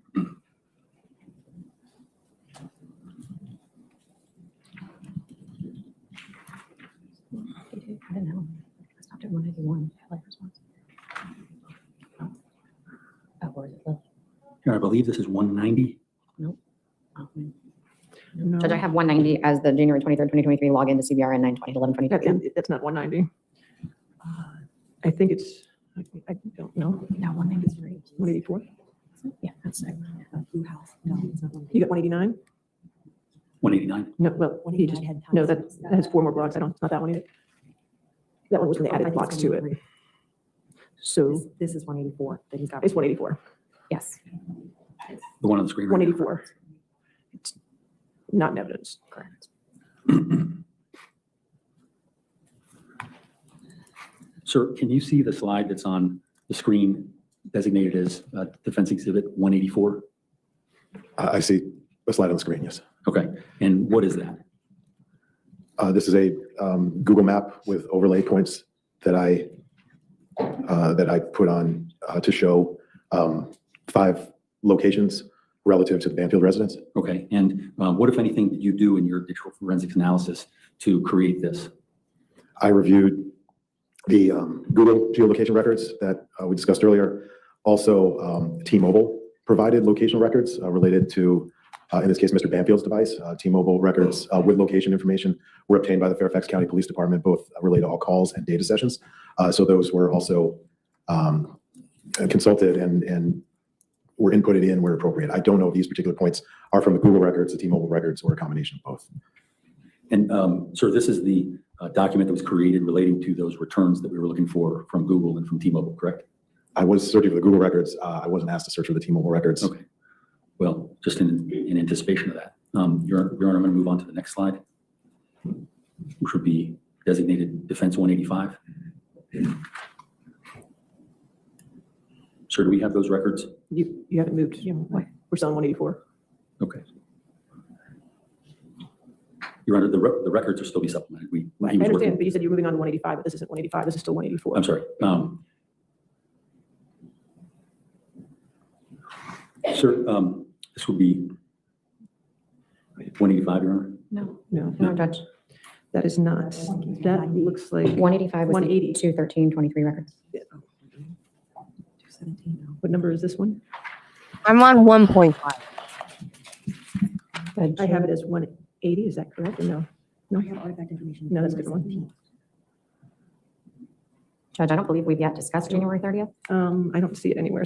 Would you like to? We have not seen this one. So would you like to mark it as 193? Yes, yes, ma'am. All right. Sir, look at what defense exhibit that has been marked as 193. Do you recognize that? I do.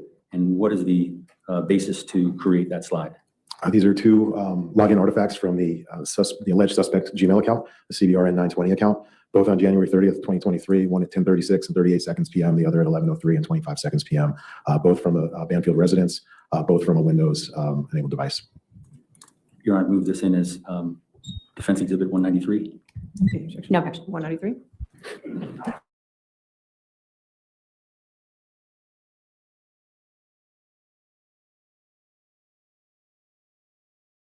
There are two additional logins that occurred from Banfield residents, again on January 30th, 2023, at 10:36, 10:37 approximately p.m. and 11:03, approximately 11:03 p.m. as well, both from a Windows computer,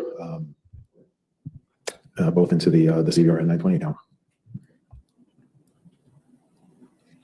Your Honor, I'm going to move to the next slide. Yeah, the prosecution objection. She's objecting so much. But half of the objection is on procedural mistakes that the defense is making. They're not objections on the law. They're objections on, like, one was he asked a witness a question before she even said her name. Like, he forgot to ask her to state her name. It's either time to retire or time for rehab. And I don't know which it is. All right.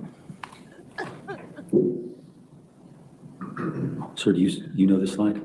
I do. And how did you create that? Yes.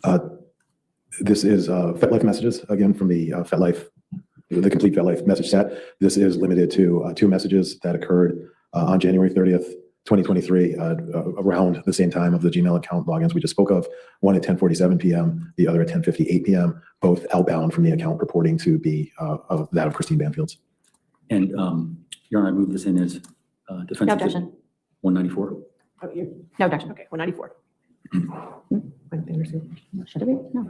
And sir, can you describe how you acquired these messages? These were acquired by the Fairfax County Police Department with a search warrant. These were provided in discovery in a spreadsheet, and that is what I used to create this subset here. Your Honor, I'm going to move on to the next slide. All right. This will be marked as defense exhibit 195. Wow. What are these records from? These are Google geolocation records, again, related to Mr. Banfield's device from January 30th, 2023. Two records, two geolocation points. In the same time frame we've been discussing, one of these is at 10:50 p.m. on the 30th. The other is at 10:52 p.m. on the 30th. Okay, and were you able to identify the entire record that makes up this screenshot? I was, yes. Okay, and that's something to provide for this and others that you did screenshots on? Yes, this is part of the massive spreadsheet that has all of the records.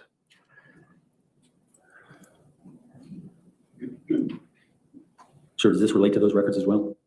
This would be 195, 96. I believe it does once the plots are pointed, but yes, for now, it's just a Google map of the Reston Herndon area. Judge, we won't look to move that into evidence until we get the document to Ms. Sands. And same with this situation, with this particular slide? Yes, these are the two aforementioned Google geolocations, approximate location on the map. Okay. So Judge, that would be 197? 197. Thank you.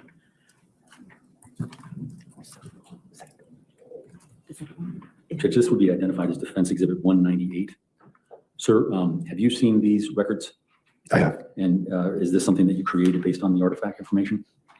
This is just the artifact information copied out and pasted as a solo artifact for display. Okay. And this is a different date than what we just previously looked at, correct? This is February 7th, 2023 at 10:02 p.m. And what are the significant parts of this exhibit? This is another login to the alleged suspect Gmail account, also from the Banfield residence, also from a Windows computer. Your Honor, I move that in as Defense Exhibit 198. Any objection? No, ma'am. 198. And I'm sorry, the notable portions of this were? The date and Judge, time. asked and answered. I think we've identified itself. Next question. Your Honor, I'm going to move to the next slide. And sir, are these documents that you used and created in your digital forensic analysis in this case? This is a screen grab again from the FetLife larger production. These are 3 outbound messages from the account purporting to be that of Christine Banfield, all on February 7th, 2023, one at 10:08 p.m., one at 10:12 p.m., one at 10:15 p.m. You're going to move to the next slide. Actually, I'm sorry. I'd move to admit Defense 199 into evidence. Any objection? No objection. 199.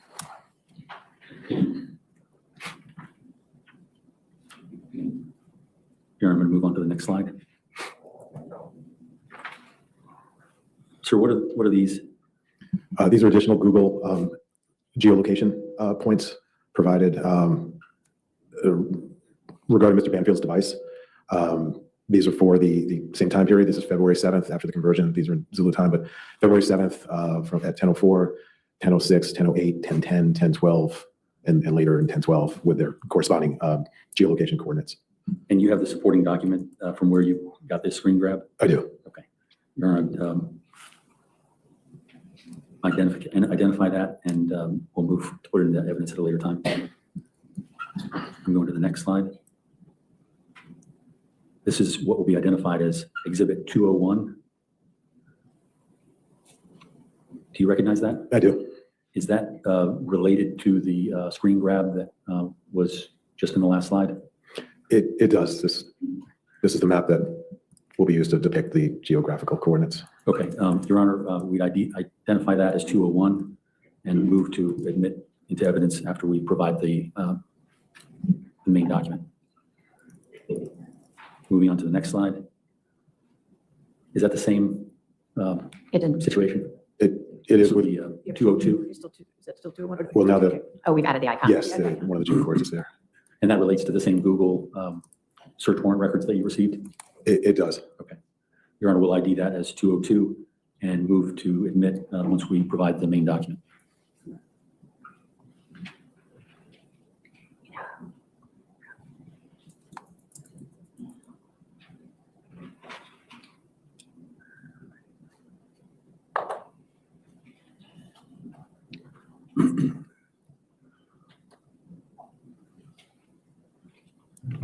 Sir, do you see the screen in front of you?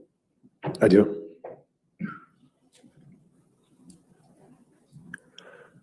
Can you identify this document? Again, Okay. And how did you create this document and what does it contain? this is a screen grab of timeline data from Ms. Banfield's mobile device or cell phone. Here, I move that in as Exhibit 203. Any objection? Judge, again, the document lacks column and row headers. I have no idea what. Foundation is the objection. Yes, ma'am. Any objection? Sir, this particular document, is this something that you created? I captured the screenshot, but this is information Sorry. that this is information that is presented to me in the forensic software that I use to to review the artifacts from within the subject device, in this case, Ms. Banfield's cell phone. And are there headers and other such things to go with this document? There are. This one in particular came from a timeline view as opposed to an artifact view. So this is a point in time, in this case on February 23rd. This one's in UTC. February 23rd, beginning just before 9 p.m. through around 9:28 p.m. And because it's a timeline view, it's everything that was going on the phone at the same time. So it's not just emails, it's not just website visits. This one begins with an instant message, goes to an email, website cookies, and then back to messages. Okay, I think the foundation of it is something that we're going to have to provide in order to be able to introduce that into evidence. Do we have those documents? Well, this is part of this is from the portable case. So it's, millions of documents all in one thing. I can try to replicate this with the column headers if that makes it easier, and we could. Now, the portable case, I think we've gone through that before. That's a tool in digital forensics, right? It is. And would there be header columns in that portable case as it shows? Yes, there will be. So it's possible to provide that for purposes of the Commonwealth's objection? Yes, that can be. Your Honor, we identify that as Exhibit 203 and move it into evidence at a later time.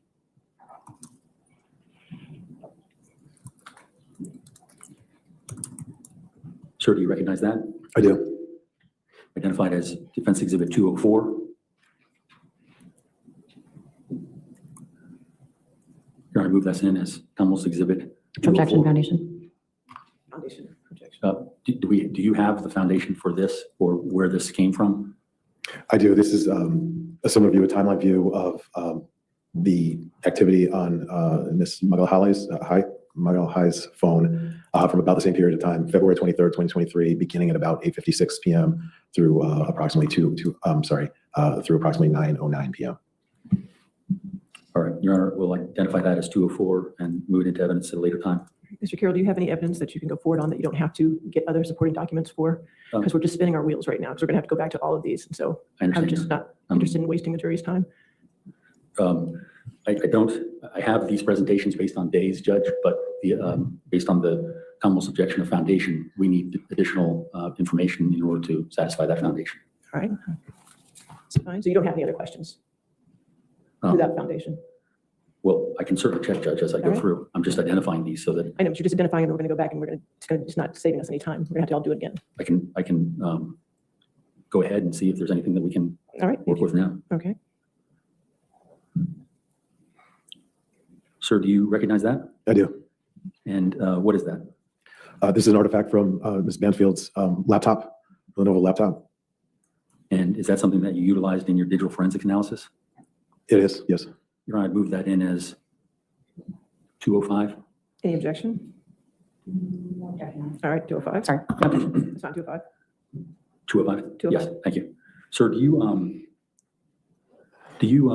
you tell the ladies and gentlemen of the jury how this is a part of your digital forensics analysis? So again, this is timeline activity, as I explained. I like to look at what was happening before a significant event, after a significant event, during all of the time periods around a significant event on relevant devices, the laptop being one of those. This is a file opening or file page access for a Word doc or a Word document, a Microsoft Word document, docx file from an Innova website. And this occurred on February, again, apologies, this is in UTC time. This occurred on February 23rd, 2023 at 9:33 and 52 seconds, so 9:34 p.m. Approximately 9:34 p.m.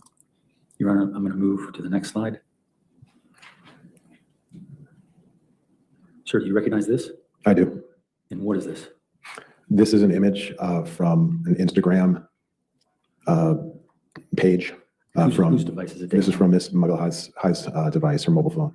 Your Honor, I move this in as Defense Exhibit 206. Any objection? Judge, I'm not sure if it's just my screen, but it appears to be truncated. I think there should be more data below. Oops. Wait a minute. We lost it there. I was trying to reduce it.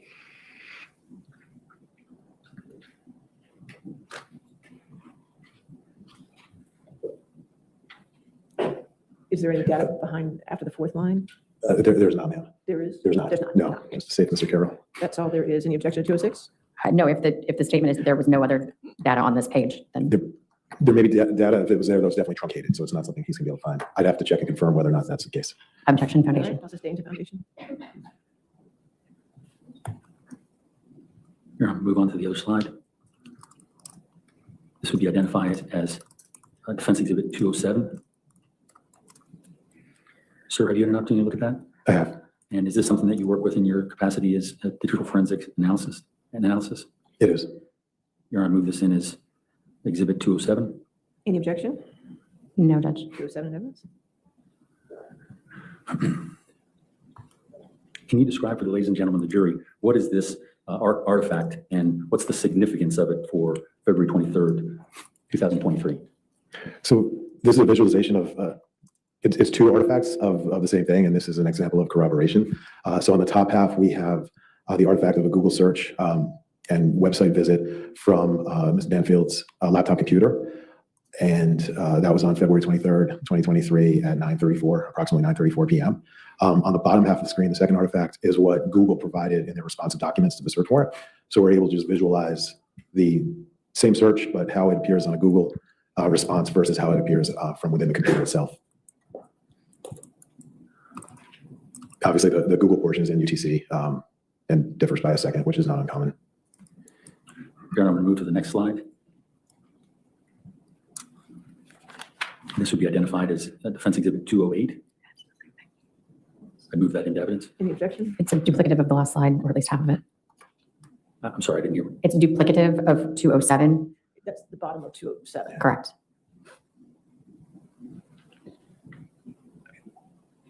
Right.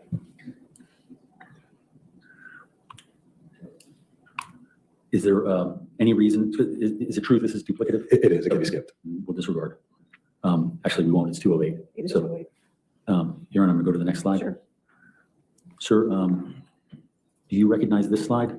I do. Okay, and what's the significance of this slide? This is an artifact from Ms. Banfield's mobile device, but lacking the requisite header information, I guess. We identified this, Judge, as 209, I believe. All right. Sir, can you see what has been identified as Defense Exhibit 210? Again, And what is that? this is Instagram activity from Juliana's mobile device. And what's significant about this Instagram activity? The time and date. Your Honor, I move this in as Defense Exhibit number 209. 210? I'm sorry, 210. No objection. 210 evidence.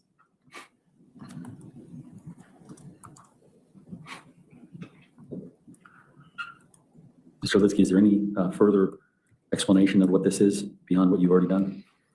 It was activity occurring on the mobile device belonging to Ms. Magalhaes on February 23rd, 2023 at 9:34 and 24 seconds p.m. Your Honor, moving on to the next slide. What, if anything, is this? This is an annotated artifact of obtained from Ms. Banfield's Windows laptop. Okay, and is that in UTC time? It is. Okay. And is this something that you relied upon in your digital forensics analysis? It is. All right, move this in as Exhibit 211. Objection, speculative and testimonial. It has additional information on it that was created by the witness, not by the device. All right. I'll sustain the objection. These annotations, sir, are those something that we can modify so they're not on there? Yes, I suspect the successive slides will have similar annotation. Okay. It should have been removed. My apologies.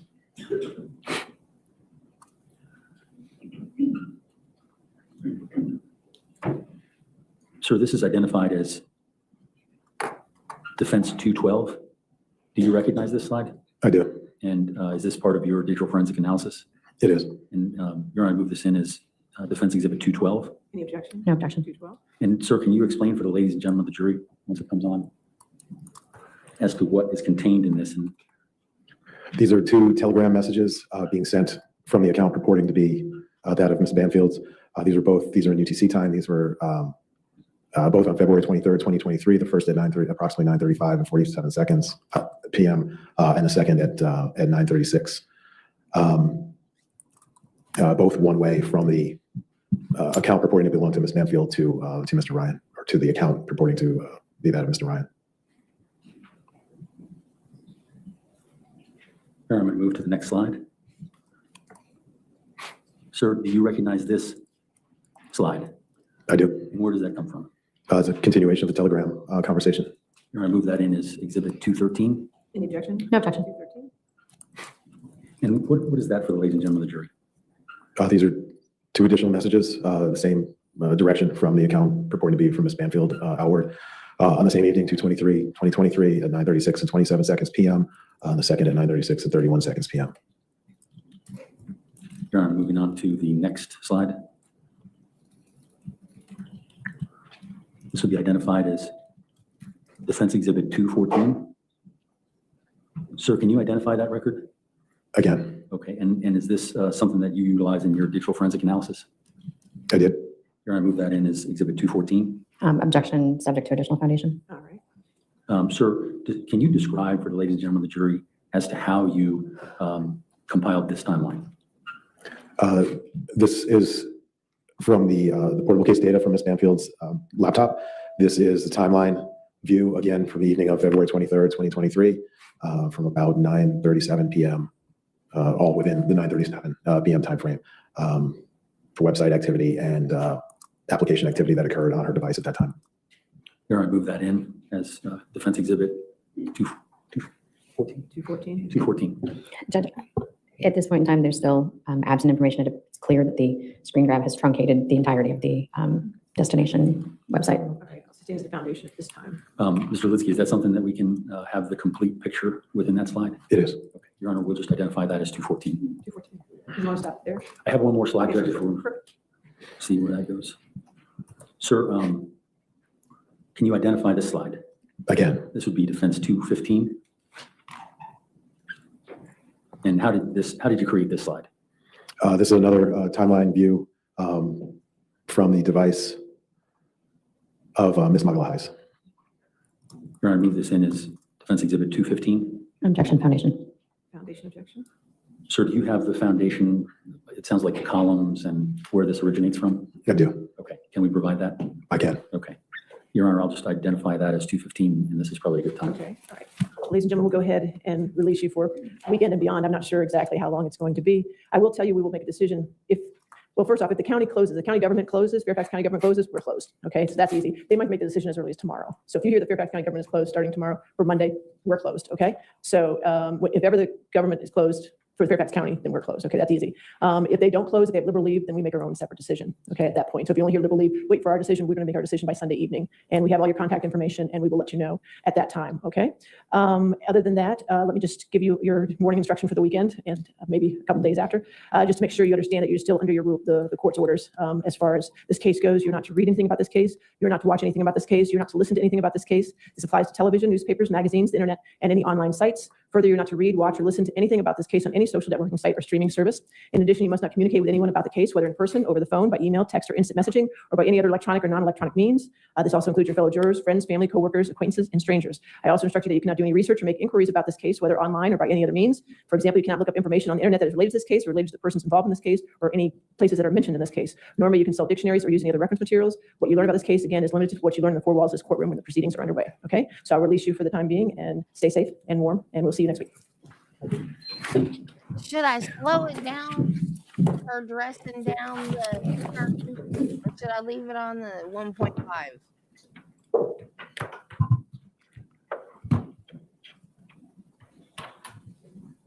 Again, sir, since you're still testifying, you cannot discuss your testimony with anybody to include the defense team at this time, okay? You can have a seat. All right, so we'll start at 10 on whatever day we come back. A couple things. Please use this extra time to reboot a little bit and get more organized. The wheels were coming off there, and I don't want to waste the jury's time anymore, or witnesses' time, or for that matter, my time. Just remember that you are responsible for your record to keep it clean, not me, not Shannon, okay? So please be wary of your exhibits and your numbers and what you are. Moving forward, I expect, and this is what I expect from all attorneys moving forward, I want all exhibits pre-numbered and in electronic format separately in separate files with the exhibit number already titled on that file, okay? And make sure you have all your witnesses lined up and ready to go. Does that make sense to everybody? It does. Okay, we got it. And make sure, Mr. Carroll, I think we just need all your exhibits from today. Did we get the video to you? Judge, your clerk kindly provided the one item. I am still missing all of defense exhibits to date. So we need to send all the exhibits in those same separate files by exhibit number to the Commonwealth and also to us. When you send the exhibits to us, if they're not in the separate files are numbered, Shannon stays here for 2 hours to get it all done so she can take care of it because she can't leave until all of that is taken care of. So you have to get it to us as soon as possible to take care of it. I just need more organization. I really do. Okay? Does that make sense? Everybody got it? All right. See you next week.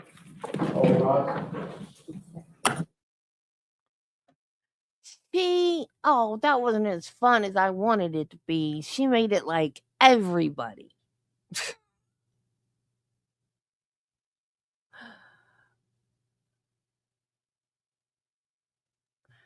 That's why she's chief judge. She's very diplomatic.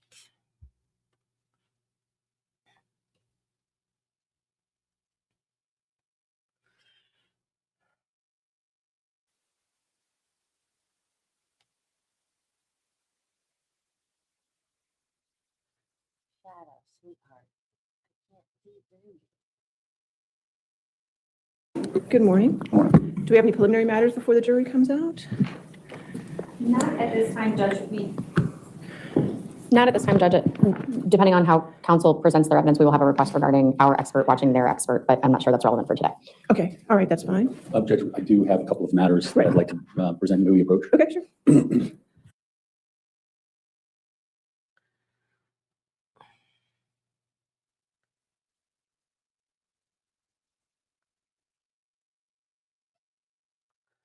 Are you kidding me? She just admonished you. You've had all weekend to prepare.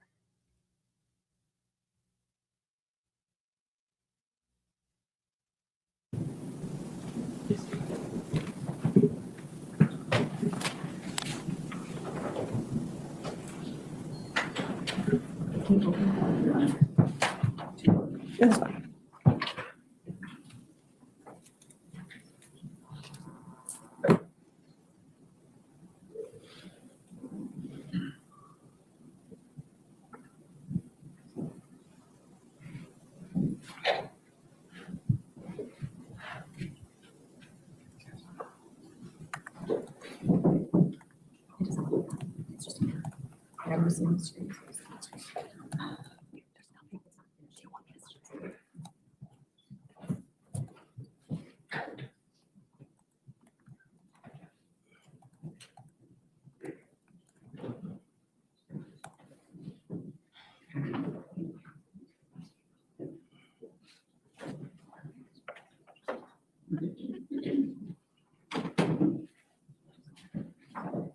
All right. Good morning, ladies and gentlemen.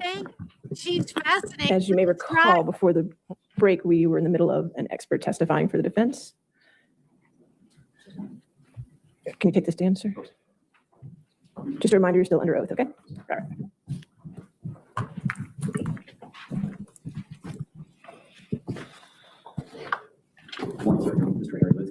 Good morning. Yes, Do we I have a am. microphone too, please? Good morning, sir. There we Mr. Liskey, can you see the screen before you?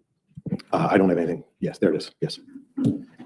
In terms of foundation, these are the, can you tell the ladies and gentlemen of the jury what it is that you are looking at right now?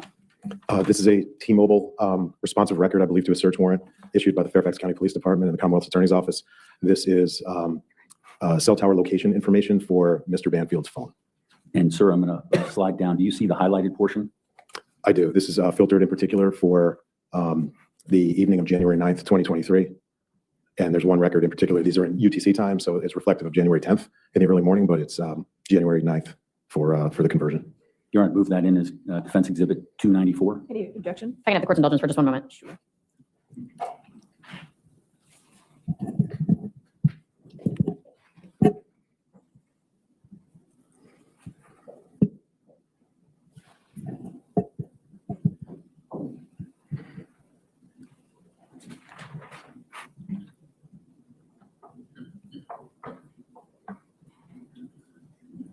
And I'm sorry, Judge, we've identified this as Hey, exhibit Nancy, 294. 294. congratulations. Thank you, no objection. All right, 294 in evidence.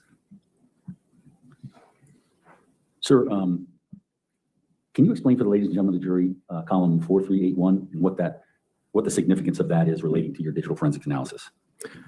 Yes, I can. And I misspoke a moment ago. This is for Ms. Magalhaes' mobile phone, not Mr. Banfield's. So row 4381, which is highlighted, is just a data session point that T-Mobile logged with location information. The second column from the left, start time, is the beginning of the data session, and the column to its right, end time, is the ending. For locational information in this regard, the beginning time is what I'm focused on. And sir, I'm going to have you look at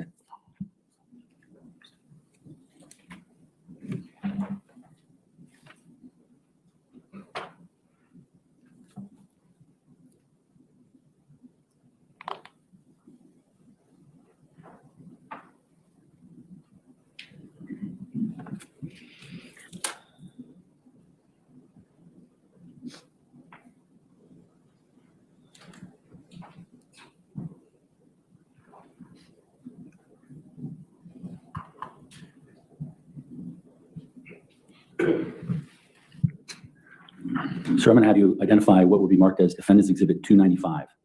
I see it. Can you identify that? This is just a Google map of the Herndon area with an annotation of the approximate location of the Banfield residence on Stablebrook Way. Also, the tower that handled the data session on the previous slide, marked with a red pin. Your Honor, I move that in as Defense Exhibit 295. Any objection? No objection. 295. And so, sir, the jury is waiting to see that. Explain what that previous slide is relating to what you've put in Defense Exhibit 295 and what that shows. So on the left-hand side, the icon of the house or structure is designed to represent the approximate location of the Banfield residence. And the red pin, which is in sort of the middle of Stratton Woods Park, towards the upper right-hand side, is the location of the T-Mobile cell tower that handled the data session from the previous slide.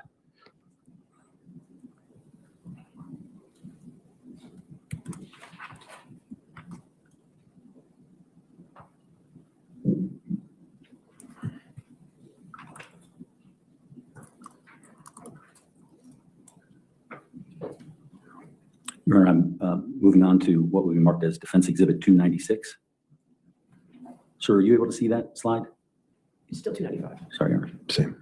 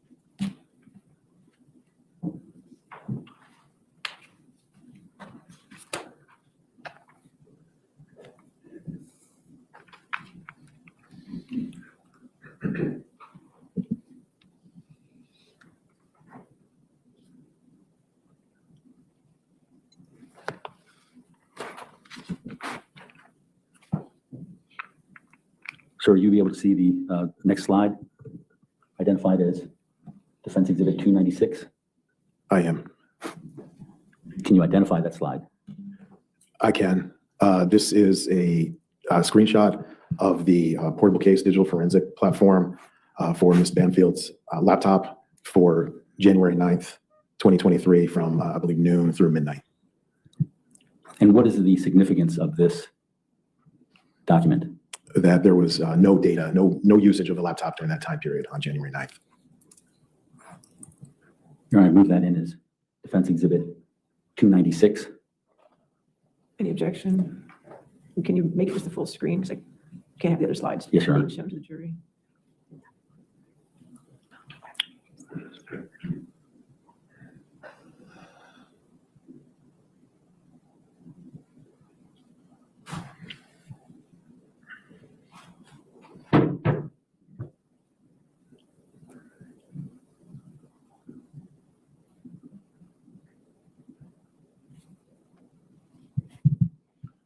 My apologies, Judge. I can't seem to move that next slide.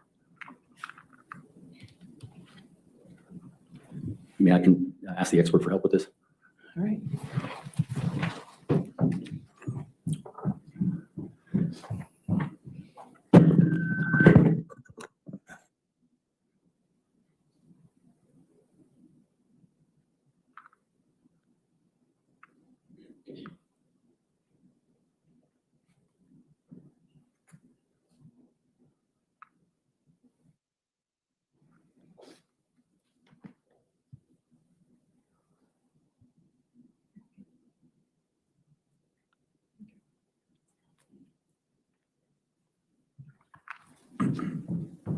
Can you go back one? We were on 296. 296.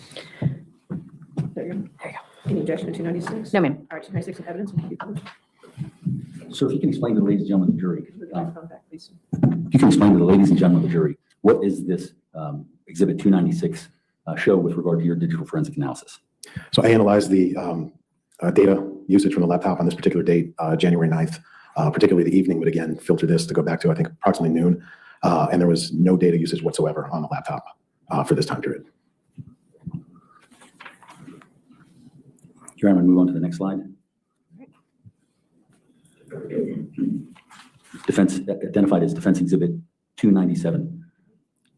Sir, do you see this slide before you? I do. Can you identify it?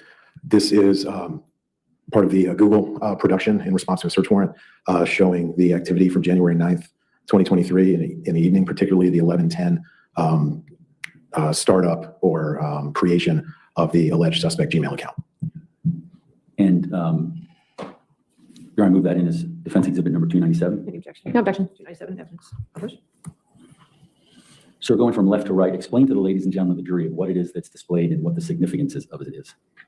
So on the left, the highlight is just for the Google login history. In the center, the third row down highlighted is a particular entry of note, the IP address, which is the home, the Banfield home IP address. A login is both the creation of the account and the first login happening contemporaneously. Again, January 9th, 2023 at approximately 11:10 p.m. And on the lower right, we can see a notation for the CBRN920 @Gmail account. And that's what this record's reflecting. And so what are your conclusions based upon your analysis of Defense Exhibit 297? So if you could jump back to 295. So given the location of Ms. Magalhaes' device at approximately 11:08 p.m. From this cell tower and its distance from the residence, my conclusion is that she was not home at the time the Gmail account was created. Objection calls for speculation. The witness can testify to her phone not being present in the house. Sir, can you explain to the jury in terms of the devices? So my conclusion is that Ms. Magalhaes' device was not in the residence at 11:10 p.m. when the Gmail account, the alleged suspect Gmail account was created.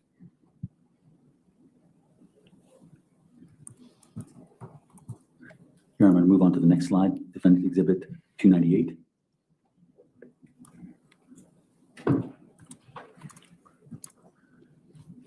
Sir, can you identify this slide? If opened, this would be the Discord. Judge, I'm going to object to the description of what happens when we open it. Let's open it. Yeah. Okay. Sir, can you identify this 298 has been opened? What, if anything, can you identify this as something that you relied upon in your digital forensic analysis? It only says Microsoft Edge PDF document. Oh, sorry, Judge. The document's not open. It opened on my laptop.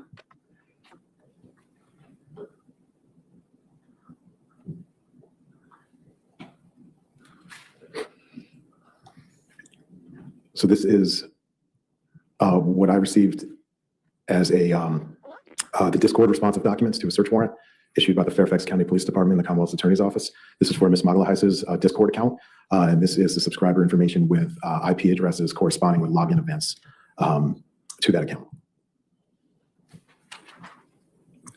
And sir, are there any particular login events that you're interested in terms of your analysis of this particular day? So again, these are UTC records. So if we scroll down to January 10th, 2023, we will see a relevant login for the period of time that we're discussing.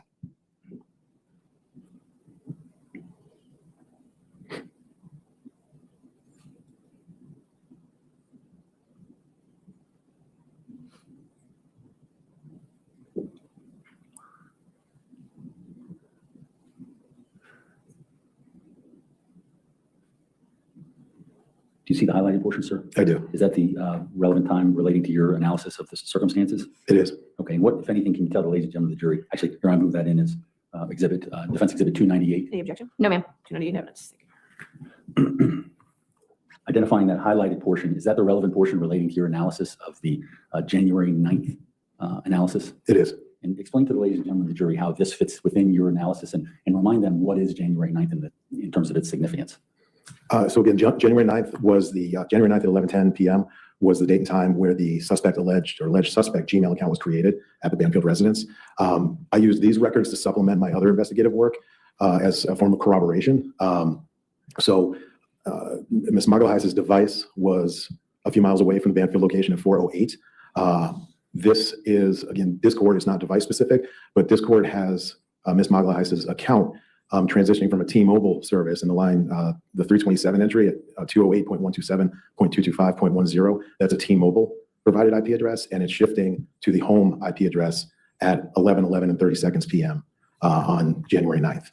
So that was used to try to ascertain a time where her device returned home. And does that, and what, if anything, can you conclude to a reasonable degree of scientific certainty as to January 9th? I think this is our best window into the time Ms. Magalhaes' device arrived back home. And I think perhaps you said this, but when was the suspect Gmail account created? It was created at 11:10 p.m. So 88 seconds prior to this event. Okay. And was there,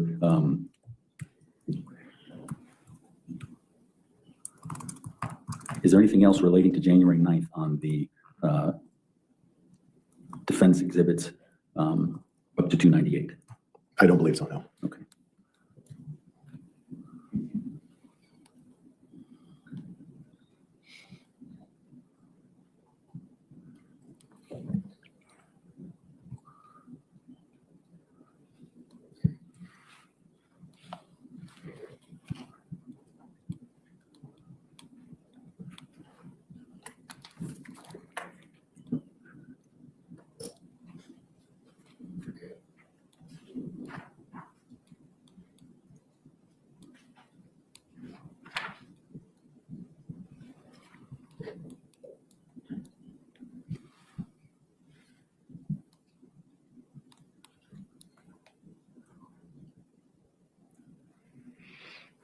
Sir, I'm going to ask you to look at the slide before you. Can you see that?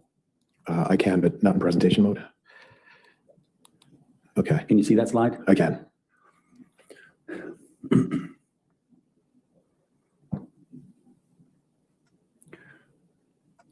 you see that slide? I can. And sir, if you could look at what would be marked as Defendant's Exhibit 237. I see it. Can you identify that? I can. This is a Google responsive document to a search warrant, again, with the alleged suspect Gmail account reflecting a login on February 13th, 2023. Okay. Your Honor, I move that in as Defense Exhibit 237. Any objection? Just this slide, no objection. 237. Sir, if you could explain to the ladies and gentlemen of the jury what the significance of this slide going from left to right is relating to February 13th, 2023. Again, on the left, we have highlighted just this particular data set, which is the Google login history. The top row in the middle reflects the particular login we're discussing now. The IP address is the Banfield residence. It's a login February 13th, 2023 at 7:33 and 12 seconds a.m. From a Windows computer. And again, this is to the alleged suspect Gmail account, not Ms. Banfield's sort of true name account. And what's the significance? That there was a login to the alleged suspect account on this morning. Okay. Your Honor, I'm going to move to Defense Exhibit. When he says alleged suspect, is he talking about Joseph or is he talking about the defendant? I'm confused with the alleged suspect talk. Exhibit 238. So do you identify that exhibit? I do. This is a login a few minutes later at 7:45 a.m. to Ms. Banfield's actual email account, her sort of personal account, for lack of a better term. Your Honor, I move that in as Defense Exhibit 238. Any objection? No objection. 238. Can you please explain to the ladies and gentlemen of the jury the significance of this defense exhibit and what the three columns essentially mean? Sure. So unlike the prior exhibit, this is to Ms. Banfield's actual account, the C Banfield RN at Gmail account. So I highlighted this as significant because, again, we're seeing a movement in and out of the suspect, the alleged suspect account, and the real personal account belonging to Ms. Banfield. I have some, with regard to the catfishing theory, I see some consistency issues here. Your Honor, I'm going to move on to Defense Exhibit number 239. What Sir, can you see that exhibit? inconsistency? Ask And can you, follow-up identify it as exhibit questions. and what the foundation of that is? This is on the same morning of February 13th, 2023. It's a few minutes later, 7:48, approximately 7:48 and 41 seconds a.m. And this is a login now back to the alleged suspect Gmail account. And in looking at these last three slides, the time is important in terms of analysis, correct? It is. What's the significance to your analysis?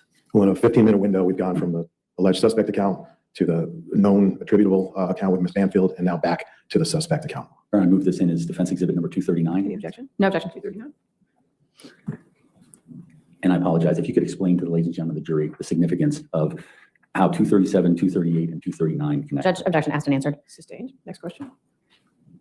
Sir, on the right-hand side, it indicates, or what, if anything, does that item indicate, that artifact?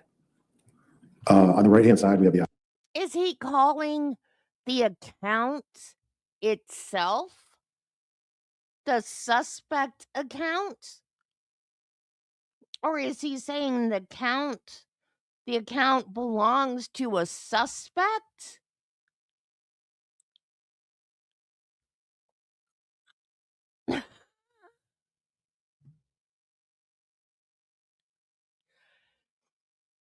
And the guy just said there were discrepancies with the catfish theory.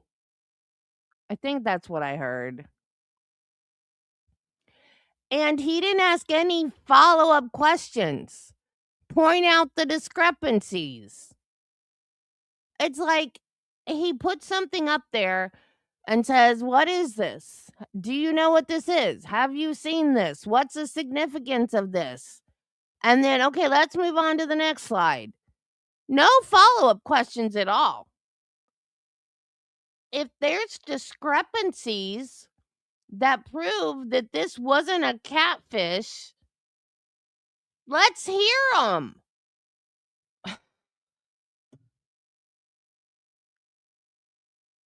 IP address, which hasn't changed. It's a login. These are all logins. The date and time. This is now the 7:48 event. And then in the evidence information, a few lines down, the source is the determining record for whether or not this is from a C. Banfield RN account or the CBRN 920 suspect account. And that's just Okay, he's calling it's a the telephone. account suspect. And if you can, explain the significance of the CB Banfield RN account and the CBRN 920 account.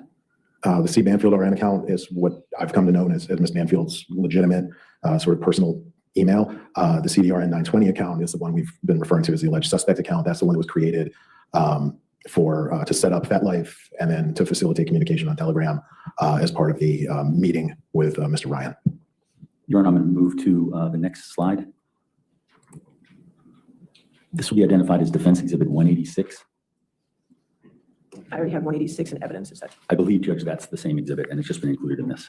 that is the same? Is it okay? 186? Yes. And, Your Honor, I believe this has been moved into evidence? Yes, it's in Okay. evidence. Being displayed. Sir, do you recognize this? I do. Okay, and what, if anything, can you tell the ladies and gentlemen of the jury regarding your analysis of this? So these are FetLife communications. These are for outbound communication or messages from the account purporting to be that of Ms. Banfield.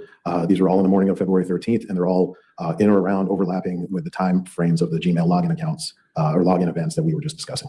And identifying them, how are you identifying whom is speaking to whom?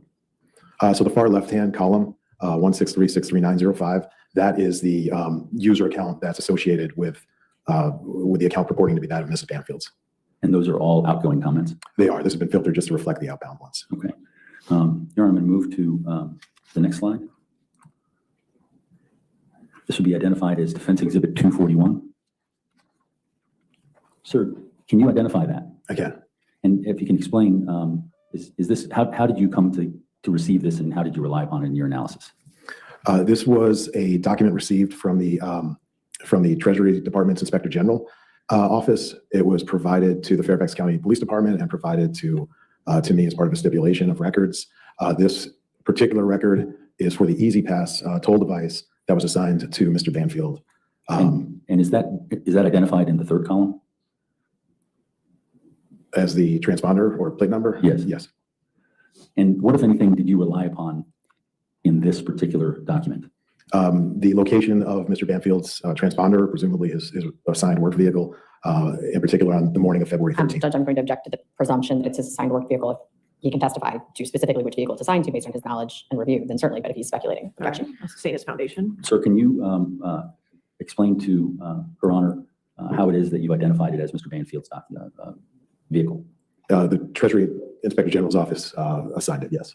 And in terms of the documents that you received, what, if anything, were they, what, if anything, identified it to Mr. Banfield's Treasury vehicle?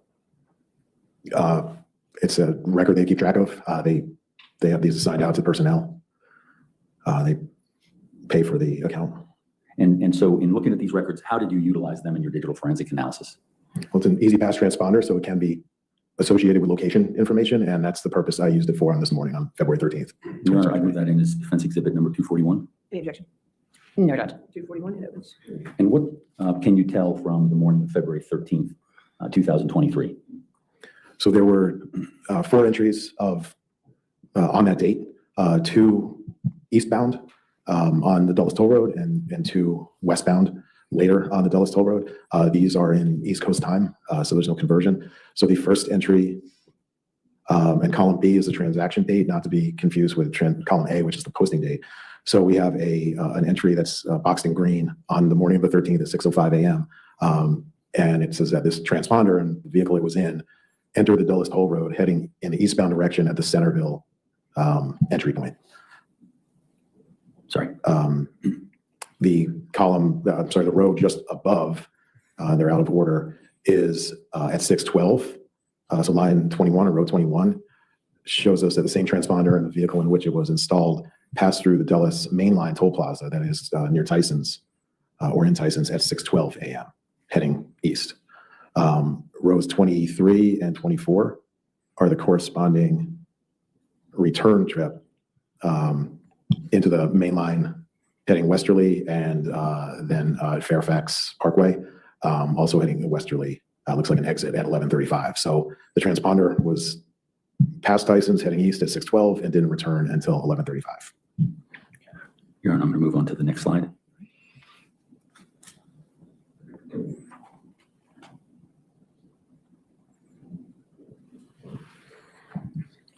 Sir, do you see the slide before you, Defense Exhibit 242? I do. And what did you see there?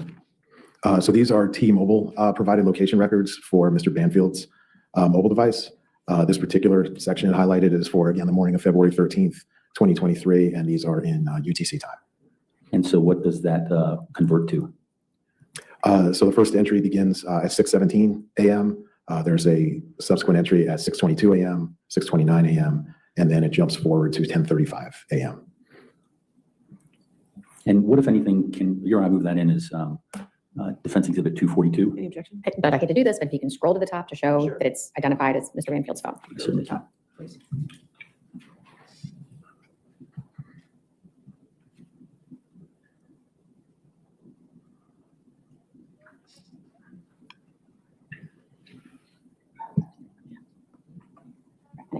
Thank you. No objection. All right.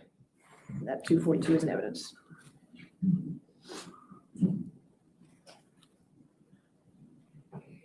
So the highlighted portion is what you were previously identifying? It was, yes. Okay. And just pointing out, let's see if I can move it up just a little bit more. Pointing out the columns, column E, what is that?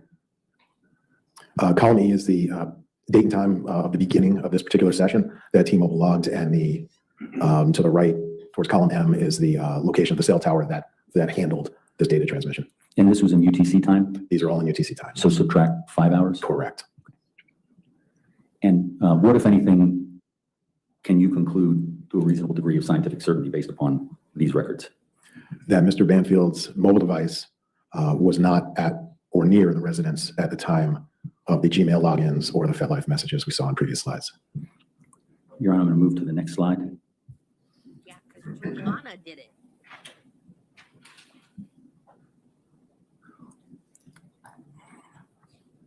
Your Honor, this would be identified as Defense Exhibit 242. Oh, I'm sorry, 243. Let me move on to.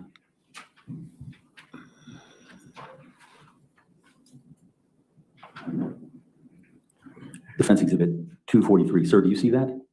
I do. Okay, and This is, explain what that is showing there on the screen. It's still just, the PDF is not open. Thank you. These are AT&T wireless records that correspond to Mr. Banfield's work-issued mobile device. So the same kind of records as we just saw with T-Mobile, this is AT&T for a different phone. Sir, I'm going to scroll to the highlighted portions and have you identify them.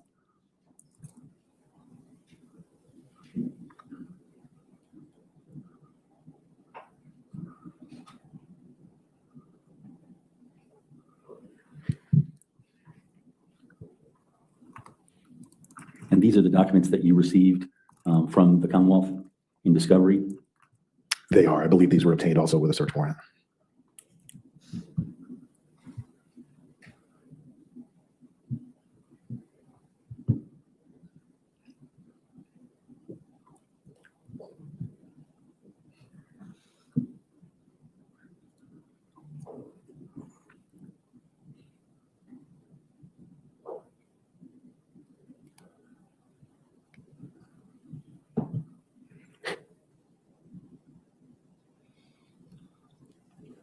Sir, can you see the screen? Again, And are these documents that were utilized in your digital forensics analysis? they are. And what's the significance of this particular screen? And this is the AT&T wireless corresponding location information from Mr. Banfield's IRS phone. And this particular page is location information for February 13th, 2023 at 10:13 in the morning.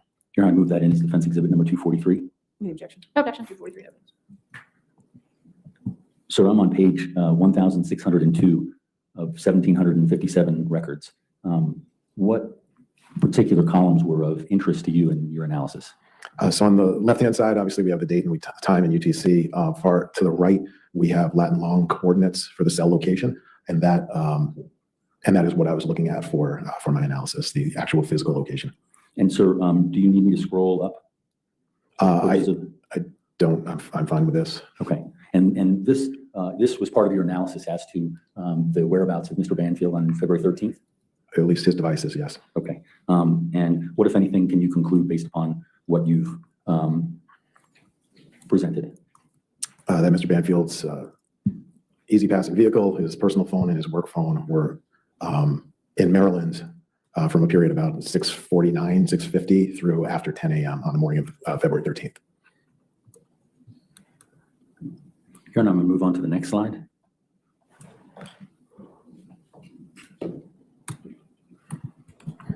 Sir, can you identify that slide? Again, it's just a Google map with the timing of the FetLife exchanges annotated. And sir, what is this exhibit intending to show? I was intending on annotating the location of the various devices and times that I analyzed, just to show sort of a east to west progression of the devices that morning. Your Honor, I'd identify this as Defense Exhibit 244 and move it into evidence. Any objection? Judge, in its current format, it contains annotations that have not been created by the witness in court, so we would object. What's your objection? Hearsay. Excuse me? Hearsay. It's an out-of-court statement. All right. Your Honor, I believe that he's already testified to these FetLife exchanges, which are just the timing of it. And the intent is to show the travel, which we've taken away from the previous objectionable. Judge, this is the same problem we had with the graph exhibits. Counsel. All right, I'll sustain the objection. Sir,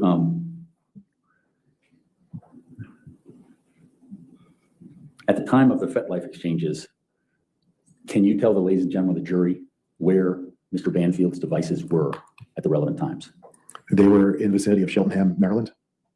And what's in Cheltenham, Maryland? The Federal Law Enforcement Training Center. And the previous slides that we were talking about, let me reference those.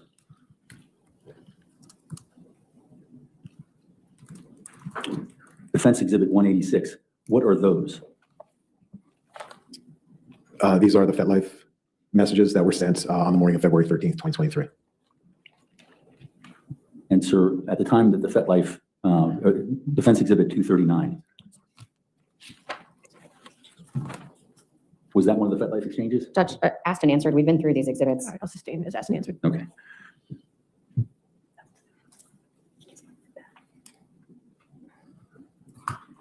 Sir, let's move on to January 23rd. Here, I'm going to move to the next slide. Defense Exhibit 245. Sir, can you identify that slide and what it contains? Actually, just identify it as something that you utilized in your digital forensic analysis. It is. This is part of the Google responsive documentation I received through a stipulation reflecting a login to the alleged suspect Gmail account on January 23rd. And Your Honor, I move that in as Defense Exhibit 245. No objection. 245 in evidence. Sir, please explain to the ladies and gentlemen of the jury what the significance of these three columns are based upon your analysis of January 23rd, 2023. Yeah, so on the left, just reflecting the login history, the highlighted row in the middle is the one we're discussing here, January 23rd, 2023 at approximately 11:22 p.m. On the right, we see the IP address, which is the Banfield residence. It's a login. And in the evidence information, we're confirming that this is to the CDRN 920 Gmail account. And these are artifacts that you analyzed relating to January 23rd? They are. And what's the significance of January 23rd in terms of the devices? In this particular instance, it is a login to the alleged suspect Gmail account, which is, obviously relevant given the nature of the investigation. Here, I'm going to move on to the next slide.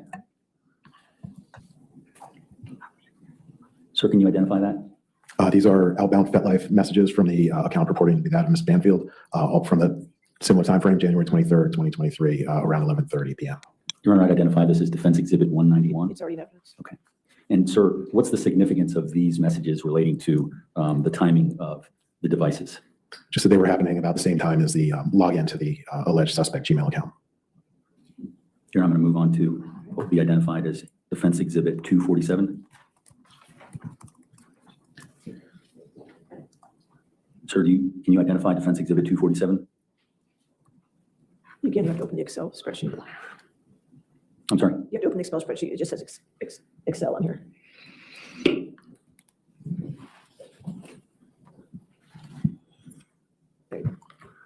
Your Honor, actually, I think we identified the spreadsheet independently in this. This would be Defense Exhibit 248. Right, this is the first time we've seen Okay, 248. okay. So we are skipping 247. Yeah, 247 was the icon. That was the. Yeah, 246 off, 246 and 247, or 248. Let me just clarify, Your Honor. 246 was already, I'm sorry. That was 191. 191 is in evidence. 247 was just the icon, Judge, and I think that's, Okay, so 248 is where we're at. yes. Okay.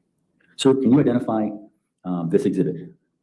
I can. This is a screenshot of the full document, which is 247, which is a large spreadsheet provided by Google in response to a Commonwealth search warrant or law enforcement search warrant.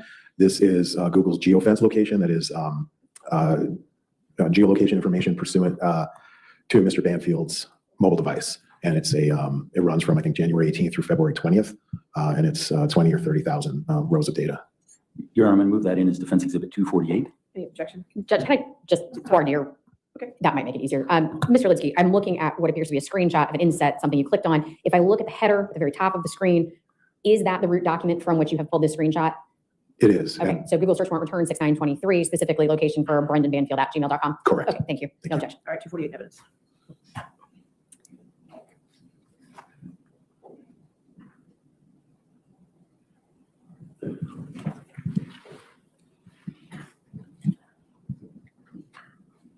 Sir, I'm going to try to find the portion that you relied upon. This is just a screenshot, so it's not going to move. I think on the next slide, Okay. you may have that. What's the significance of the documents in Defense Exhibit 248? So again, these are the responsive documents provided by Google. They provide location information for the device on which this data was collected. That is Mr. Banfield's mobile device.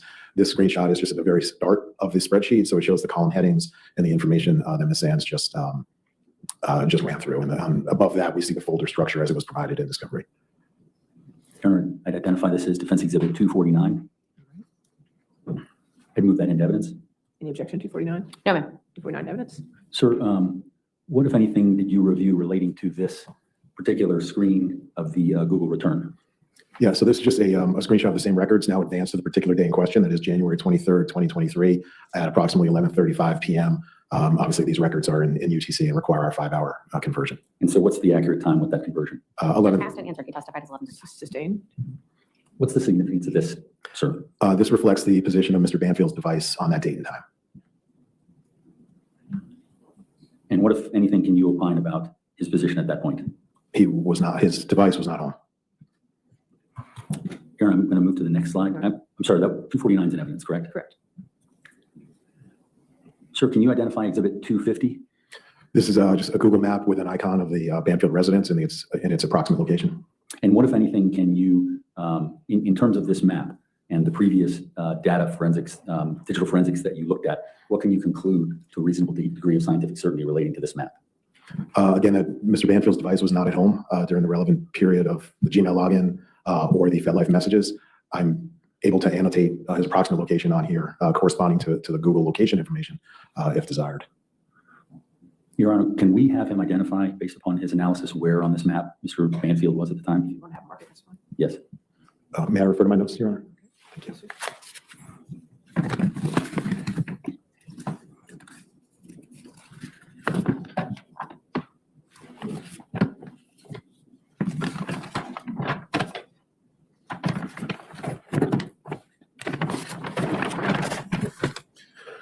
So there were two entries about here. I have these logged at 11:19 and 11:21 respectively, and then one just short of home, sort of in the neighborhood at 11:29 p.m. on the night of the 23rd. And what's the relevant login for the Gmail? If we could go back a few slides, my apologies. Just let me know. Your Honor, do I, in order to preserve that slide, Do you want to mark that as 250A can we do 250A, Judge? and print it? Okay. Your Honor, I'd move that in as or Defense Exhibit 250A. 250 and 250A. Judge, is there any way for the witness to identify the times? We have 3 different times associated with 3 different circles, but nothing to clarify from this exhibit. All right, can you just read the times, maybe under the same, please? Of course. And then what's the time? So there's no objection, 250 or 250A? No, ma'am. Okay.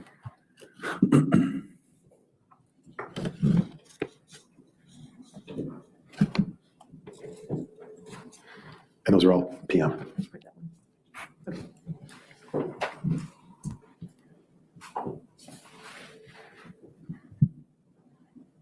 I should be able to clear it now. Yes. Am I able to move the You can exhibit? move it. Yes, Okay. it just clears this. Okay, good. Sir, let me know.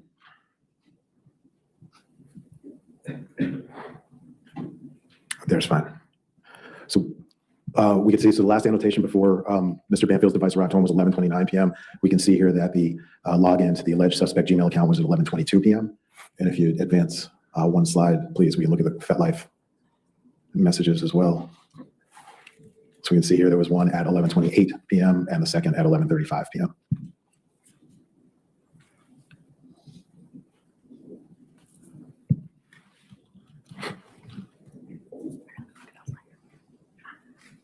And sir, what can you conclude to a reasonable degree of scientific certainty on as to the digital forensic analysis on that day? That Mr. Banfield's mobile device was not at the house at the time the Gmail account was logged into, the alleged suspect Gmail account was logged into, and was not at the house at the time where at least one FetLife outbound message was sent. Here, I'm going to move to the next slide. Sir, let's talk about January 30th. And on to the next slide, Judge. Defense Exhibit 251. Sir, do you recognize this slide? I do. And what, if anything, did you rely upon in your digital forensic analysis relating to this slide? This is another Google responsive document showing a login to the alleged suspect Gmail account, which occurred on January 30th, 2023 at approximately 10:36 p.m. Your Honor, I move that in as Defense Exhibit 251. Any objection? No objection. 251. Your Honor, I'm going to move on to the next slide. Sir, can you see the slide before you? I can. And what, if anything, did you rely on in your digital forensic analysis? In this case?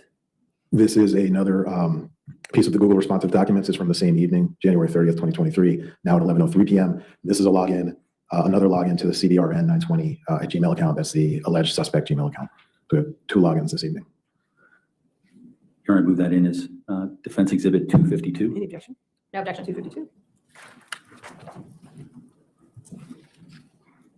Your Honor, I move on to the next slide. All right. Sir, can you identify what has been marked and introduced as Defense Exhibit 194? It's already in evidence. Yes, thank you.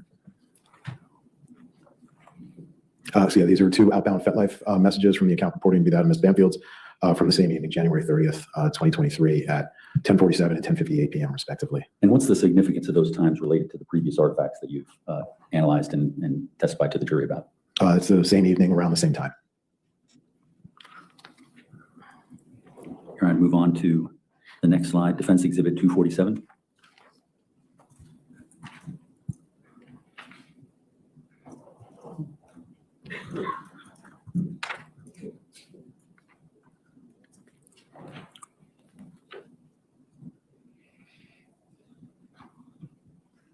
Your Honor, I'm going to move on to Defense Exhibit 248.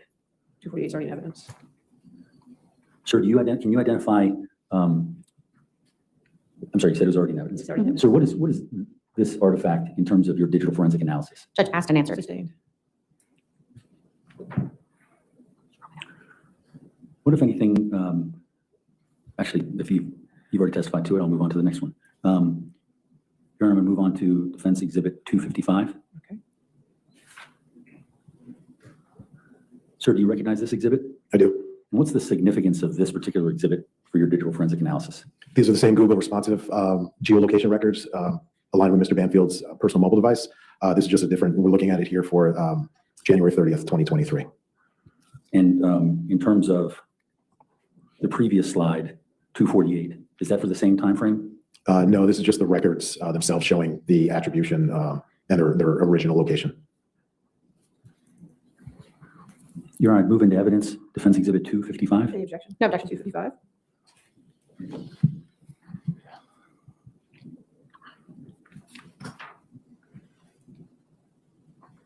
Move to Defense Exhibit 250, Judge. 250 is in evidence. Already in evidence.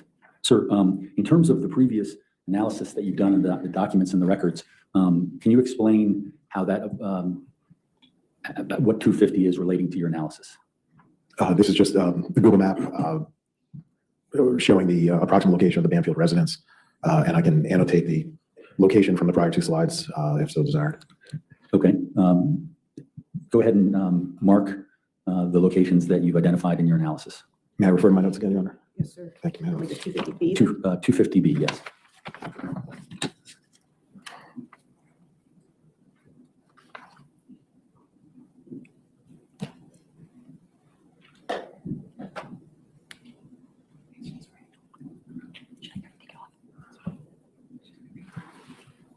And sir, can you explain your annotations to the ladies and gentlemen of the jury?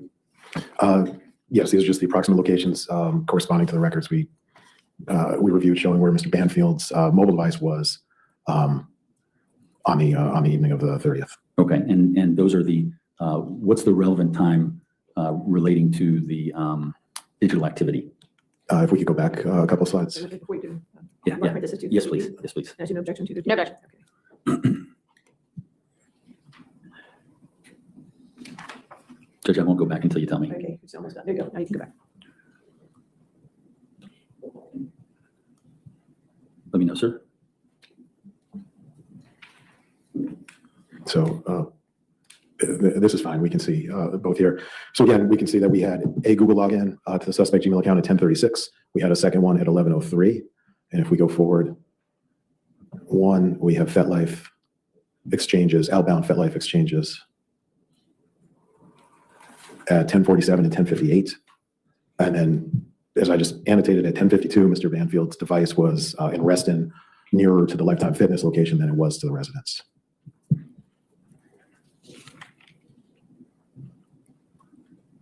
Sorry, Judge. That's right.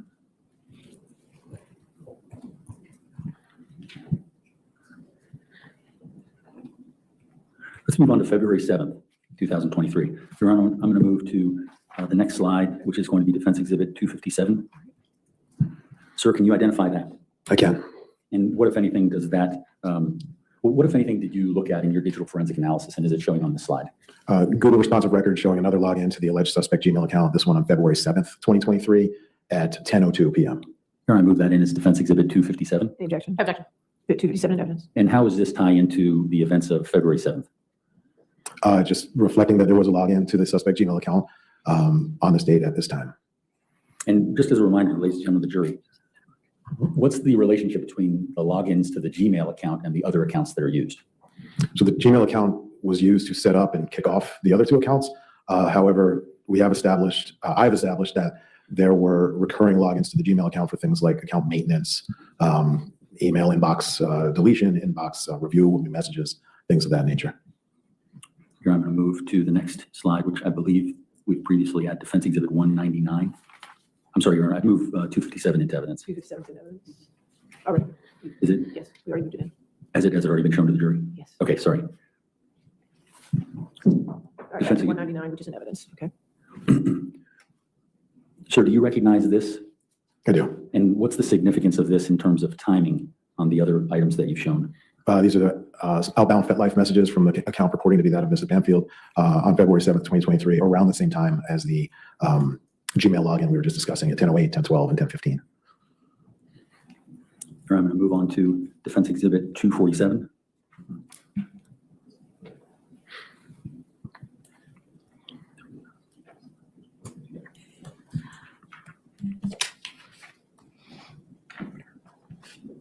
$248 is already in evidence. Yes. Sir, what is this in relation to your, Judge asked and answered. I think it's a different day, Judge, so it's a different question. Okay, go ahead. What's the significance of your analysis of this particular record that's already into evidence as Defense Exhibit 248? This was actually just to illustrate the record itself. I believe the next slide is the one with the corresponding location information. Defense Exhibit 260. Sir, do you identify that? I do, yes. And what is this document? This is, again, the Google responsive geolocation information associated with Mr. Banfield's mobile device. This is for the reflective of the evening of February 7th, 2023 at approximately 10:12 p.m. All right, move that in as Defense Exhibit Any 260. objection? No objection. 260. Sir, does that highlighted box support what you just testified to?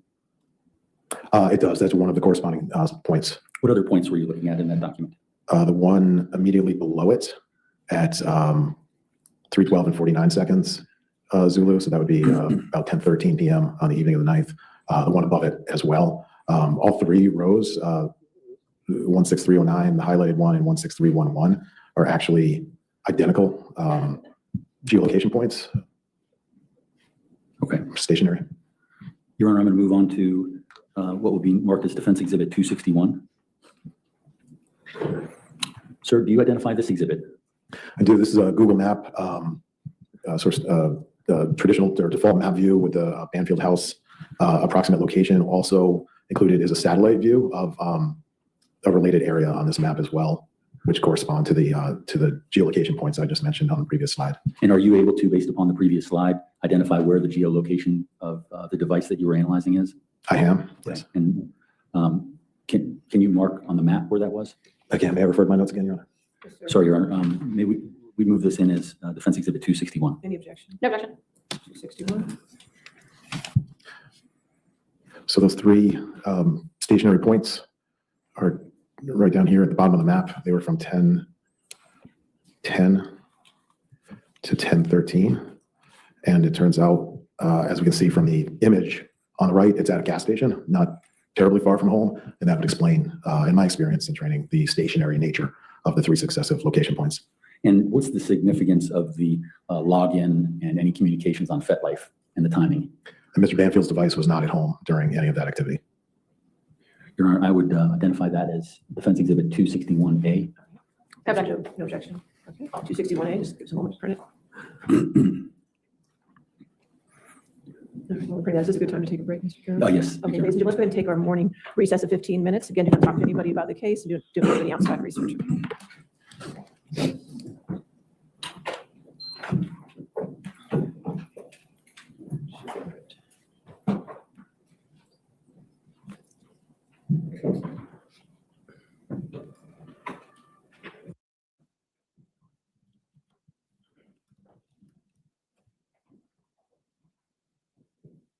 All right, your next question. Thank you, Your Honor. So let's move on to February 17th, 2023. I'm going to ask you to identify Defense Exhibit 262. Can you identify that? Again, And is this something that you relied upon in your digital forensic analysis? it is. This is the Google responsive records showing the account login. This one in particular is on February 17th, 2023 at approximately 11:20 p.m. And this is to the alleged suspect Gmail account.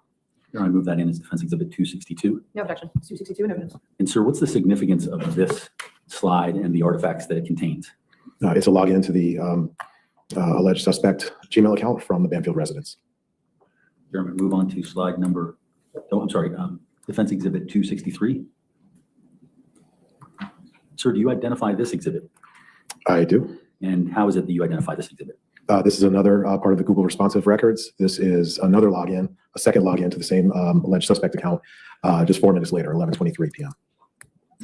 3 minutes Move later. that in as Defense Exhibit 263. Any objection? No objection. 263. And what's the significance of that in relation to the previous Exhibit 262? It's just on the same evening, around the same time. Here I'm going to move on to Defense Exhibit 181.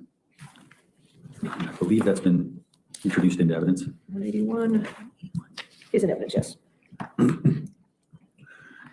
Sir, in the context of 262 and 263, have you seen this exhibit before? I have. Okay, what's the significance in relation to those other logins? These are two outbound FetLife messages on the same date at about the same time. And is there any identifying characteristics to these messages? These are both outbound from the account purporting to be that of Mrs. Banfield. Your Honor, I'm going to move the slide All right. to Defense Exhibit 247.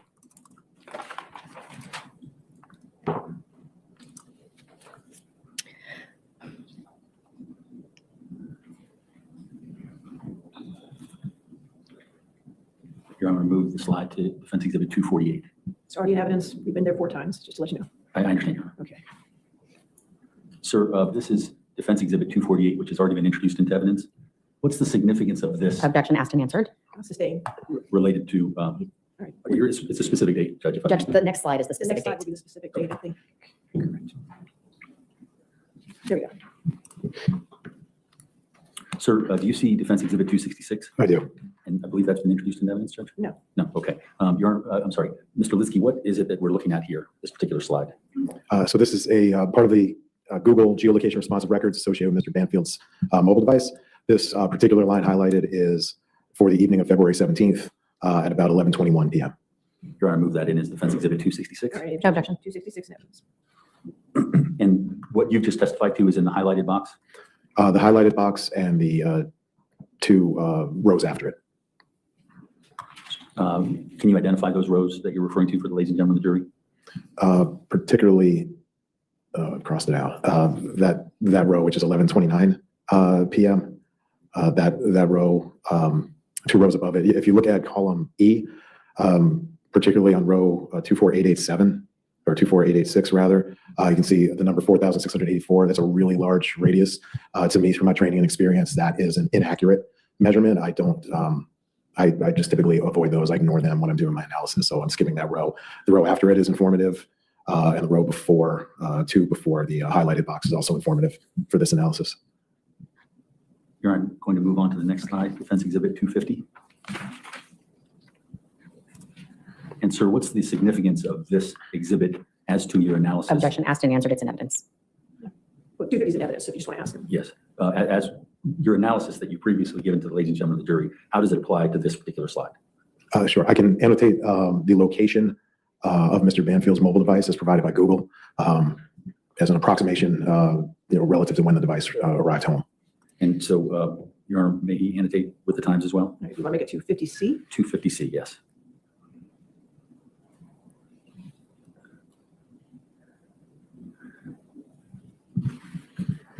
And what, if anything, does that indicate? So that's the last geolocation point reported before the device reports basically in the house, at the house. And how do you analyze the arrival in the house? What do you look at? Well, if we go back to the large spreadsheet, we can see coordinates that actually plot to the house itself. Before we do any sort of moving, is there anything related to your analysis beyond that marking as well as the numbers that are next to it? So the earlier points were back towards Reston, so I just jumped ahead at the last one before the device registered in the house. Okay. Your Honor. You can move, it's okay. Yes.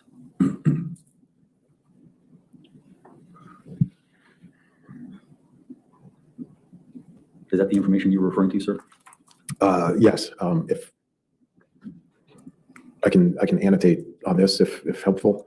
But so this whole swath here, 38.9404 and minus 77.4056, those are essentially in the house. So if we look above that, any numbers that differ for those, just as a shortcut, some easy analysis, reflect locations outside of the house, away from the house. So it's fairly easy to look at a spreadsheet like this and just go down the column and where we see the switch over from a different number, bless you, to those to the numbers I just referenced. What? That's sort of a breaking point of when the device arrived home. What Your the Honor, heck is that identifies the circle? markings as Defense Exhibit 266A. All right. What exactly is it circling? Sir, is there something else that you were referencing relating to the original map? No. Okay. I'll wait until. Go ahead.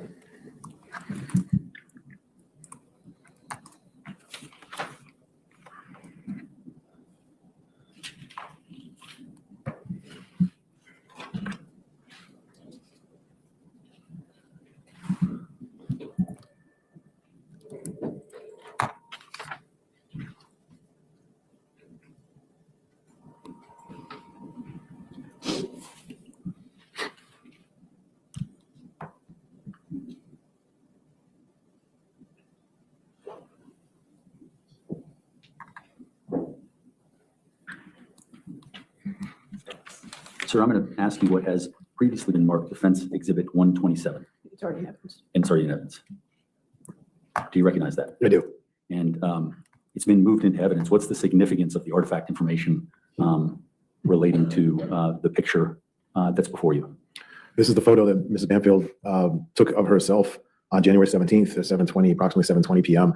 This photo would ultimately be cropped and uploaded and used on the FetLife website in connection with the account creation there on the same date. Your Honor, I'm going to move on to Defense Exhibit 128. It's already in evidence. Sir, do you see the slide that's before you that's already been admitted into evidence? Yeah, this was just when Mrs. Banfield shared the same photo we just saw on the last slide. Judge, I'm going to object to this line of questioning. Ask and answer. That's Whatever. interesting. Sir, I think we've already seen this. Let me move on to the next slide, Judge, can Your Honor, make which your is job. Defense Exhibit 299.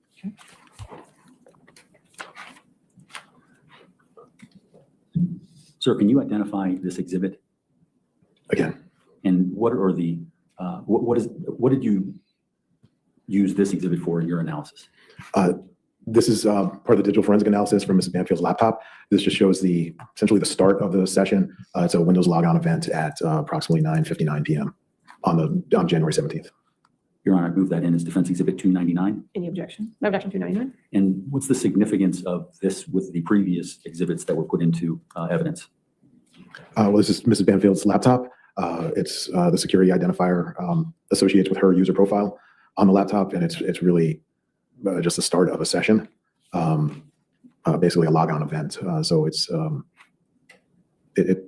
other than being the same date and later in the evening, it doesn't really tie to the first two exhibits. Your Honor, I'm going to move on to Defense Exhibit number 300. And sir, what, if anything, did you review and analyze relating to this exhibit? This is also from Mrs. Banfield's laptop. This is just part of the logon sequence where the laptop is joining the home Wi-Fi on the night of the 17th. I believe we discussed some of this last week. It was just less formal than it is presented here. And are there individual identifiers as to the logon and as to the time and what the search is? This is the evening of January 17th. It's also at approximately 9:59. It's within a second or two of the logon event, which is normal. Once we start up our computer, it does a lot in the background to include grabbing a known Wi-Fi if it's in a location. Your Honor, I move this in as Defense Exhibit number 300. Any objection? No objection, 300? Your Honor, I'm going to have identified as Defense Exhibit 301. Sir, can you identify that? Again, And what, if anything, did you utilize of that data in your digital forensics analysis? it's from the same laptop. It's just showing a Google website visit, opening up probably with Chrome. Again, just a sort of established baseline activity as the computer is starting up. Your Honor, I move that in as Defense Exhibit number 301. Any objection? No objection, 301? Sir, can you identify what will be marked as Defense Exhibit number 302? Again, And what, if anything, do you recognize this information? I do. And what is this information? This is part of the Google responsive documentation from the search warrant, and this just reflects a Google search that was conducted on the same evening on January 17th, 2023, around the same time, shortly after what we just saw, the computer from starting up, or at least Mrs. Banfield's account logging on. This is at 9:59 and 52 seconds. And it's just, the search term was Google search. Your Honor, I move that in as defense exhibit number 302. Any objection? No objection. 302. Now, sir, what's the significance of this in relation to the other logins and searches that you've discussed in this date frame? So again, this is a search conducted under Mrs. Banfield's sort of personal account. We can see on the right-hand side, about in the middle, under evidence information, the source, we can see that it's the C. Banfield RN at Gmail account, and I'm happy to circle that if it's helpful. So it's Can you just describe where it is on the screen? Yeah, it's on the far right-hand column under the details, a little bit above, I guess, the midway point under evidence information source. And that's where we look to determine which account was registering the activity with Google servers on this date at this time. Okay. Your Honor, I'm going to move on to defense exhibit number 303. And sir, what, if anything, is this in relation to your digital forensic analysis of this date of January 17th, 2023? So this is a navigation to Facebook website using Google Chrome on Mrs. Banfield's laptop. And this occurred at 10:01 p.m. on the 17th. Your Honor, move that in as defense exhibit number 303. Any objection? No objection. 303.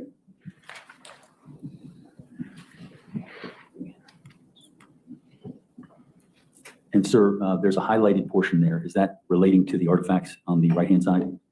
Yeah, so whatever's in the middle highlighted will reflect, the details in the right-hand column will reflect that particular entry or that particular artifact. I'm going to move to defense exhibit 304. Sir, do you recognize that? I do. And there's a highlighted portion down there. What does that relate to? This is navigation within Facebook on the Facebook server on the Facebook website, where the user of the laptop navigated to a media attachment within their respective Facebook account. Your Honor, move that in as defense exhibit 304. Any objection? No objection. 304. Now, sir, the highlighted area correlates with the details and the artifacts in what way? Basically, for every in the middle, we have rows and columns, not unlike a spreadsheet. And so for what we have on the far right is the same information in the same order, just presented vertically. So we have URL, date visited, title, and we can see the corresponding rows on the far right. So we have title, type count, transition link, visit source, artifact type, and then it cuts off in the middle. But what you see continuing on the right vertically actually extends if or to scroll over within the digital forensic software. It would become too large to present in this view. Your Honor, I'm going to move to the next slide, exhibit 305. Oops. Sir, can you see exhibit 305? Again. Can you identify it? Again. Is this your work product? It is. Your Honor, move that in as exhibit 305. Any objection? No objection. 305. Sir, what can you explain to the ladies and gentlemen of the jury, what is it that we're looking at and the significance of any of the timing or the particular logins? Yeah, so this is part of the Google responsive documentation. This is January 17th, 2023 at now approximately 10:03 p.m. And this is a login to the alleged suspect Gmail account, the CBRN920 at Gmail account. This came from the Banfield residence from a Windows computer. And in terms of the timing of the previous logins and what's the significance of at 10:03? These are, I believe, presented in chronological order, and these are in close in time, rapid succession. I think we saw the login to the computer itself at 9:59. 10:01, we're in a Google search, or 10:01, we're into Facebook, downloading media or navigating the media rather, and now 10:03, we're into the Gmail account. Your Honor, I'm going to move to slide defense exhibit 306. Do you recognize this slide, sir? I do. Is this part of the digital forensics that you relied upon? It is. And examined? Yes. Your Honor, I move that in as defense exhibit 306. No objection. 306. Sir, what, if anything, can you tell the jury about what these artifacts reveal? This is a downloading of media from Facebook, downloading an image in particular. And are you able to tell, based upon this, what that image is? We can see the file name of the image. It's probably easiest in the right-hand column. About the second line down is file name. That's the name of the actual image. The download source is part of a more complex, data point. But this corresponds with the media that was on the on Facebook website viewed just a minute or two earlier. Okay. Your Honor, I'm going to move to defense exhibit number 307. And sir, do you identify this? Can you identify this slide? I can. Okay, and is this something that you worked with in your digital forensics analysis? It is. Okay, Your Honor, I move that in as defense exhibit number 307. No objection. 307. And sir, if you could tell the ladies and gentlemen of the jury exactly what it is we're looking at here. So this, these are part of the Google responsive documents. This is the attachment to an email sent from the alleged suspect Gmail account to the alleged suspect Gmail account. It's the same file attachment to this email that was downloaded to the laptop on the previous exhibit. And so emailing from the same email to the same email, what's the significance of that? It's a way to send yourself data, send yourself, in this case, a picture. And what, if anything, can you conclude regarding the artifacts in this slide? It's the same picture that was downloaded from Mrs. Banfield's Facebook account a minute or so earlier. Here, I'm going to move to defense exhibit number 308.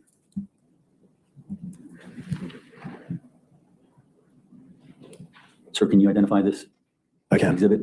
And what, if anything, did you rely upon in your digital forensics analysis in this case? So this is analysis from Mrs. Banfield's mobile device, her phone, and it's just communication occurring at about 10:04 p.m. Here, I move that in as defense exhibit 308. Any objection? No objection. 308. And sir, how does this, other than the timing of it, fit into the previous slides that you've analyzed? The timing to me is most noteworthy. It shows that somebody is awake and using this device at the same time the other device is being used to exchange information that is centric to this investigation. Here, I'm going to move to defense exhibit number 309. Sir, can you identify this slide? I can. And what, if anything, does this show as part of your digital forensic examination? This is about 40 minutes later in the evening, approximately 10:46 p.m. And this is back on the laptop and the initiation of the Photos app within Windows. And the timing of that, is that significant relating to your investigation? It is related to the FedLife account creation, yes. And is that what January 17th is in terms of the connection to this case? It is, yes. Here, I move this defense exhibit number 309 into evidence. Any objection? No objection. 309.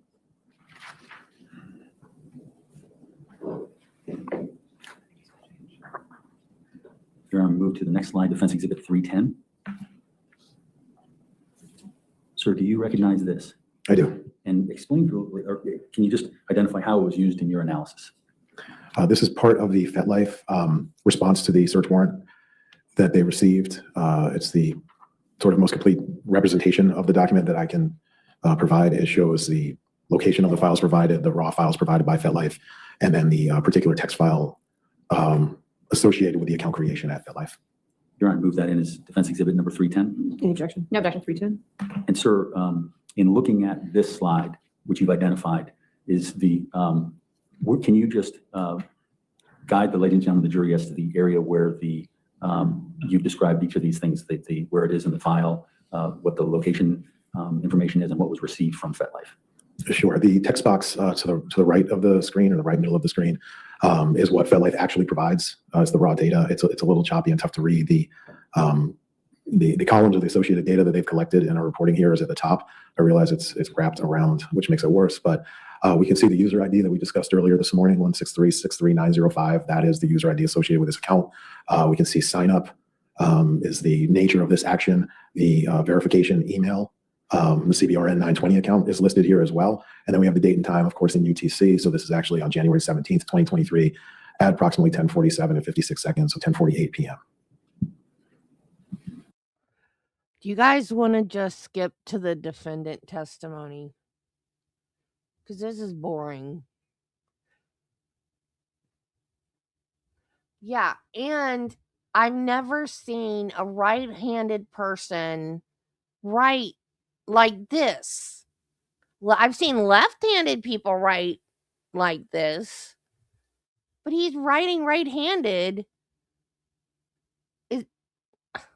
Has he got the paper turned upside down? Like, why has he got his wrist turned like this to write right-handed?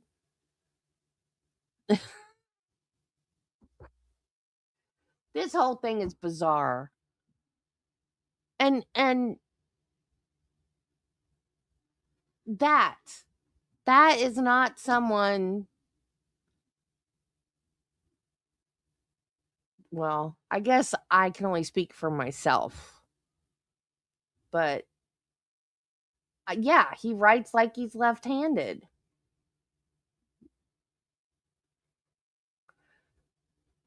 Right. My mom was left-handed and she turned the paper sideways and wrote sideways like this. She didn't put it straight and do her hand like that. She said sometimes people would think she was turning it around to hand it back to them before she'd sign it. And they say, no, you have to sign it. And she'd be like, I am signing it. I have to turn the paper.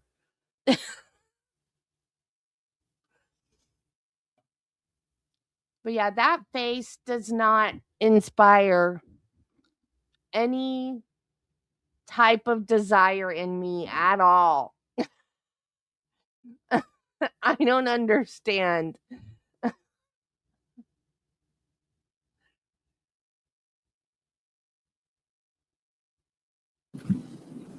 Here, I'm going to move to Defense Exhibit 311. Unless she just wanted a permanent ticket. And sir, do you identify this?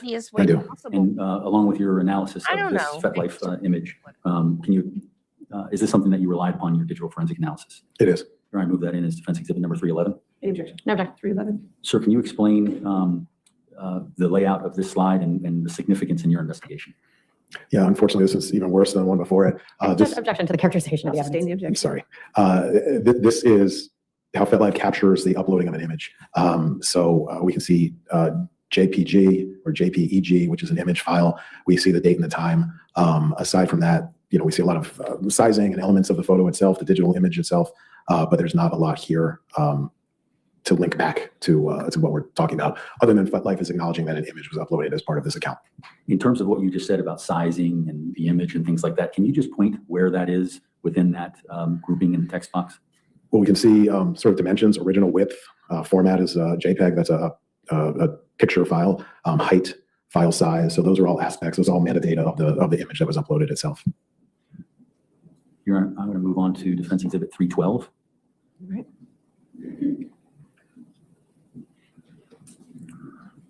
Sir, do you recognize this? I do. And is this something that you relied upon in your digital forensics analysis? It is. Here, I move this in as Defense Exhibit 312. Any objection? No objection. 312. Sir, can you explain to the ladies and gentlemen of the jury of what this artifact and what this slide indicates relating to your digital forensic analysis? So this is the actual picture that we saw sort of contextually in raw format from the previous slide. So this is the photo that was uploaded and associated with this account on the evening of January 17th. Your Honor, move to Defense Exhibit 3, it's like 14. 314, you said? Yes, it's number 314. Okay. Sir, do you identify this? Can you identify this exhibit? I can. And does this relate to your analysis in digital forensics in this case? It does. Your Honor, I move this in as Defense Exhibit 314. Any objection? No objection. 314. Sir, can you explain to the ladies and gentlemen of the jury while they have that before them, what it is that you're looking at and what you're relying on in arriving at conclusions with regard to January 17th, 2023? Yeah, this was just, again, this is from Mrs. Banfield's mobile device. This is for context. This is to see at this important time, as far as the accounts in play in this investigation are in focus, what was going on with the other devices. And this is just a look into what was happening on Mrs. Banfield's cellular phone at the time that other activity was happening on her laptop. And the highlighted area is that have a relation to the artifact and the details on the right side of this? It does. And for timing perspective, this is 10:43 p.m., approximately 10:43, 10:44 p.m. It appears to be benign, other than it might be informative as to what, we have a user on this device, somebody who's clearly awake. It seems to be benign in the topic, that is the site that was visited, which appears to be shopping. Judge, I'm sorry. At this point, I would like to object as asked and answered. I mean, my notes reflect that we went over this. Yes, I'll several days ago. sustain the objection. Asked and answered. Your Honor, I'm going to move on to Defense Exhibit 315. Sir, can you identify that? I can. And is this something that you utilized in your digital forensic analysis in this case?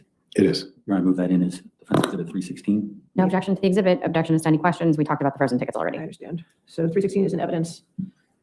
And sir, in terms of the details in the artifact. What's significant regarding that? It's just a continuation, it's just extended use of the device. And the highlighted areas that reflect directly with the details in the evidence information? It is, it does. Sir, based upon the evidence and the analysis that you performed on the digital forensics relating to January 17th, 2023, can you opine as to a reasonable degree of scientific certainty what was going on with the devices that you're talking about in these slides? The laptop was absolutely used for important events or activity related to this investigation. It was part of the I'm not kickoff. going to object to the characterization as important. Sustained. It was used to kick off the FetLife account, which is central to our discussion over these past couple of weeks.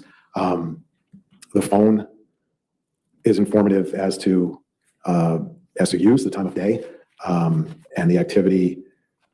The activity that's into a true account of Ms. Banfield's, that is the Facebook account, and the suspect account, that is the Gmail account, and the FetLife account are contemporaneous. They're going back and forth within seconds, if not minutes.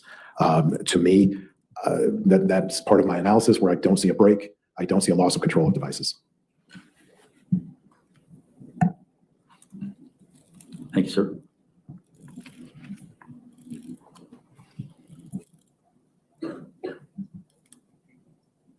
Let's move on to February 23rd.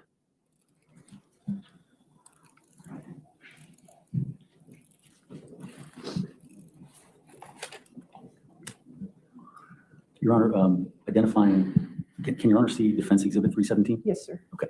Sir, can you see the Exhibit 317, Defense Exhibit on your screen? I can. Okay. And we've moved on to February 23rd, 2023. What if anything, did you rely upon in your digital forensic analysis relating to this particular, well, first of all, let's identify this as you use this information in order to do your digital forensic analysis? Yes, this is part of what I analyzed. Your Honor, I move this in as Defense Exhibit number 317. Any objection? No objection. 317. Sir, what, if anything, did you rely upon in examining these artifacts? This is analysis of Mr. Banfield's mobile device, and it's just a look at some of the activity that was occurring on the evening of February 23rd. And this is between 8:45 p.m. and 9:23 p.m., approximately 9:23 p.m. All right, move on to Defense Exhibit number 318. Sir, can you see that slide? I can. And was this something that you analyzed as part of your digital forensic analysis? It is. Your Honor, may I move Defendant Exhibit 318 into evidence? Any objection? No objection. 318. Sir, can you explain to the ladies and gentlemen of the jury how you utilized this information contained in this slide in your digital forensic analysis? Yeah, this is a similar snapshot, only into the phone of Ms. Magalhaes. About the same window in time. This is beginning at approximately 9:24 p.m., down at the bottom through approximately 9:43 p.m. The highlighted entry, we can see on the artifact type, is a biome user activity. This is the user of this device at essentially 9:35 p.m., 9:34, 58 seconds, using Instagram at this particular point in time. Your Honor, I'm going to move to Defense Exhibit 319. I'm sorry, Judge, was 317? Yes, 318 is in evidence. Was in evidence? Yes, Okay, sir. thank you. Sorry, I just saw it. I didn't see the green. Sir, can you identify this as Defense Exhibit 319? I can. Is this something that you utilized in your digital forensic analysis? It is. Your Honor, I move this in as Defense Exhibit 319. Any objection? No objection. Sir, if you can, explain to the ladies and gentlemen of the jury as to the way the slide is broken up, what the significant elements relating to your digital forensic analysis is. This is part of the same sort of multi-device analysis across around this time period. So this is Ms. Banfield's mobile device.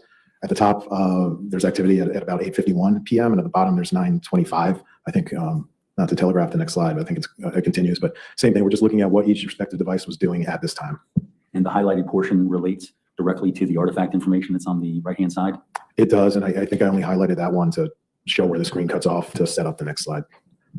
It doesn't hold significance otherwise, to my knowledge. Your Honor, I move to Defense Exhibit 320. Sir, can you identify that? I can, yeah. Is that something that you utilized in your digital forensic analysis? Yes. Your Honor, I move that in as Defense Exhibit 320. Any objection? No objection. 320.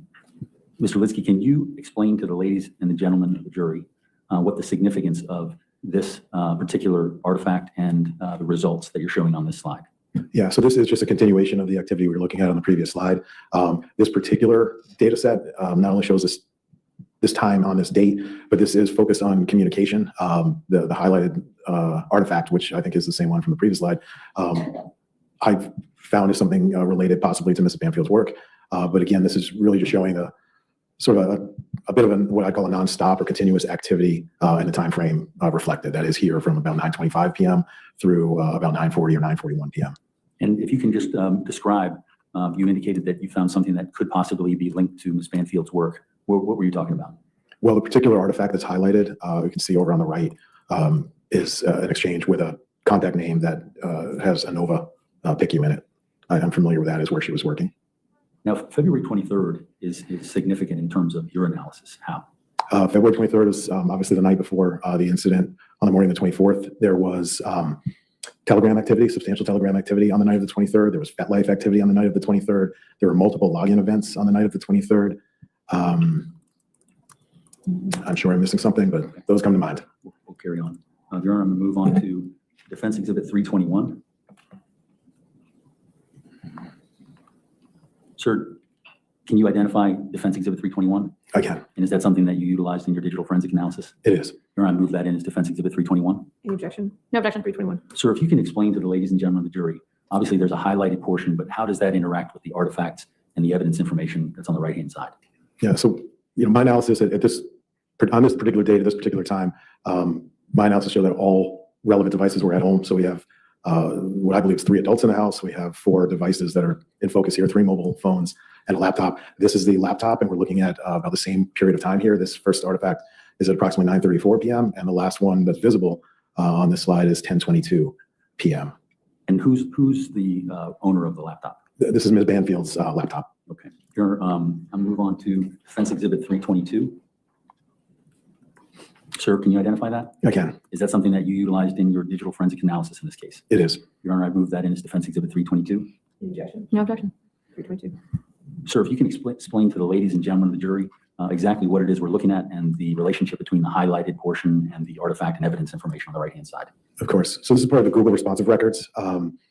As part of this investigation, Google logged this particular search, this Google search, from, and this is associated with Ms. Banfield's true name account, the C Banfield RN at Gmail account. We can see on the source information over on the right-hand column about midway down.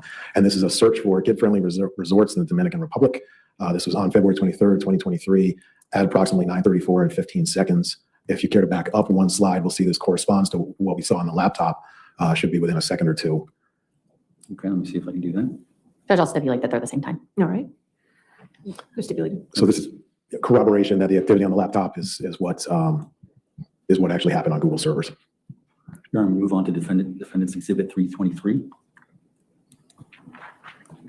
Sir, can you identify this slide? Again, And is this something that you relied upon in your digital forensic analysis? it is. Your Honor, I move this in as Defense Exhibit 323. Any objection? No objection. 323. Now, sir, there's a highlighted portion which, does that correspond with the artifact and evidence information on the right? It is. This was another Google search initiated by the user of this device on this evening. And what, if anything else, is significant in terms of your analysis? Well, the timing, of course, the evening of the 23rd at 9:34 p.m. The theme, we're searching, a different search string, but for resorts in the Dominican Republic. Here, I'm going to move on to Defense Exhibit 324. All right. Sir, can you see Defense Exhibit 324? I can. And is this something you relied upon in your digital forensic analysis? It is. Here, I move that in as Defense Exhibit 324. Any objection? No objection. 324. Sir, there's a highlighted portion. Does that correspond with the artifact information and evidence information on the right-hand side? It does. These are the Google responsive records, similar to what we saw in 322, just confirming that the user of this device, Ms. Banfield's laptop, conducted the search. And what's the significance of the information that's provided there? The search term was 21, or the visited website was 21 best family resorts in the Dominican Republic for 2023. It was a search that was conducted at 9:34 and 33 seconds p.m. Here, I'm going to move on to Defense Exhibit 325. What does that have to do? What does that have to do with anything? Best family Sir, is reports this in the a different Dominican device? Republic? This is. And sir, is this something that you relied upon in your digital forensic analysis in this case? It is. Your Honor, move in defense exhibit number 325. Any objection? No objection. 325. Sir, what, if anything, can you explain to the jury as to the highlighted portion, the user, the device that was being used, and the significance of the content of the artifacts? So again, same evening, February 23rd, at about 9:34 p.m. This looks like it's part of a group exchange. Seems to be it's possibly related to a work bulletin board reference. This is from Mrs. Banfield's mobile device. Your Honor, I'm going to move on to defense exhibit number 326. Sir, can you identify this exhibit? Again, And is this something that you rely upon in your digital forensics analysis? it is. Your Honor, move that into defense exhibit number 326. Any objection? No objection. 326. Sir, is this the laptop? It is. Okay, and what if anything relating to the highlighted portion and the artifacts that you're showing on the right-hand side? So this is an activation of the Telegram app at 9:35, approximately 9:35 p.m. on the evening of the 23rd. We just looked at other devices at 9:34 and change. They were engaged in Google searches for resorts in the Dominican, on the phone, text messages with friends or colleagues. And now we have Telegram activation in use on the laptop at 9:35 and 16 seconds. Your Honor, I'm going to move to defendant's exhibit number 327. I'm sorry, did I introduce that? Yes, in it's in evidence. Sorry. Sir, do you recognize this? I do. Is that a digital artifact that you relied upon in your digital forensic analysis?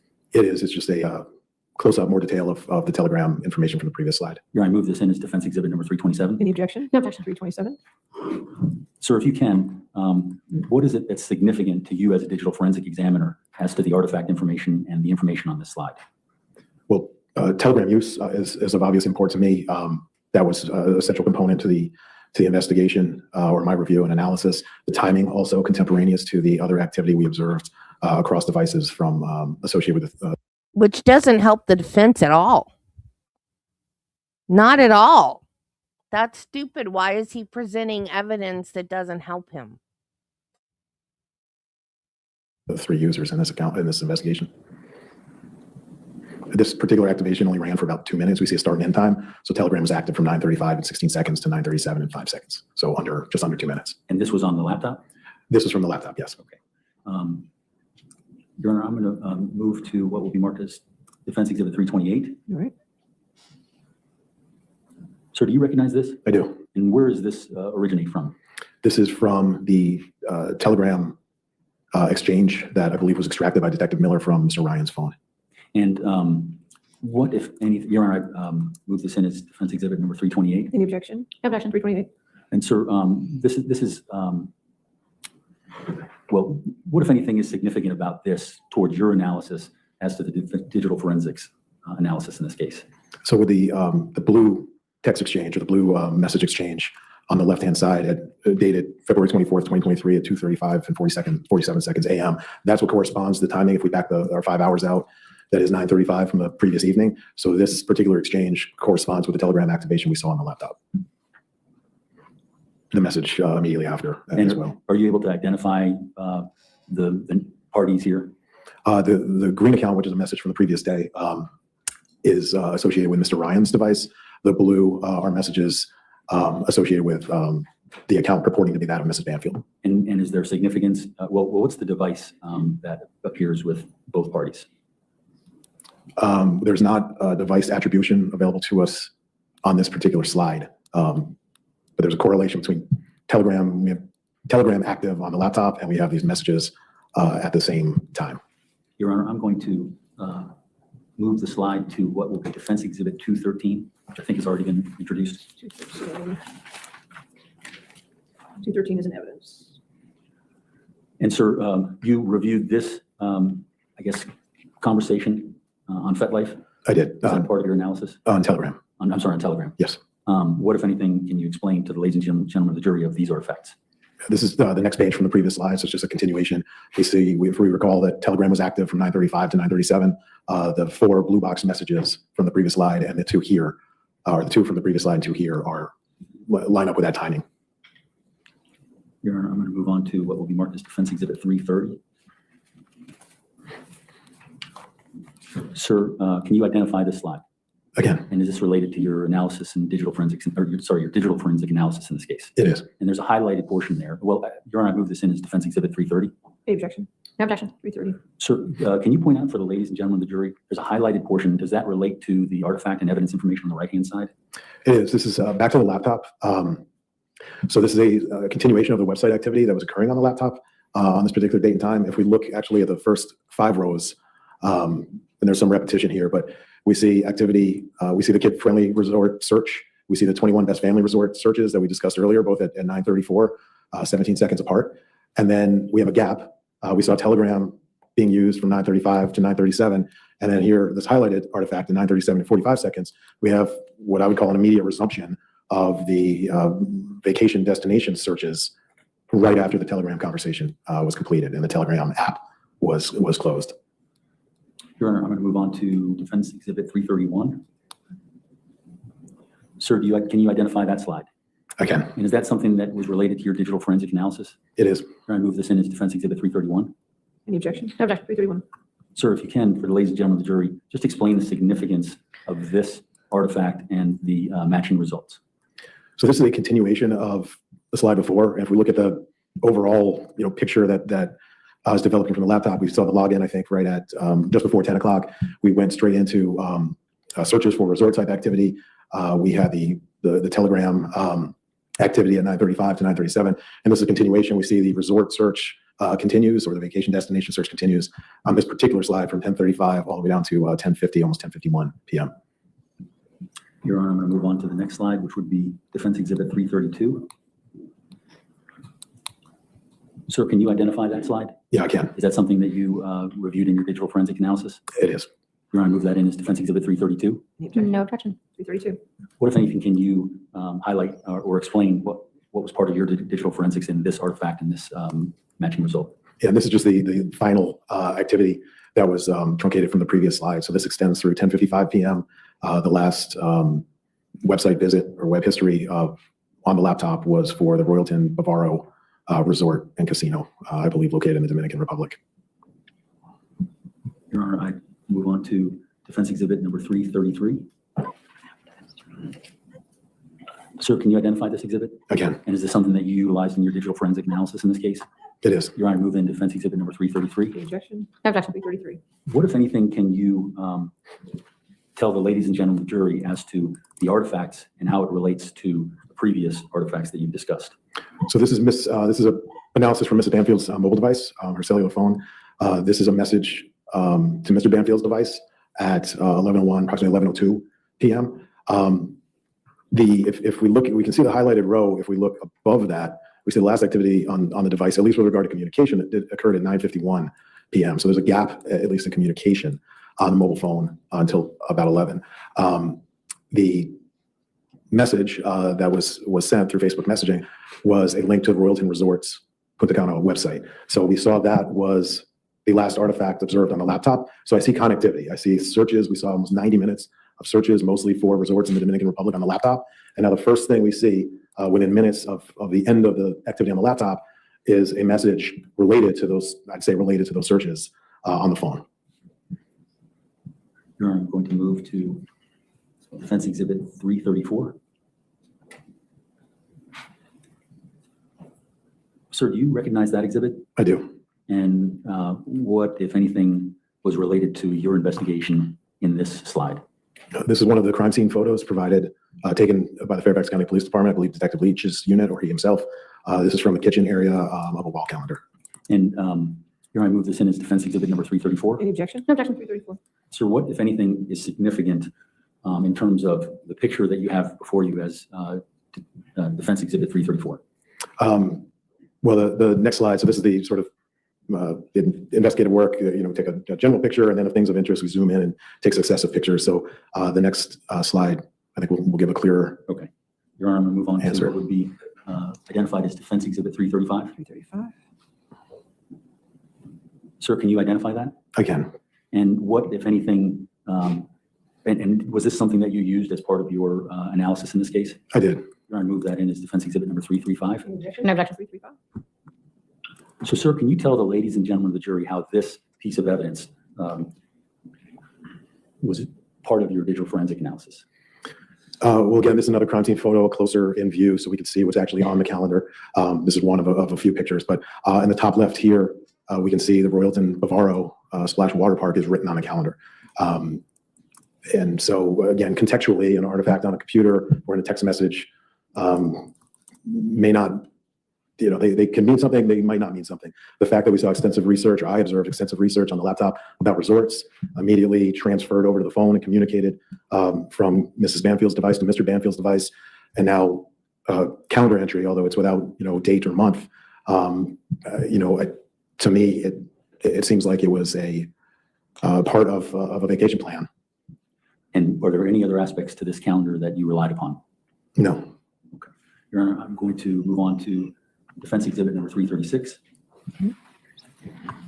What, if anything, is this, sir? This just need a closer view of the particular piece of information. Your Honor, move that into defense exhibit 336. Any objection? No, Judge. All right, 336. Your Honor, I'm going to move on to defense exhibit 337. Sir, can you identify this defense exhibit 337? Is this something that you utilized in your digital forensic analysis in this case? It is. Your Honor, I move that in as defense exhibit number 337. Any objection? No objection. 337. No, is this, what device is this relating to, sir? This is Mrs. Banfield's laptop. Okay, and there's a highlighted area. Does that correspond with the artifacts and evidence information on the right-hand side? It does. What, if anything else, is significant in your analysis? If you could just let the ladies and gentlemen of the jury know. So this is another Telegram activation at approximately 10:59 p.m. on the night of the 23rd. It runs for about 2 or 3 minutes. Your Honor, move on to defense exhibit number 338. Sir, can you identify this exhibit? I can. It's the same artifact from the previous slide, just a close-up with, in case the detail is more. Your Honor, I move this in as defense exhibit number 338. Any objection? No objection. 338. And sir, same information regarding timing. Is there anything else additional other than this is a bigger picture of it? Yeah, it's just a bit easier to see. And this is, I'm sorry, was this also from the laptop? This is from the laptop, yes. Your Honor, I move on to defense exhibit number 339. Sir, do you recognize that? I do. And what, if anything, did you rely on in this, or did you rely on this in your digital forensic analysis? I did. Your Honor, I move that in as defense exhibit number 339. Any objection? No objection. 339. And what, if any, significance does this particular artifact have in relation to the testimony regarding February 23rd that you've given up to this point? This is a secondary use of the Telegram app, kickoff of the Telegram application on the laptop. This one ran substantially longer. This kicked off at 11:06 p.m., approximately 11:06 p.m., and ran for a full 45 minutes through to 11:49, almost 11:50 p.m. Your Honor, we move on to defense exhibit number 340.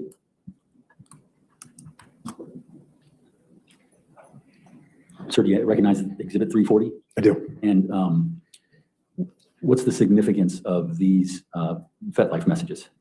These are Telegram messages. Oh, I'm sorry, Telegram messages.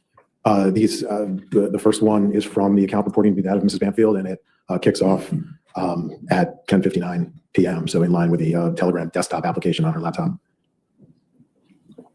Here, I'm going to move on to defense exhibit number 341.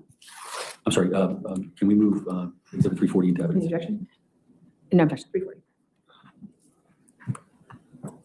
341. Sir, can you, I'm sorry, identify this exhibit 341, Your Honor. 341.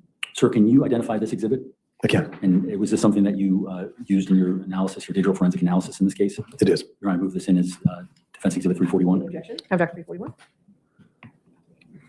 Sir, what's the significant in terms of the timeline that you're following regarding your digital forensic analysis for February 23rd, 2023?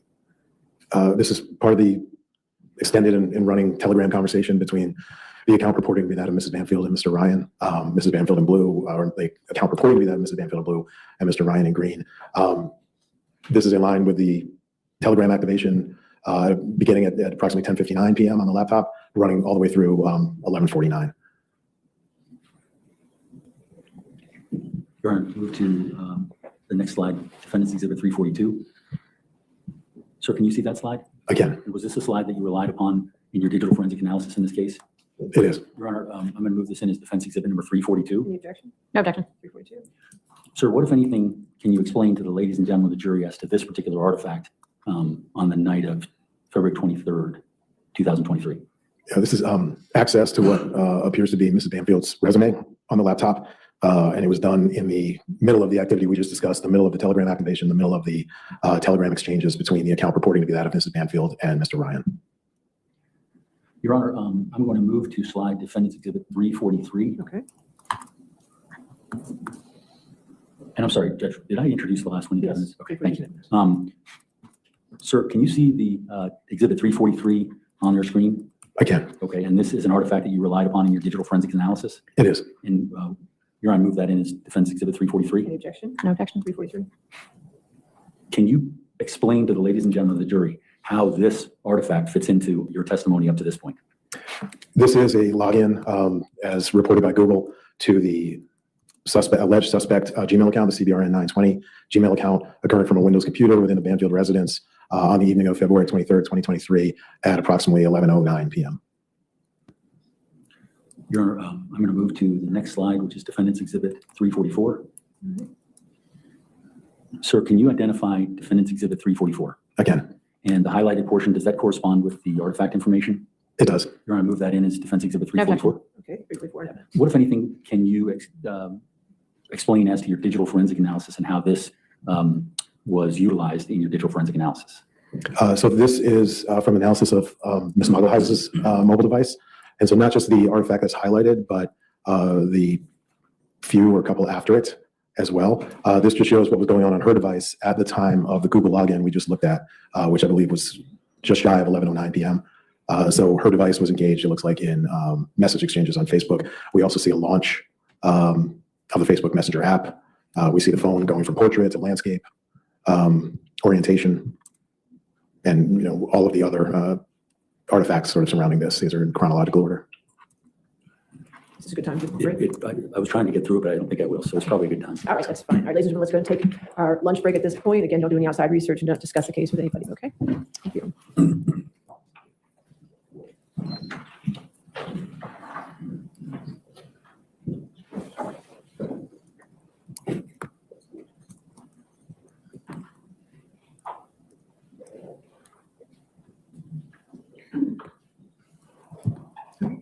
Again, since you're testifying, don't discuss your testimony with anybody, okay? Let's come back at 2:05 then, all right? 2:05. All right.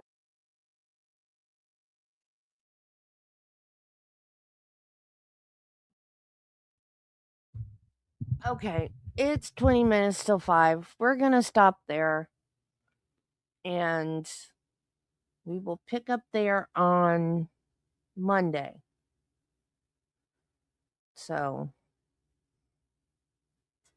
darn, I was hoping we'd get to his testimony today. But I guess we'll get to it on Monday. We might actually have a verdict, though, before we get to his testimony. Because they've been deliberating for a while now. So, okay, guys, have a great weekend. Stupid music. I will. So if you guys want to watch me make a fool of myself trying to live stream on the go, last time I did it, my live stream was sideways half the time. Oh man, I can't wait. I can't wait. I keep asking, don't you guys just want to skip to him? And nobody says yes. So you guys are making me wait. You're using my own gavel-to-gavel, don't skip anything rule against me right now. So I will be live streaming from Animal Kingdom. I think I'm going to start around 1 or 2. I'm not sure yet. So, so Debbie Loves Disney. That's tomorrow. And then I will be back here at 8 o'clock on Monday morning. So, oh, this is absolutely boring. I skip breaks. I don't skip trial. Okay, guys. I will see you Monday. Remember, be kind to people, love your family, and Jesus loves you, and so do I. Bye, guys. Behave. Don't get in trouble over the weekend.